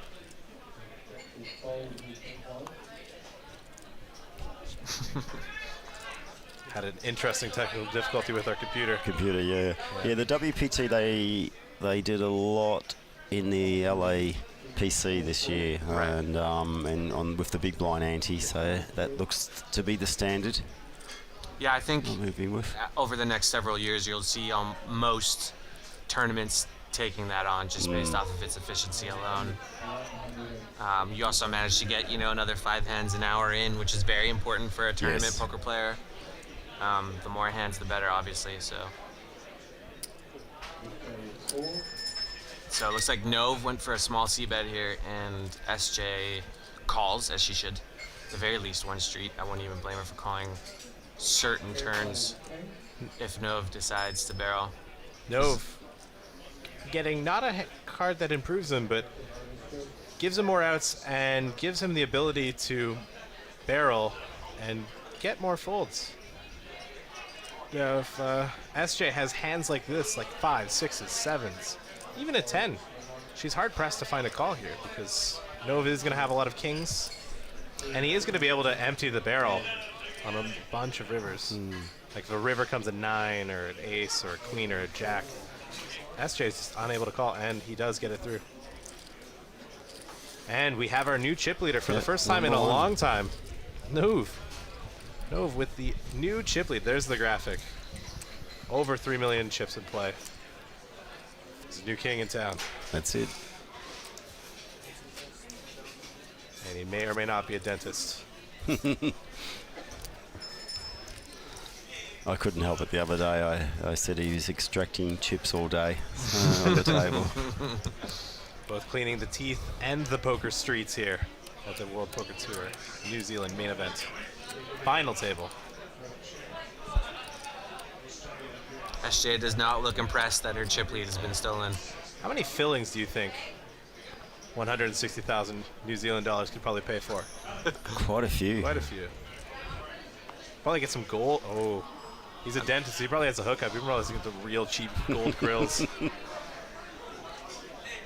He does have a lot of gold on him. I can see him end up rocking a nice gold chain. What I think about is, I'm sure dentistry is a good living, but after winning something like WPT main event, are you inclined to back to work? Can you wake up the next morning and do your 9 to 5 again, or? Do you just take 3 months off and go down to Vegas? I would or love. Do you continue doing WPT? What do you do? I would love to hear it just showed up at work the next day. Didn't tell anyone. Oh, what'd you do this weekend? Not much. Went to New Zealand. Played a little poker with some friends. Stayed inside a little longer than I wanted, but can't complain. How was your weekend, Steve?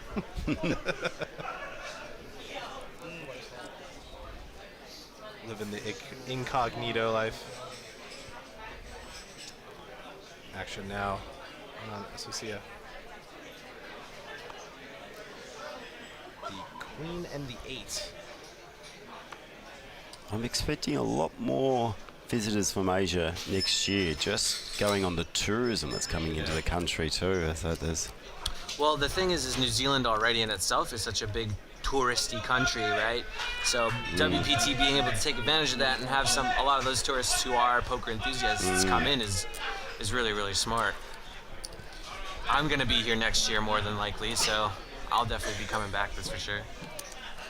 I would say if I am still in the country by this time next year, I'm going to be trying to defend myself for my money bubble bust, or near money bubble bust. Got to defend my honor, get that min cash. Maybe I should have tried 3 bullets instead of 2. That was my mistake. Well, Jack was on his 4th Is that ticket right? here. Yeah. Wow. Yeah. It sounds, if you can afford it, it definitely comes to your advantage to try and fire as many as you can, right? Because then this happens, you end up at a final table. I caught him early on day 2 with 60,000 in chips, so he's really come through. Sounds like we're going to be last hand here before we take another break. Godfather. Content with finding the fold here. You got 4 bullets and 60K on day 2 to making a final table. You can't be too upset no matter what place you finish at that point. Especially now, he's guaranteed, $39,000. It's a good return on your investment. That's right. Play of the series, lock that up. That's another 5K package for next year. Exactly. And the prestige. It's all about the glory of winning that. It's not no so one much can the take it away prize. from you that the first World Poker Tour in New Zealand, you were the best. You were able to. That's a great accolade to a list of. I'm sure he's got many more accolades on top. Pretty nice cherry on top for sure. All right, we have Nove with the strong open here with the 5 deuce, flopping trips here versus SJ's King 7. This could get saucy, depending how this runs out. I mean, I feel like he's gonna bet reasonably sized. If this turn is like a deuce or a 3 or 4, SJ might lose a good amount of chips here. Especially if she elects to go for the check raising option, which is definitely a reasonable option to make, protecting your 7 from overcards, flush draws. But this sizing would probably push her towards just calling, seeing what he does on the turn, letting him keep more of his bluffs in. Oh, and she does check go. raise. She does it. I mean, she has backdoor spades as well, so she's not drawing super thin. Or she's not drawing dead, but this is... Oh my goodness. Oh, and he shoves. Oh no. Can she get away from this? Wow. Chip lead to her tournament life. This is a very, very tough decision. Wow. Compared to her, he does not have a lot of 5s. He has some for sure. Is he capable of snap jamming spade draws? And she does lay it down. Good lay down.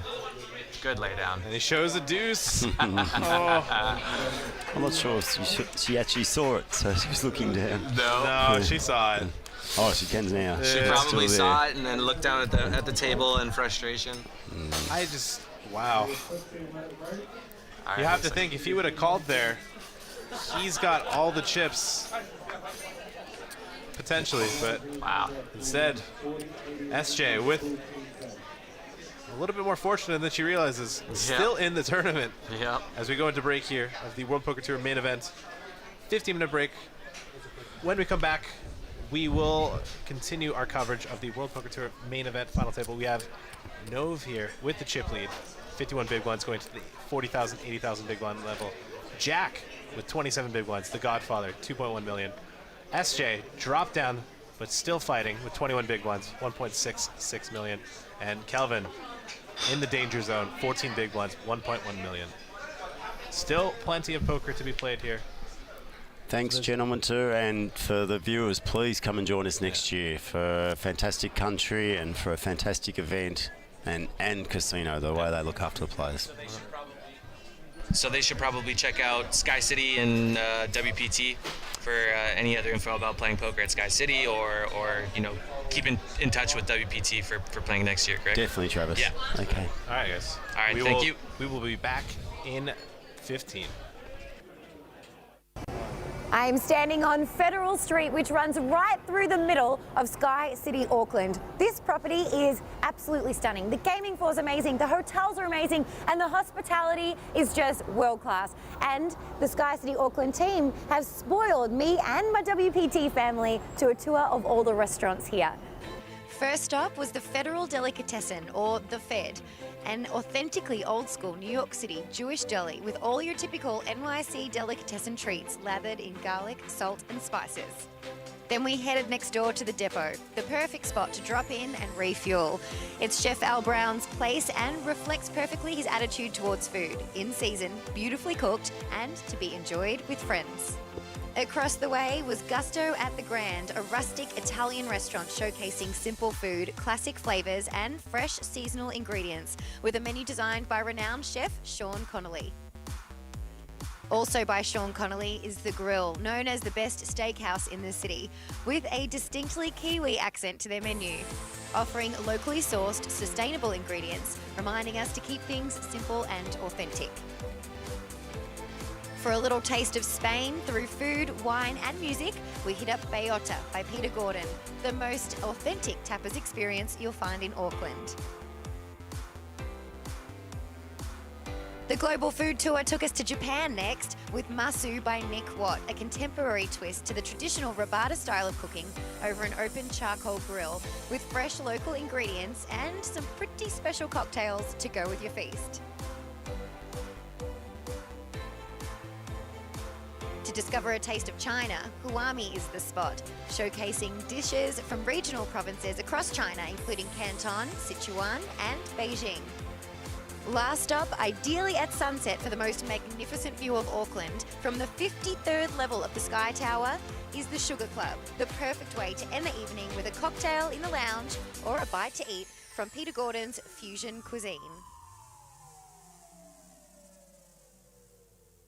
Against Eden's squeeze, I don't think it would have been all that bad with Ace King off. Pretty close for sure. No, definitely. I think if I was in Jack's spot, I would have. Oh, fold, any good tables, Ace King face up.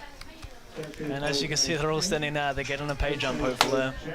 Oh, the Godfather, realizing he faded death there. He's loving himself for that. He's excited about his fold. I would be too. Pumping up the tires. Loving it.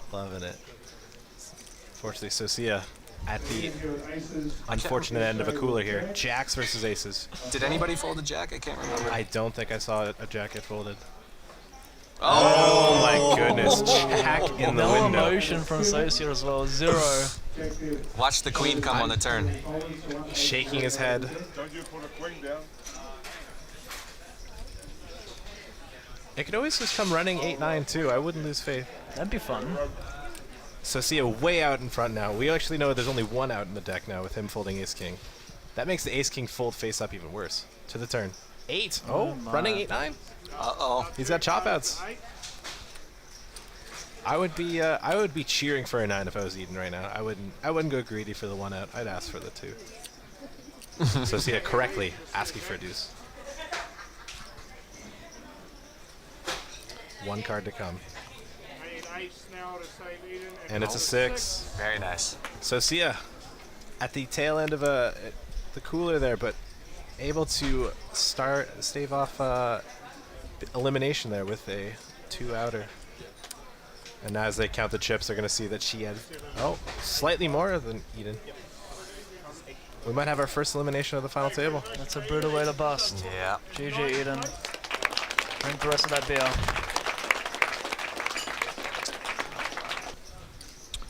You know, I think I would have liked to have seen a small c-bet from Zach. It's certainly not a mistake to check here. In a multi-way pot with a hand as strong as kings, you probably want to To the just turn. fail. Oh my goodness. Whoa. Zach's hand is just getting worse and worse. This also isn't a great turn for Kelvin here. No. Well, no, I think it's a pretty good turn because a lot of people are going to end up leading their ace-x. I think you'll get a lot of action, yeah. We have Zach now opting to bet his kings here. Yeah, I personally think that this is a slight mistake. I think he's much better value betting on the flop, getting it heads up. I hate to say seeing where you're at because I'm not a big fan of that term, but you do get to kind of whittle down your opponent's ranges and have a little bit more of a fine-tuned decision on further streets. So I think this is a bit of a mistake personally. Well, Daniel, faced with a decision, small size bet here. He does not close the action as well. Kelvin is in the small one. I do like Kelvin's check flop, and I love his check turn. Me too. I think, especially on boards like this, someone's always going to bet their queens. Oh, Once and we again, have it all in. nice. Daniel shoving his ace-jack here. Kelvin, he may not look it, but he is so happy right now. He is so excited. He shoved for pot, or he shoved 355 into 715? He's all in for 355 total. And the pot's now 715. Yeah. Okay. Once again, That's an unfortunate spot. not to put salt on the wound for Zach, but he actually doesn't really like getting called too much, especially when he's got that diamond blocker as well, and that everybody checked to flop. Less likely that there's heart draws out there. And the thing is, like, Zach should take the same line here with hands like ace queen and ace king and ace jack himself, so it's unlikely he gets called by worse. All right. And we have the call here by Kelvin. It was a question for Kelvin there, whether or not, and Zach realizing now he is clearly the worst hand. This question is Kelvin was going to raise or call. Daniel getting the bad news here, finding out he needs just an ace or a queen. Will he hit his 4-outer? I think we might have saw one queen fold. Can he get there? I think I saw an ace fold pre. I'm not sure. For the red wine. Oh. No, he does not get there. And we have our 8th place finisher here, Daniel. GG Daniel. He is scoring 21,240 New Zealand dollars.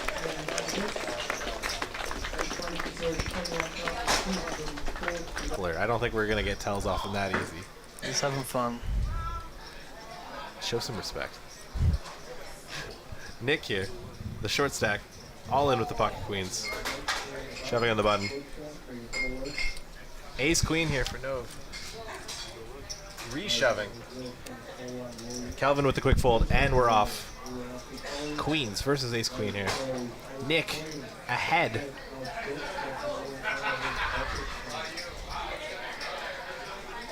All in for tournament life here.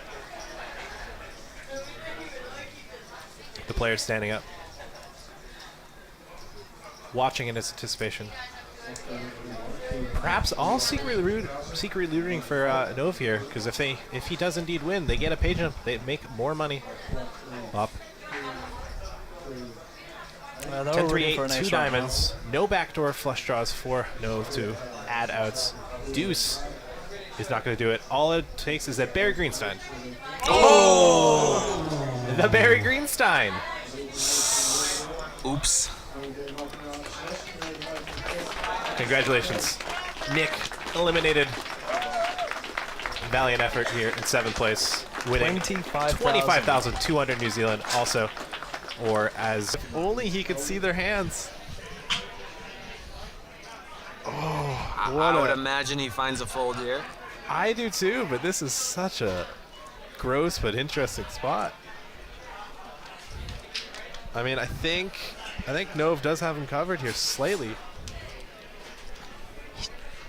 Of course, the problem here is if he does lose the flip and he's out, ICM, that's a pretty big punt when Anthony gets to survive and Calvin misses all those pay jumps. So I can understand the long tank here. Very awkward position to be at. Perhaps if there was, 40 or 50 left, he'd flick it in, but... And he does make what I feel like was the correct fold. And they get the bad and good news. Calvin's upset. Hopefully they're in agreement that everyone does love a chop pot, and Calvin disgusted.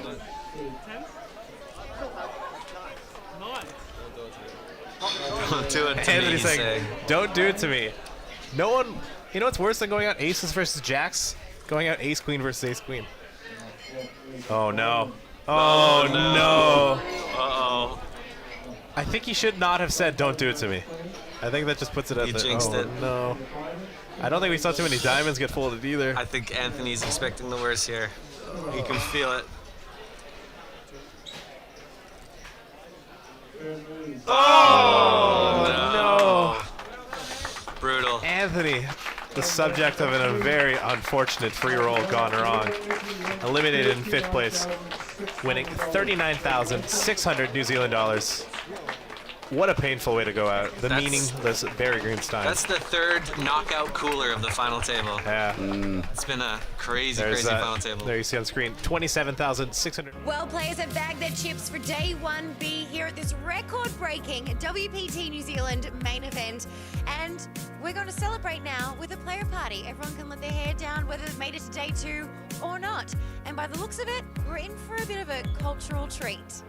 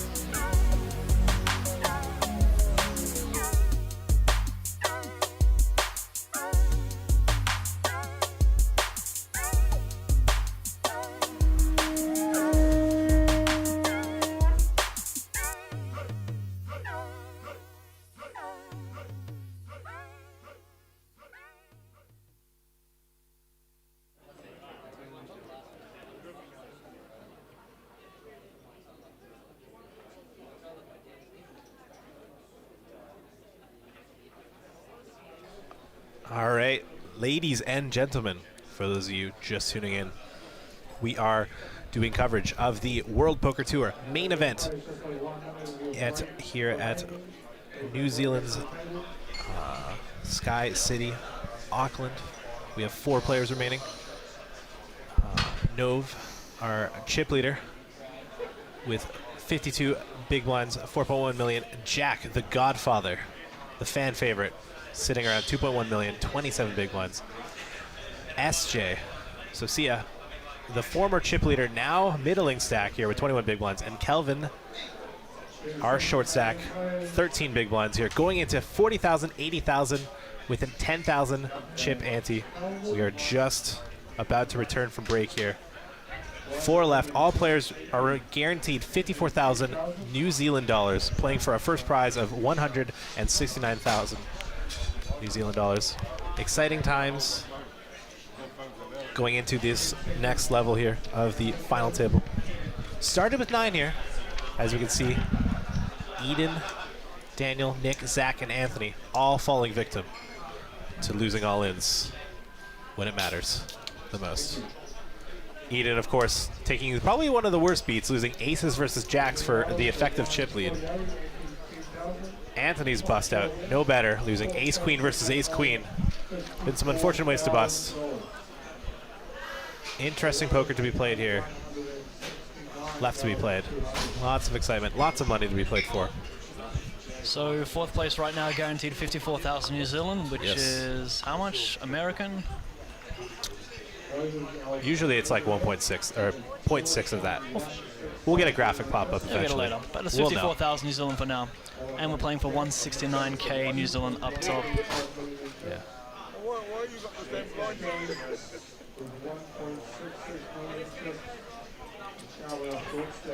Got some good banter here at the table.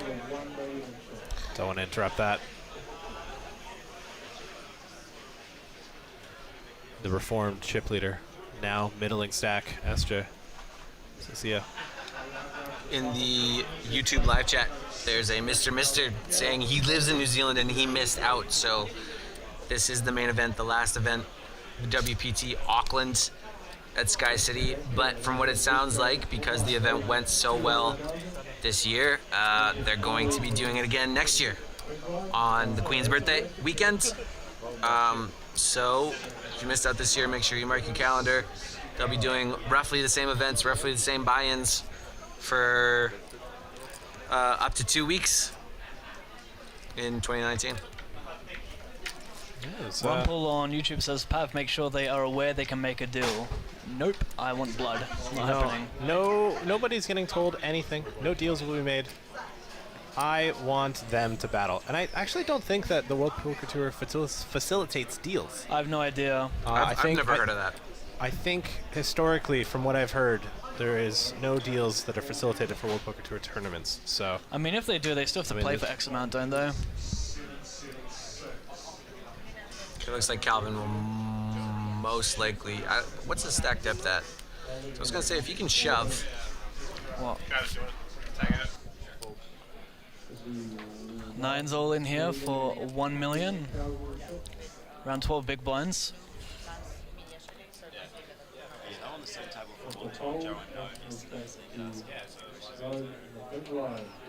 I just received word. We have a special guest coming into the booth. This will be my way of introducing myself to him. But he is no stranger to the poker world. We're actually tagging out Travis. We've decided that Travis is not worth as much as this man that's stepping into the booth. Good day, Mr. Hashem. We have Joseph Hashem. Oh, almost tumble in there. Good day, Patrick, mate. nice to meet you. Chris. Yeah. You want to see this there? The main event champion, 2005? 2005, joining us in the booth. Say hi to the crowd. Hello, everyone. I'm very happy to be here. Just to let you know, I'm quite well lubricated at the moment, so please excuse any slurs or any. Is this before or after the main event, the high roller? Yeah. This is after the high roller. Maybe during. Just came second. Yeah. Well, how much did second pay for that? 35. 35. That's Yeah. not a bad showing, especially. Yeah. It gets me to like Tuesday. Yeah. You know, it's all right. Yeah. That's good. Maybe Wednesday if Monday's a slow day. You know. If Monday's a Yeah. slow day, Yeah. it gets me to Wednesday. Is it off but, 1 bullet, 2 bullets? 1 bullet. I actually read this morning because I was in the main event Yeah. till the end of last night. So just late reg for 20 big blinds? yeah, and you know what? The shit happened. it worked out well. Yeah, good to hear. Oh. This was a good tournament, actually. Yeah, it was. I definitely enjoyed playing it, and these guys have been battling. I'm not too sure who you've been playing with. Oh, we have an all-in here. So Nav, I played with him all day yesterday. I played with him before. Yeah. He looks like he's got a lot of chips back now. Yeah, he just won a big pot, the last hand before break versus SJ. He opened 5 deuce on the button. SJ calls with king 7 off. Flop comes 7-5-5. Nov bets like 70% pot. SJ raises big, and then Nov snap shoves, and then SJ folds. And then Nov shows the deuce. So obviously, oh God, what the hell? Doesn't know until break that he actually had the 5. Right. And then SJ was the overwhelming chip leader until that pot and lost a couple pots before. So now. So is Nov the chip leader? Nov's now? the chip leader now. I think he's got about probably 55 big blinds. SJ's got around 20. Jack's got around 20. And then Calvin's the short stack with around 12 or 11. As we have Jack here, Razy Daisy. So there's 4 left or 5? 4 left. 4 left. Yeah, just 4 left. What did you end up finishing in this? 24th. 24th. Quite the Nov run. played really well yesterday. I think his game is on point. I'm going to say his game is really on point. Yeah, one thing I like about him is he's aggressive, and a lot of people tend to be a little too passive, a little too timid, and he's not afraid to just fire. And I think that's such an important trait when you play poker. He took advantage of it yesterday a lot. He had a big stack, and I was really impressed. He called in position in a lot of spots that other people may have 3-bet. He just decided to call, and then he just took the pot down on the turn. He won most of his chips without showdown, which is He's switching gears nicely. Yeah. As we have Jack here raising the 8s to 280, so about 3.5 big blinds. Nov with the flat call here with the A7 on the button. interesting that you mentioned that. This is what ends up happening. Yeah. We're going to play some post-flop poker here. Jack with the best of it for now. And definitely the best of it on the flop here with flopping top set. Nova isn't dead, though. He does have a 6 as an out for the straight. But as of right now, Jack has a stranglehold on this hand. How's Jack been playing? Tight, but reasonable. I mean, he's just... it's kind of one of those things where, you know, he gets a hand, he shoves, gets it through. He hasn't made any big mistakes with raising too wide or... He got out of line once with the 10 deuce Oh, early yeah. on. He did I raise... saw that, and Nova flopped the straight. Right? Yeah. And he still managed to lose the minimum. But he insta-folded, right, on the flop? Yeah, because he laid into him and he just blocked. Yeah, Nova ended up betting flop. And Jack does bet the flop, and I think he bet like 500,000 there. I think he bet really big, and Nova elects to give up his gut shot ace-7 there. Yeah. So the Chinese guy, what's his name? Jack? Kelvin. Kelvin. So Jack, the Godfather. That's Jack, sorry. Yeah. Kelvin, funny story about Kelvin. On day one of the main event, or before the main event, him and his mate came up to me like two little kids, right? Like, it was hilarious. Oh, we're your biggest fans. And now he's on the final table of the main event. It's hilarious. Yeah. I'm so happy for him. Actually, did you know my friend here, Pavlovic, is also Australian? I did not know that. Yeah, you guys are Adelaide, both. yeah? It's almost Australian, yeah. I don't get the banter, but I trust that it's good. There's in Australia, once you pass Melbourne, everything becomes almost British. When you're going west. No comment. If you go to Perth, you can't even hear an Australian accent. Okay. Yeah. Yeah, I would say you have a much more Australian accent than he does. So. Yeah, people say I don't really have one at all. No, you have one. It's but very vague compared to others. The Adelaide and Perth have a much higher quantity of British people, so it kind of rubs off. Ah. The truth comes out, Pav. The truth I've comes been exposed. out. As we have SJ, Sophia, opening with the A7 here. I think she's raising blind versus blind into Jack's big one, taking it down.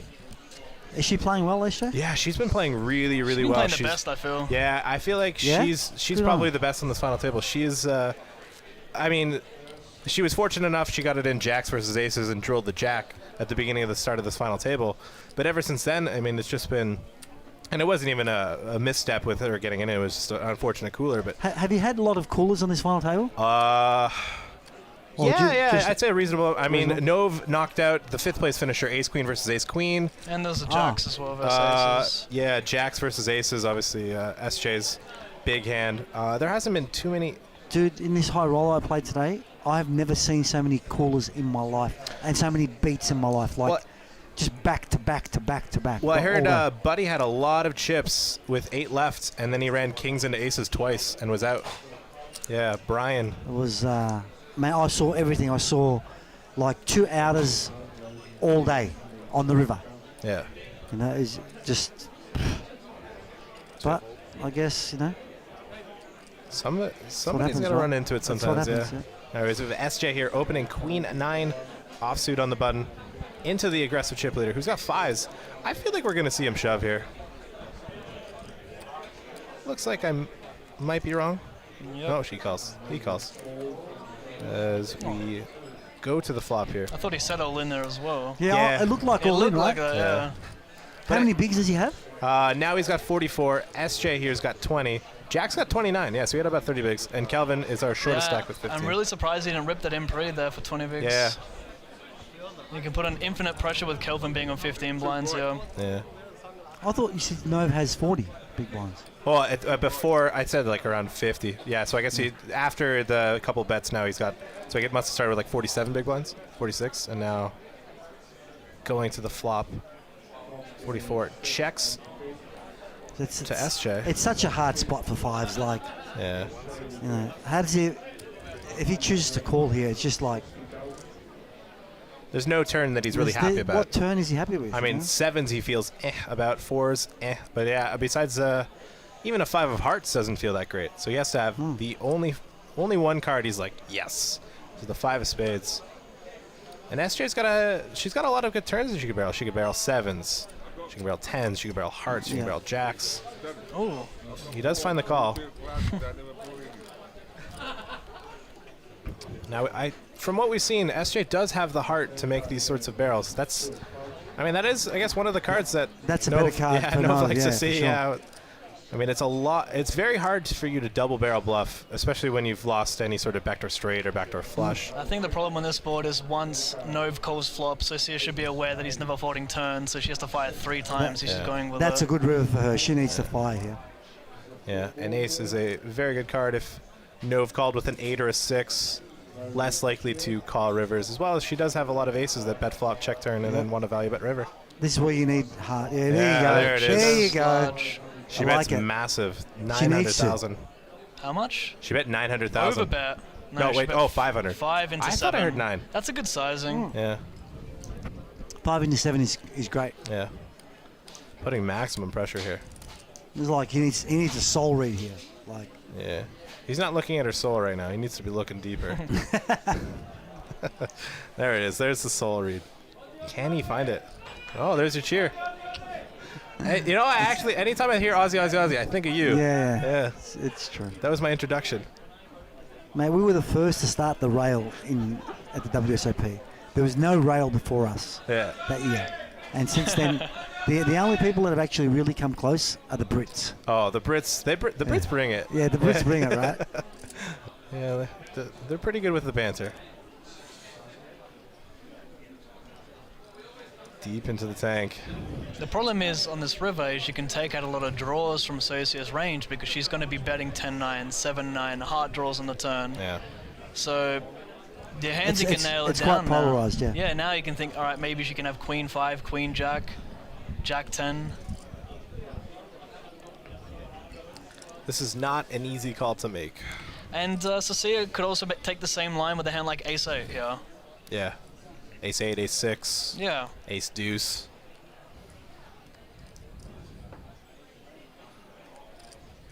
I feel like he's going to call. He He thinks this long, he looks very stubborn with it, doesn't he? It looks like he just wants to call. Oh.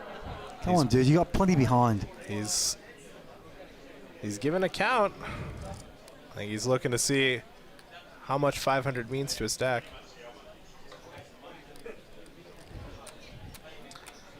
There we go.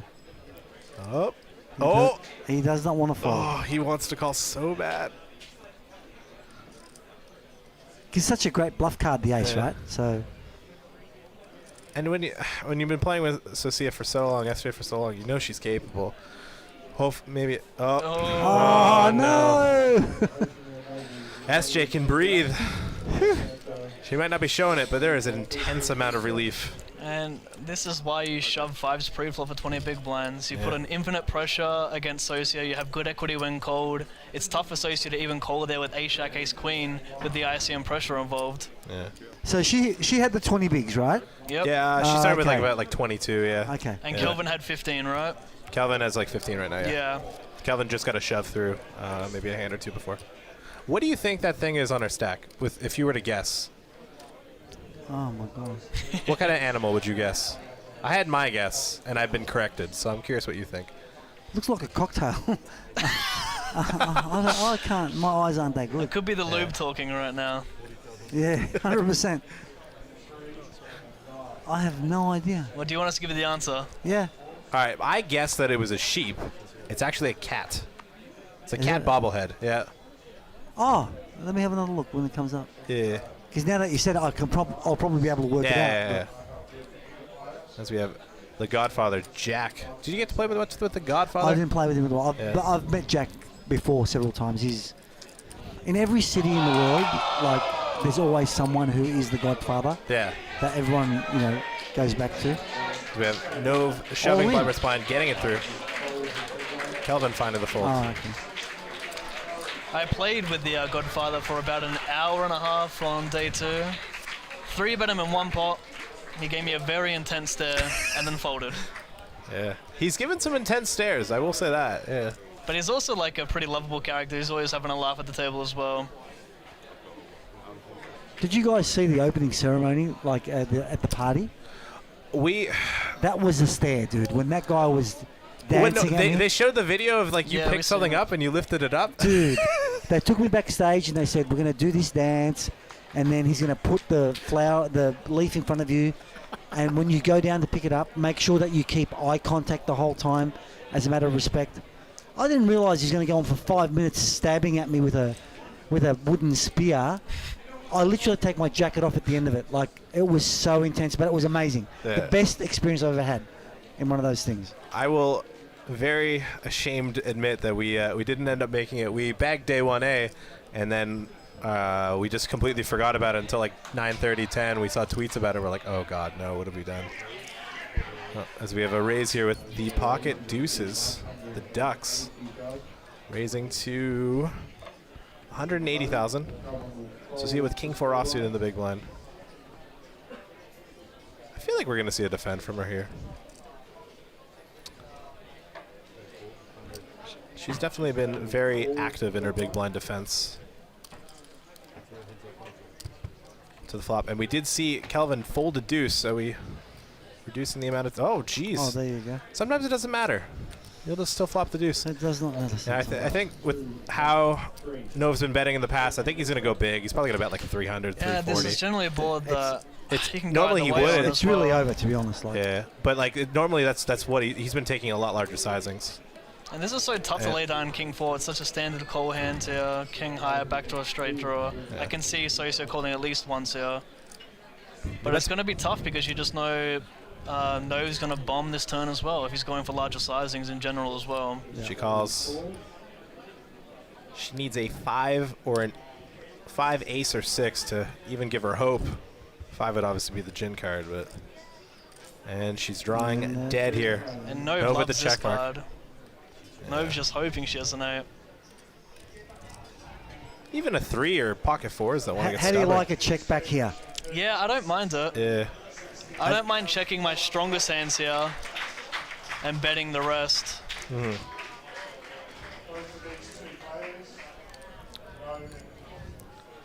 Chopping out a bet. Yeah, I just feel like... I feel like the thing is, this is such a bad turn card to bluff if you're Nove that she's going to overfold a lot. Yeah. Yeah, Nove just has always been pulling the trigger, so I'm not surprised to see him do it here. Betting 560,000. Yeah, I think I do like the idea of checking here. You give your opponent the ability to sort of catch up, or to bluff at you at the on the river, or right? bluff. I mean, yeah, I mean that range hits her more than you. Yeah. No, I think SJ is gonna definitely have to think. I think she's thinking dirty thoughts here, to be honest. Yeah, just not much playability here with this this King 4. The turn brings in no flush draws as well, no backdoor flush draws, so, you know, it's really polarized in this spot for Nove, so it's a tough spot. Boys, on that note, it's been a pleasure. Tagging out. Thanks for having me. I'm going to dinner and continue my lubrication. Yeah. Because it's working out really well for me at the moment. So, good luck, you It's been an guys. honor. Cheers, Joe. Thank you. Take care. Cheers, buddy.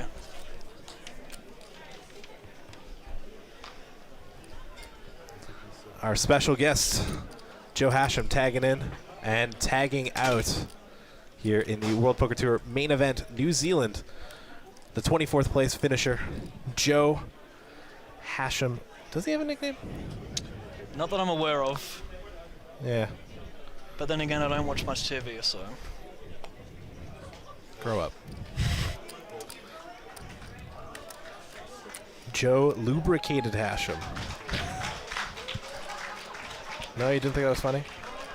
It was funny, I just was looking at the phone there. Travis returning to the booth here. I think we need a roof on this booth. Yeah, we definitely need a roof. But you know what? I really do enjoy kitchen noises. I find it's some would say that there's some ASMR qualities to that. What do you think about ASMR, Savoya? What are your thoughts on ASMR here on this as we divulge into Honestly, not this really final my table? thing, but I'm open to people who like it. Wow. I'm not going to discriminate. So somebody does not want themselves out about how much they listen to ASMR on YouTube World Poker Tour. We'll get back on topic, guys. I know Pav's a little embarrassed right now. How is Mr. Hashem? great. He was great. Yeah. About what I expected. Yeah. Can't go wrong with a main event champion. I mean, that's cool. In Just the having booth. a chat Yeah, with it's him. just- He was nice. Obviously, we're a bunch of internet kids, so we grew up watching Joe Hashem. You know, Yeah, it's just definitely. it's a legend. I can tell my dad that I did commentary with Joe Hashem, and Grow he up. will know that person, and he will be impressed. I could tell my dad, and he would have no idea because he's not a poker player. But that's all right. What I liked is like when I now whenever I go home with my parents, if they see poker on TV, they have to tune it on, and they love watching it now. It's great. All right, as we have Jack raising blind versus blind with the queen 4.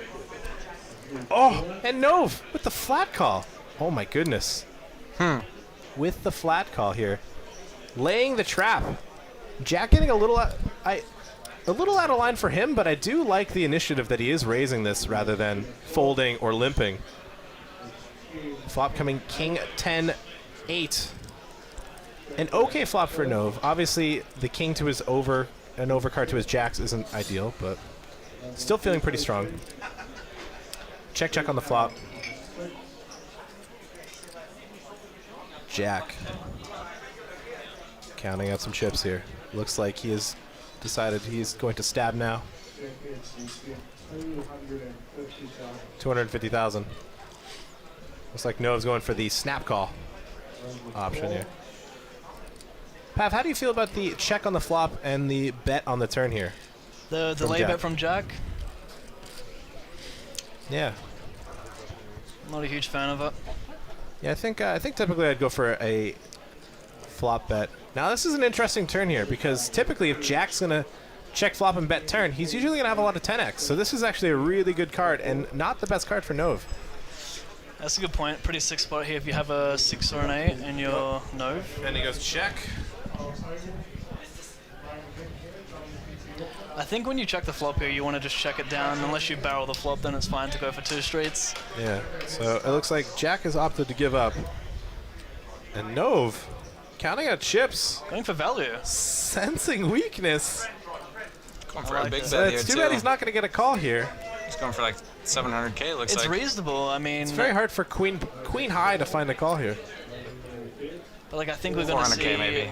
we're gonna see 400K, Jack not have some 700K. 8x here a lot of the time. Yeah, I mean, Ace 8, 8, 9. definitely. Wait, Oh, wait. he's chopping out a call.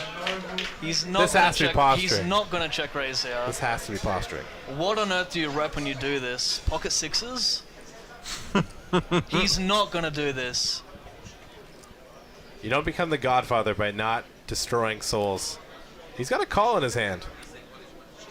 Okay, no, he's posturing. Says missed your flush. Yeah, this is just posturing. I was actually thinking he was thinking about jamming.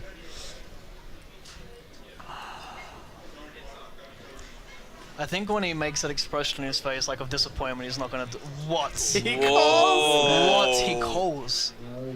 And he shows the jacks. Whoa. And Nova asks if he had pocket queens. He didn't.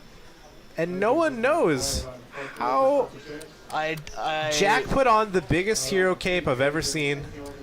But like, so much gets there as well. I don't understand it.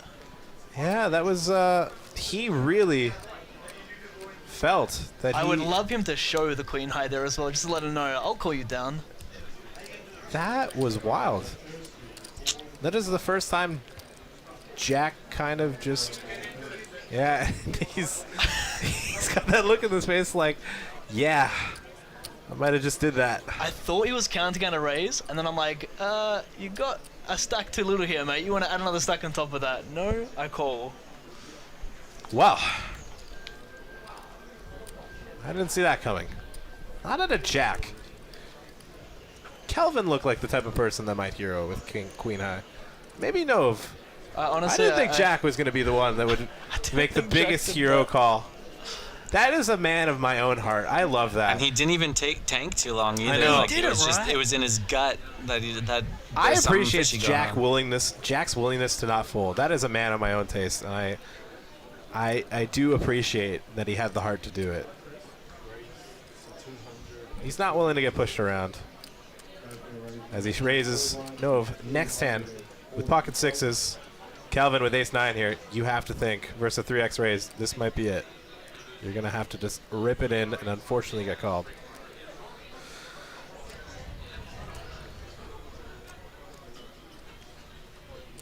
And he's all in. No getting a count, but you have to think the count's not going to change it.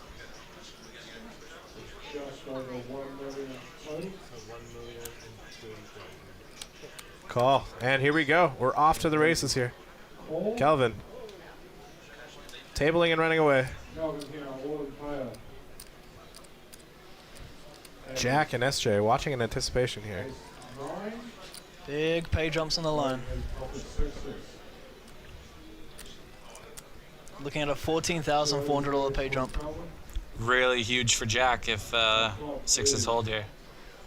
Huge for SJ as well, yeah. So far, six is out and ahead. No improvement here for ace-9. Just an ace or a 9.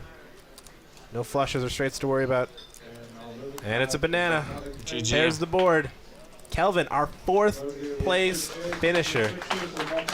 Walking home with 54,000 New Zealand dollars. Nove is now super duper chip lead. 37,703 US dollars. Good game, Kelvin. You played great. Nice life. Don't hang your head low. Down to 3 here. And as we can see, Nove, the overwhelming chip lead with just under 6 million, 66 million chips in play. That is the sign of the devil, 666. Oh my goodness. We got SJ, 21 bigs, and Jack, 17 bigs. This is an interesting one because we have an overwhelming chip lead and second and third place very close. And typically whenever it comes to spots like this, I mean, you got to be fighting hard. Like, you do not want to finish third and miss that ladder, right? So Nove is in a spot where he's able to apply a lot of pressure, and these guys are not going to be the ones that want to pull the trigger and have to flip for their tournament life. You can do it as right he out the gate. pleases. Jack open shoving. That's the play.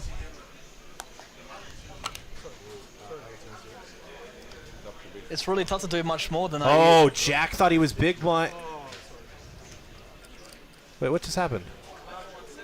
Oh, yeah. Wow. Wait, no, Jack's not big blind. So it's a dead small blind. That's what it is. Yeah, okay, so it's dead small. I thought Jack said he was all in. That's what I thought as well. Where's his turn? What? I'm just going to pretend that we just forgot everything else. All right, Jack is open to 250,000. We have his fold in the small or the button by Nove. Yeah, I don't know what just happened there. I could have sworn I heard the words all in. SJ in a spot here. And over 3x open. Out of the standard norm. But putting 9-8 offsuit in one heck of a pickle. How do you proceed here, Travis? 9-8 off. What are you thinking? I guess the big problem here is sizing. This is the biggest sizing Jack's had with his opens, so I don't really blame her for folding there at all. I think his sizing is a little bit telling there. Oh, and he shows it. Yeah, we found ace-10 might be the cutoff here. It is. It's ace-10 plus and like 7s plus he shows. Anything else, he would just quietly put it into the mug. Much. I just love this little bit. I like the Froth Socia, you know. He's been relatively tight. Had a big open.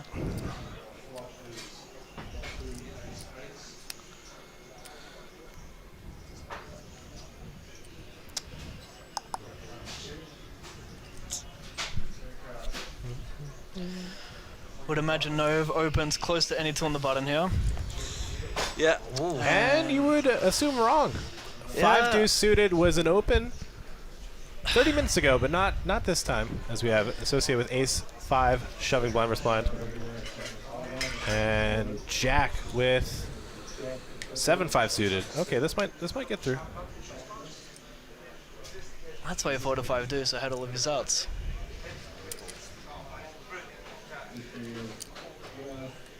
Where did those glasses come from? He was not wearing those glasses this whole time. Who? Jack. I didn't even notice that. Glasses on his head. I forget what they're called. They're like prank glasses. Just checking on Twitter, we're seeing a lot of love first for the kitchen noises, and a lot of surprised, we'll say surprised people with the river call there with the Queen High by Jack. A lot of people feeling it was a little speculative. Not a fan. I guarantee you, if he was right, everyone would be praising the heck out of him. So, you guys are all just being results oriented. If you got the call that was right, I would have said standard call. Y'all would have been like, oh, it's so obvious he has 6-5 there, or 5 deuce there. What else does he have? Got a call with Queen High. Nah. It's an interesting call. I won't knock the naysayers of that one. Sometimes you gotta lay your heart on the line though. Make some wild boy calls. You can't get aces and kings every time, you know? SJ opening the Queen 8 suited on the button here. Chip leader. Nove defending. Bang bang, King 5 suited.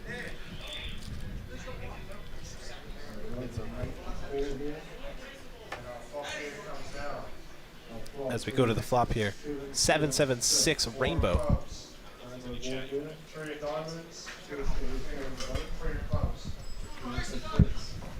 Check on the flop here. Turn is an 10 of hearts. I saw the 8 of hearts in SJ's hand and I got excited. New deck. Floor. You're confusing the commentators. So I like the check back from see how. How do you feel about the delay c-bet, Travis? What are you thinking? Yeah, I think it's good. I mean, obviously c-betting the flop would have been fine, given that she's got so many good turn cards she can continue barreling on. But going for a delayed c-bet on this turn, I think is good. The sizing is probably good too, actually. Yeah, it got through. Yeah, I think what I like about delay c-betting there, instead of just c-betting flop, is you kind of pot control. Yeah. There's a lot of turns that you're able to call on. A lot of hearts, queens, 8s, 9s, all the straight combos, stuff like that. A lot of things that you're able to control. Whereas if you bet flop, you kind of put in tougher spots in the turn and river if it doesn't pan your way.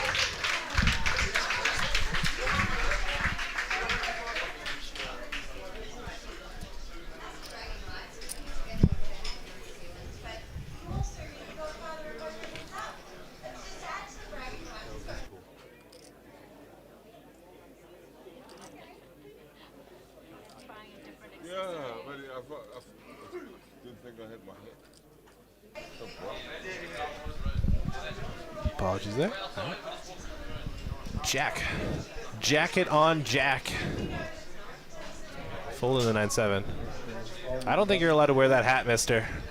Take that off. This is the World Poker Tour. SJ getting the walk there with the pocket threes. Easy skins.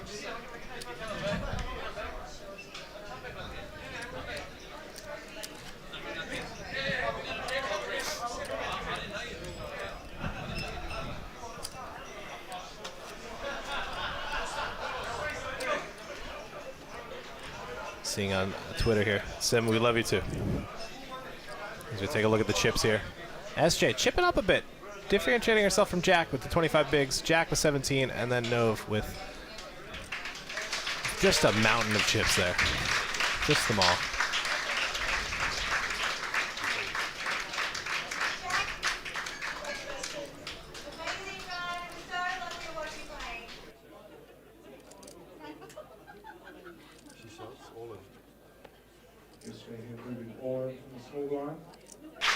All right, we have SJ here shoving in the small blind. Jack gave it off.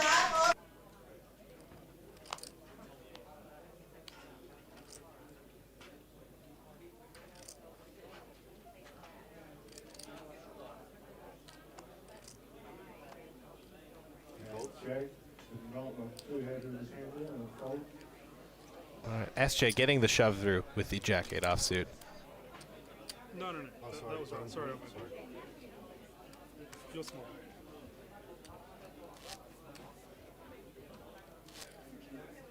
You've got a lot out there.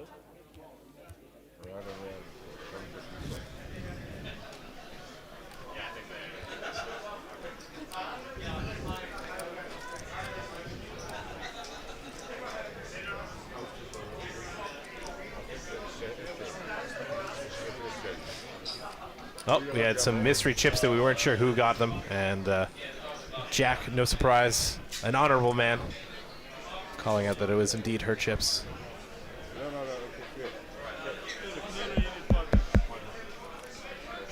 Oh, my big one. This small one.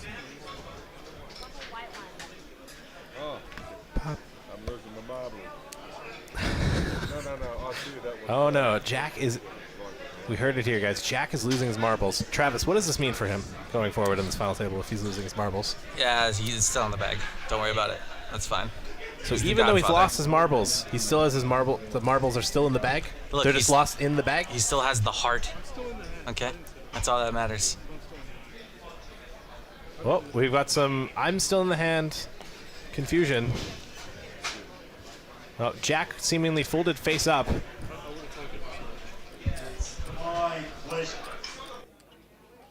Yeah, I mean, we all want to play like legit.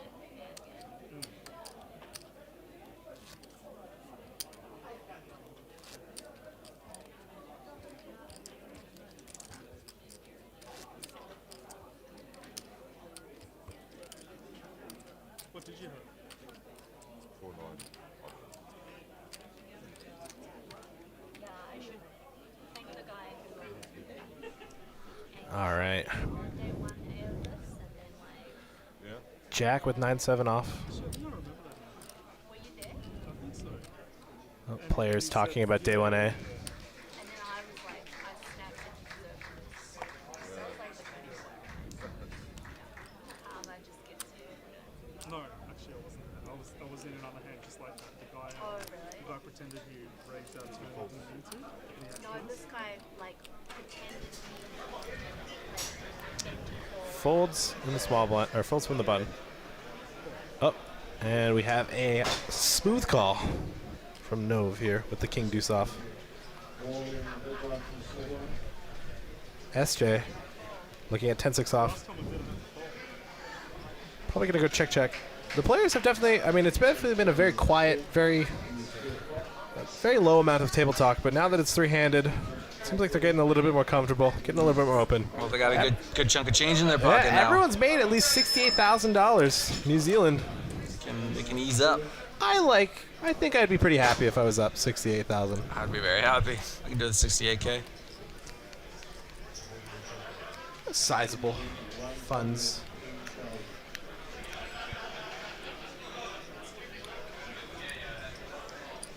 Got a limp stab here from Nove, which is not going to work out because SJ has a pair.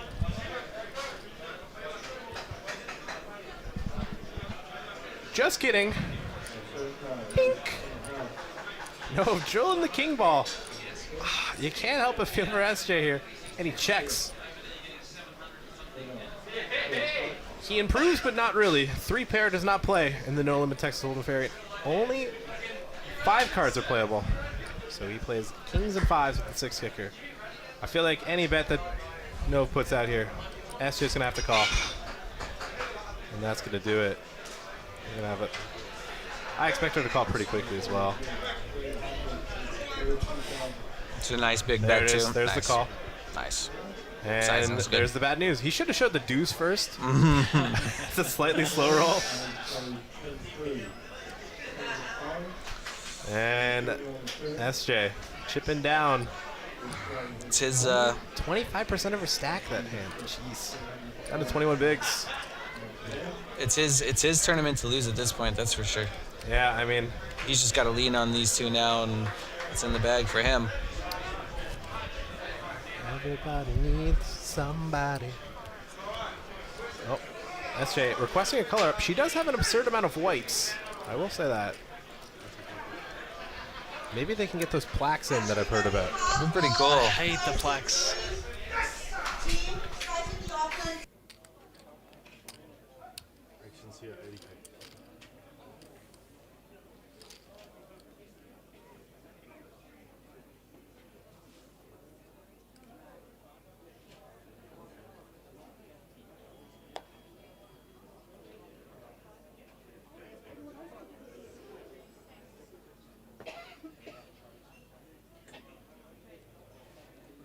You raise it? 180,000.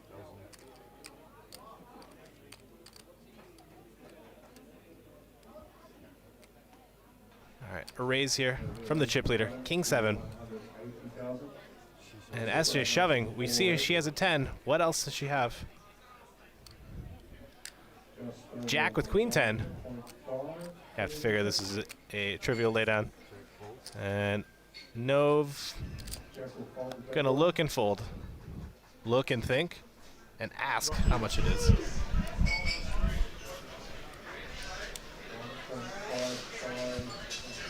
And now he folds. Most likely ace 10.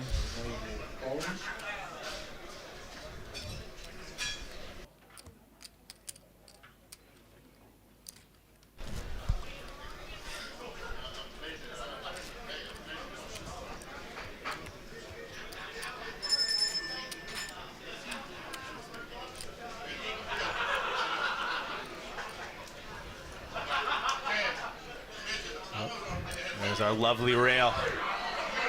Coming out in full force for SJ, Nove, and the Godfather, Jack, who, as Danny was saying, is the player of the series. Locked it up by getting... Oh, there's some Aussie Aussie. Nove being our resident Aussie on this final table. Jack being the Godfather, locked up player of the year with a second place in the opener, second place in the PLO tournament, and now a top 3 finish here. Total control of this series.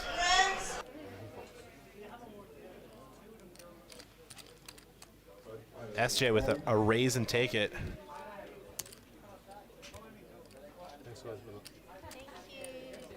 Thank you. New dealer change. Perhaps we'll bring in a new dealer luck for some of these players. Give me some cash for a second. As we are live here from the Skycity Casino here in Auckland, New Zealand for the World Poker Tour opening event of Season 17 in New Zealand. $2,000 and $2,200 entry fee to get into this. 360 runners, over 700,000 for first. Prize Quite pool. the showing. 169 for first. Oh, sorry, over. I was wishful thinking. 700,000 prize pool, and we've got these are the stacks. Jack getting pretty short with 13 bigs. SJ with 26, and our resident chip leader, Nove, just heaps over 70. All players are guaranteed $68,000. The next pay jump for $108,000.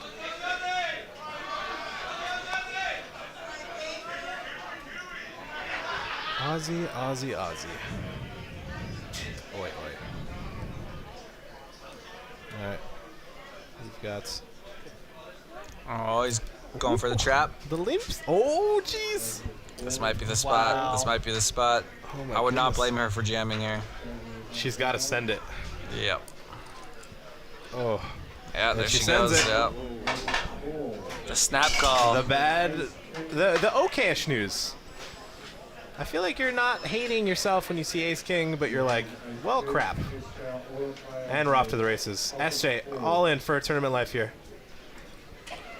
This is a dream spot for Jack. Oh my Yeah, goodness, yeah, I great know. spot. Another huge Total pay jump. cooler. Woo, 9-3-3. That's a good start. She's played so well this final table. It's, you know, now tournament life is on the line for with a coin flip. Rooting for a turn 4. A 10. That's up there with the potential. Don't do it, Barry. Just a berry or a king. She's a nice lady. Don't do it to I have her. a bad feeling a berry's gonna come. I don't want to put it out there for SJ, but like, it's always a berry. It's always a berry. Oh. Oh.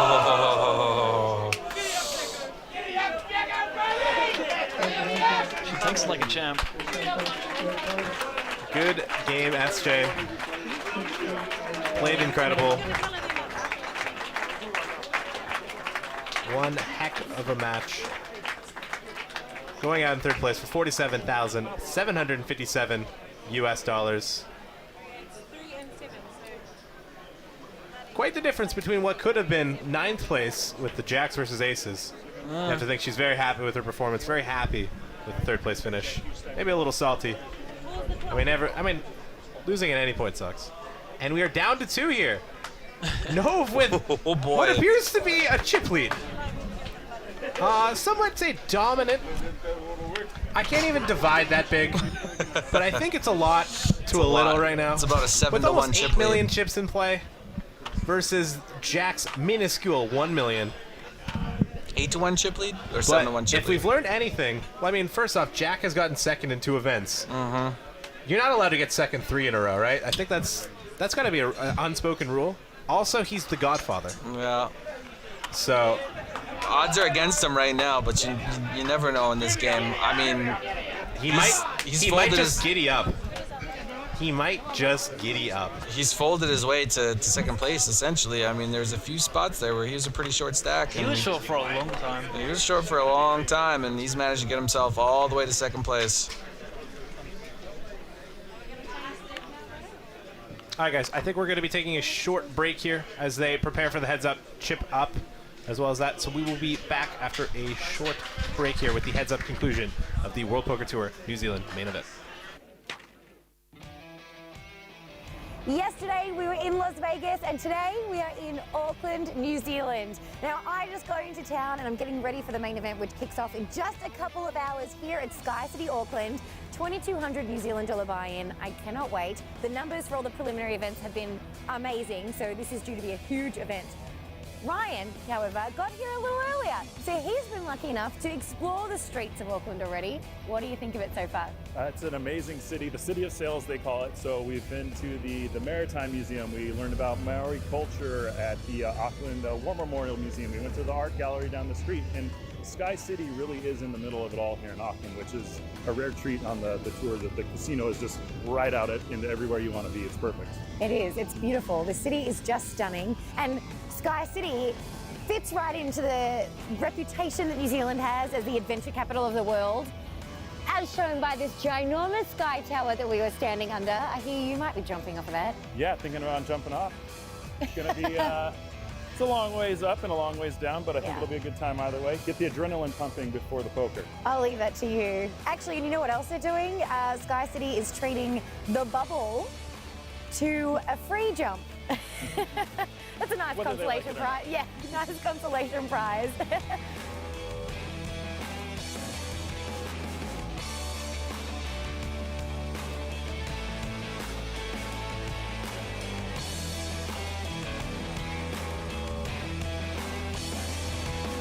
We have a fun week ahead. I cannot wait to see more of Auckland. We'll see you later.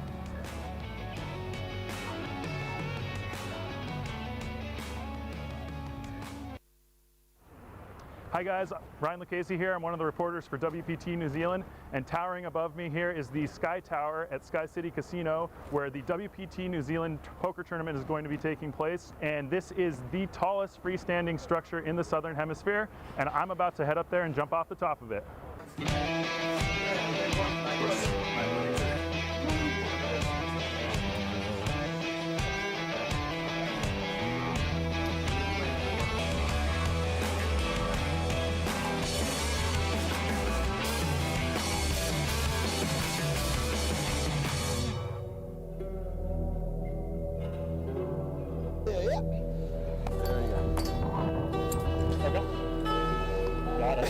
Alright, kia ora everyone, I'm up here with Ryan. This is about to jump on the Sky Tower here in Auckland, New Zealand. 192 meters. Feeling good?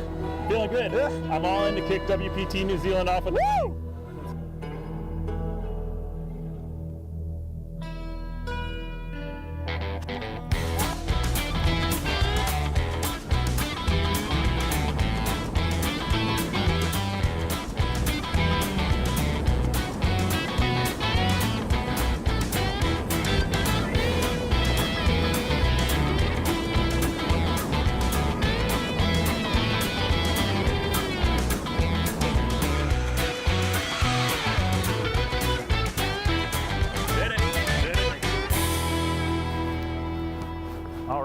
New Zealand is known for its adventure tourism, so I'm glad I got to check this one off the bucket list right away. Got my bag of goodies here, and we're about to head into the casino for day one of the WPT New Zealand main event.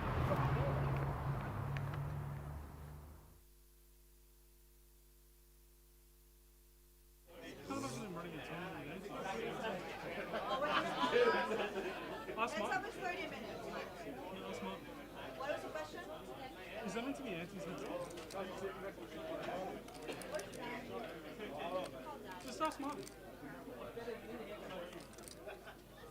What about John? I've not played heads up with aunties. We're not playing Martha, Danny. Fair question. All right, guys. You can see it there. The trophy is on the table. We're down to 2 here. Jack, the Godfather, with 13 bigs. Nove with 99. Bit of a chip lead, Pav. Bit of a chip lead, Travis. I guess he can maybe slightly loosen up. Both players are guaranteed 6 figures, 108,000 NZ. And they're playing without Annies for this heads-up match. I appreciate that. I always feel like Annies are a little useless heads-up. It's a little redundant, especially if you're not playing online, because then you got to throw it out. It's just a waste of time. A little unnecessary. Never really thought about it. If anything, it just encourages them to play more hands, but... I think it doesn't change enough heads up for a lot of people. A lot of people don't think twice about it. Yeah, So I think it's just nice just to get rid of it. Both gentlemen played their hearts out here. This is the final table. Final 2 players left of the World Poker Tour main event. Final table. Gareth on YouTube says that trophy would look great at the Snake Pit. I don't get it. I think the Snake Pit is just like a gambling pit, if I'm not mistaken. I think that's the poker club that he belongs to, isn't it? Ah. Okay, well, There's that our makes Kiwi sense. doing our Kiwi things. All right. I thought the pit was a reference to just Yeah. gambling. Yeah, I don't know. As we wrap things up here, the World Poker Tour opening event of season 17 here. This could be all over first hands. 360 runners, down to 2. Nove has recently just taken a huge upswing, huge tear. Can Jack put a stop to this terror? Because we have King 9 offsuit to start this hand. Nova's got to be feeling pretty damn comfortable right now. He's got to be at a very even keel. It's basically his tournament to win at this point. Yeah. As long as he continues to run even semi-pure, this game should be over pretty quickly. Oh, and he shoves. And he shows it. He's not gonna let Pav. You guys can't see it. Haristovoy's face is stunned. For those of you that don't know, this is Patrick Tardif, IR Egyptian on Twitch. We've got Haristovoy Pavlovic, also known as All in Pav, and as well as Travis, Derek, Dramatic Degen, all 3 of us Twitch poker streamers. Coming to you live on the World Poker Tour Facebook stream as well as on YouTube. A little bit interesting. No, didn't go for the open jam. There were 13 big blinds. I thought he was limp trapping at one point, but he was just limp folding. 10 high like a boss. It's suited. It's the power club, the power suit. The power suit. He's taking notes. He's been listening to the commentary. I think this is important. I think Jack might have the edge now, knowing the power suit, if Nove doesn't. This is going to be a fun heads up. I have a good feeling that this is going to be some... Easy fold, he said, I think. I really Did he even look at his cards? Okay. Jack might get overzealous here. Go for 2. Don't do it, Jack. And he's going to go for the limp. Okay. Alright, I can get behind I'm this. I like surprised this if call. Nove does anything but shove here. And he snap shoves. And a gulp from Jack. A slight posture. Should I show my cards? Oh, Jack's the type of personality you want heads up in a tournament. I can tell. He's going to make this fun. When he comes back and wins. Not that I'm rooting against Nove, but everyone loves an underdog. So true. Uh-oh.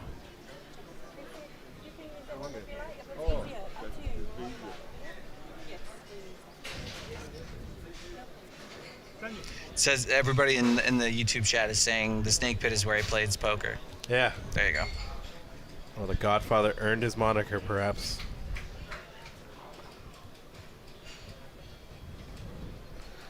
The Snake Pit. That must be such an empowering feeling, sitting there with like 90+ big blinds heads up for a bunch of cash and a nice looking trophy. And not only just any trophy, but a WPT one, which is, WPT is very prestigious too. You got the crowd around you. What Yeah. a lovely feeling.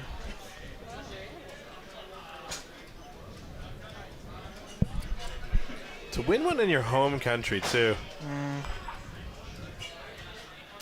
And a fold. Jack is 2-1 here. What's up, man? And I like that he's showing every hand, too. He's keeping it interesting for the viewers in the crowd, as well as those watching on Facebook and YouTube. There's our crowd. Ecstatic to get shows here.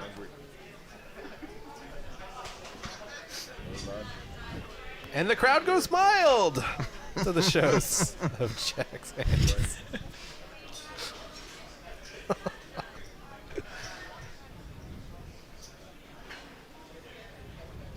Jack with the old 6-4 deuce, or 6-4 deuce. Gooder to speak is limping in here with 6-4 suited. Nove with the 8-5. Check, check. We're going to see. Is this our first flop? I think so. Yeah, Heads this is our up, first yeah. flop. How about the old 6-6-4? All right, well. I wonder if it's going to go check, bet, fold. Nope, check, check.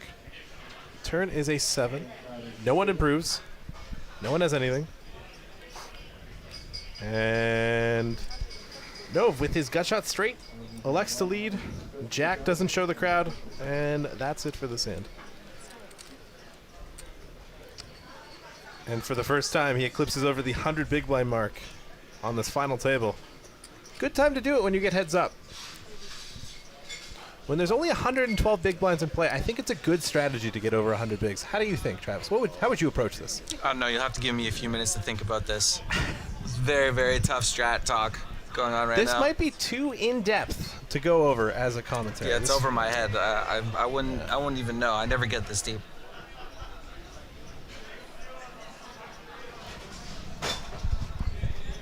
The Aussie versus the Kiwi. I learned the Gold Coast is something to do with Australia.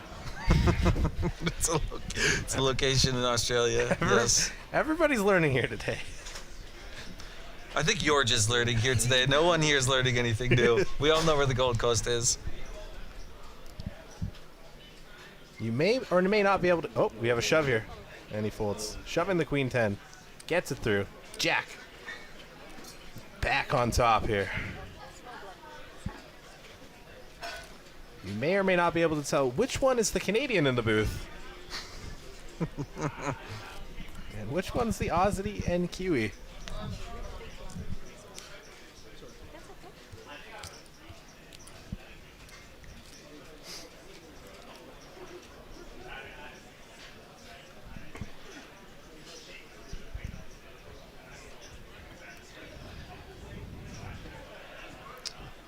I wonder if that's Daniel's Pinot from his previous spot. No, he's been drinking Pinot this whole He's time. been going at it? Yeah, he's been I sipping would it. love for that just to still be Daniel's. If you guys didn't know, Daniel busted in 8th place on this final table. And it would, I don't know, it'd just be kind of funny. Well, he's been hanging around the rail there. You can see him drinking beers, so Yeah. he might be a few beers deep, enjoying his deep run. Lubricated, as we learned from the term from Mr. Hashem. Is that right? Is that what he said? He said he was very lubricated. Yeah, that's what he used. Hey, We he have, goes second place in the high roller. Yeah, I would get lubricated after a second place. I'd probably get lubricated after a 4th. Yep. Yeah, I'd do that. All right, as we have a limp pot here with Jack 3 versus the 7-6 of Nov. Check, check, flop, check, check, turn, and deuce on the river. It's a chop if they check it. Interesting check from Nove there on that turn. They elect to show. Everybody loves a chop pot. Harley Thompson from Facebook asked, is this played at Skycity? Yes, it's played at Skycity Auckland. The beautiful and wonderful Skycity Auckland here in New Zealand. And don't forget, if any of you guys missed out on checking out WPT Auckland, WPT New Zealand this year, sounds like they're going to be coming back next year at pretty much the same dates. mostly the same events with the same buy-ins. So if that's something you guys want to kind of mark down on your calendars, make sure you check out WPT online, check out Skycity, follow the correct social media, and don't forget it this time around next year. Absolutely. If you are a Kiwi, this is a must-visit event. This is a must-play event. Some good buy-ins, some solid structures. This might be the setup for Jack to double. We have an all-in. You have to think this is a pretty easy call here with the ace-8 of diamonds. Not the power suit. The second power suit. There we go. All in. Can Jack fade a third straight second? Come on, Jack. It's illegal to get second. You'll actually get kicked out of the casino for 3 seconds. Nove looking pretty comfortable. 64% away from a World Poker Tour champion. Jack with the bants. It's not her call. Go easy on her, Jack. Jack, we need to build suspense, all right? Understand with us. To the flop. All right, well, he does have backdoor diamonds, but there's no backdoor straights. Not the best start. Deuce of diamonds He for a does have a sweat. backdoor straight. Oh, he does. Wow, the wheel straight. Thankfully, I have co-commentators with me to save me from my blunders. Yeah. Deuce of diamonds, deuce of diamonds. Make it That's fun. a fun sweat. Oh, okay. Well, that's... It's an Somebody ace now. needed to tell the dealer that we needed to make this sweaty. Just the... We've seen a lot of Barry Greensteins in the past.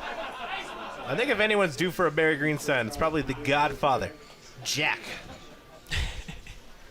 Godfather, gonna pick the Barry Greenstein. To the river. Is a 3 of clubs. And we have a World Poker Tour champion, Nove. Came in with a relatively bigger stack and took off with 4 players remaining. Congrats. Jack will get second place, no stranger to it, for $108,000. The champion of the very first World Poker Tour here in New Zealand. Massive bragging rights. It's the biggest event that we've ever had here in New Zealand, but you also beat the godfather of poker heads up. Let's just add to the bragging rights. What's going through your head right now? Well, obviously I ran very well at the final table, so pretty happy with the way it turned out. But yeah, you just got to take the luck when it comes. Absolutely. I mean, it's looked like a pretty good day for you, though. You came in as a chip leader. It was a little bit of a roller coaster. You had a lot of chips coming in here. You went into heads up with a lot of chips. You made it look pretty easy, but we know that it's not. Tell us about your day. Yeah, look, I got lucky in a lot of ways. I mean, when I was bluffing, I wasn't called, and when I had it, they happened to call. So you know, you can't really change the way the cards go, and yeah, worked out well. It sure did. Well, you got a lot of money in your pocket. You've got the trophy. How are you going to celebrate? Well, I've got my wife and kids upstairs. My wife can't be here because she has to look after the kids. So, yeah, go and celebrate. Thanks, Daniel. Yeah. So I think she's been following the live stream, so it'll be good to have a few drinks with her and celebrate. Yeah. Awesome. What better way than to have your family with you? Congratulations. Amazing effort. Amazing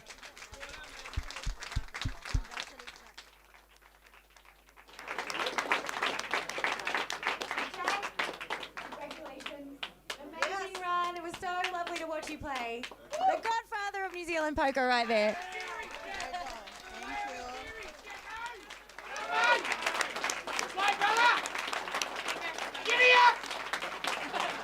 By the way, Jack also won the Player of the Series for WPT New Zealand. So yes, a round of applause for him. Okay, we're gonna do some photos. Thank you guys for being a good audience. We're gonna do some photos. If you're friends with you, you can stay. All right, guys. While they do their celebratory photos and their their congratulations here, as we see Nove winning a $118,000 for his trouble. Jack getting $75,000. This is in U.S. dollars. That'll do it for the World Poker Tour coverage of the main event here in New Zealand at the Sky City Casino. It's been a pleasure. This is Patrick Tardif. Olin Pav. Travis Derrick, a.k.a. Dramatic D-Gen. Patrick Tardif, a.k.a. Ire Egyptian, on Twitch, guys.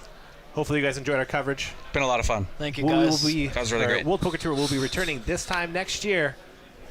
If you guys missed out, you're a Kiwi. Check it out next time, guys. See you next Hope year. you guys enjoyed it. Take Peace. Hi WPT players, Tony Dunst here. Last season, the World Poker Tour launched MyWPT, our new mobile app designed exclusively for our players on tour. Remember having to sign the WPT player release every time you played one of our events? Well, with this app, you will only have to sign the release once for a full season. Just sign up on the app and sign the release with your digital signature. Once you do this, you can get scanned in for tournaments and have exclusive player access to a user-friendly reporting client, including live updates, chip counts, and prize payouts. Through the MyWPT app, you can chat with WPT and casino staff if you have any questions, and you can even text our live updates team if you think there is an interesting hand they should include in their reporting. Love posting your pictures on social media? The WPT will have an additional photographer on hand to take player photos, and these photos will be sent directly to your MyWPT app if you are in them. If you want these photos sent to you, make sure to write down the 3-digit code from your profile page on the card provided at your seat and leave it next to your chip stack. This will ensure the photographer and live updates team have your correct name and won't bother you while you're trying to win a WPT title. You can also send your chip count to the live updates team to be included in the coverage. Make sure to include your correct table and seat number, as chip counts will be verified before inclusion. If you are planning on playing an upcoming WPT event, search MyWPT in the App Store or Google Play and get registered. A staff member will scan your QR code at the event, which will give you access to the rest of the app. I look forward to seeing you at the tables.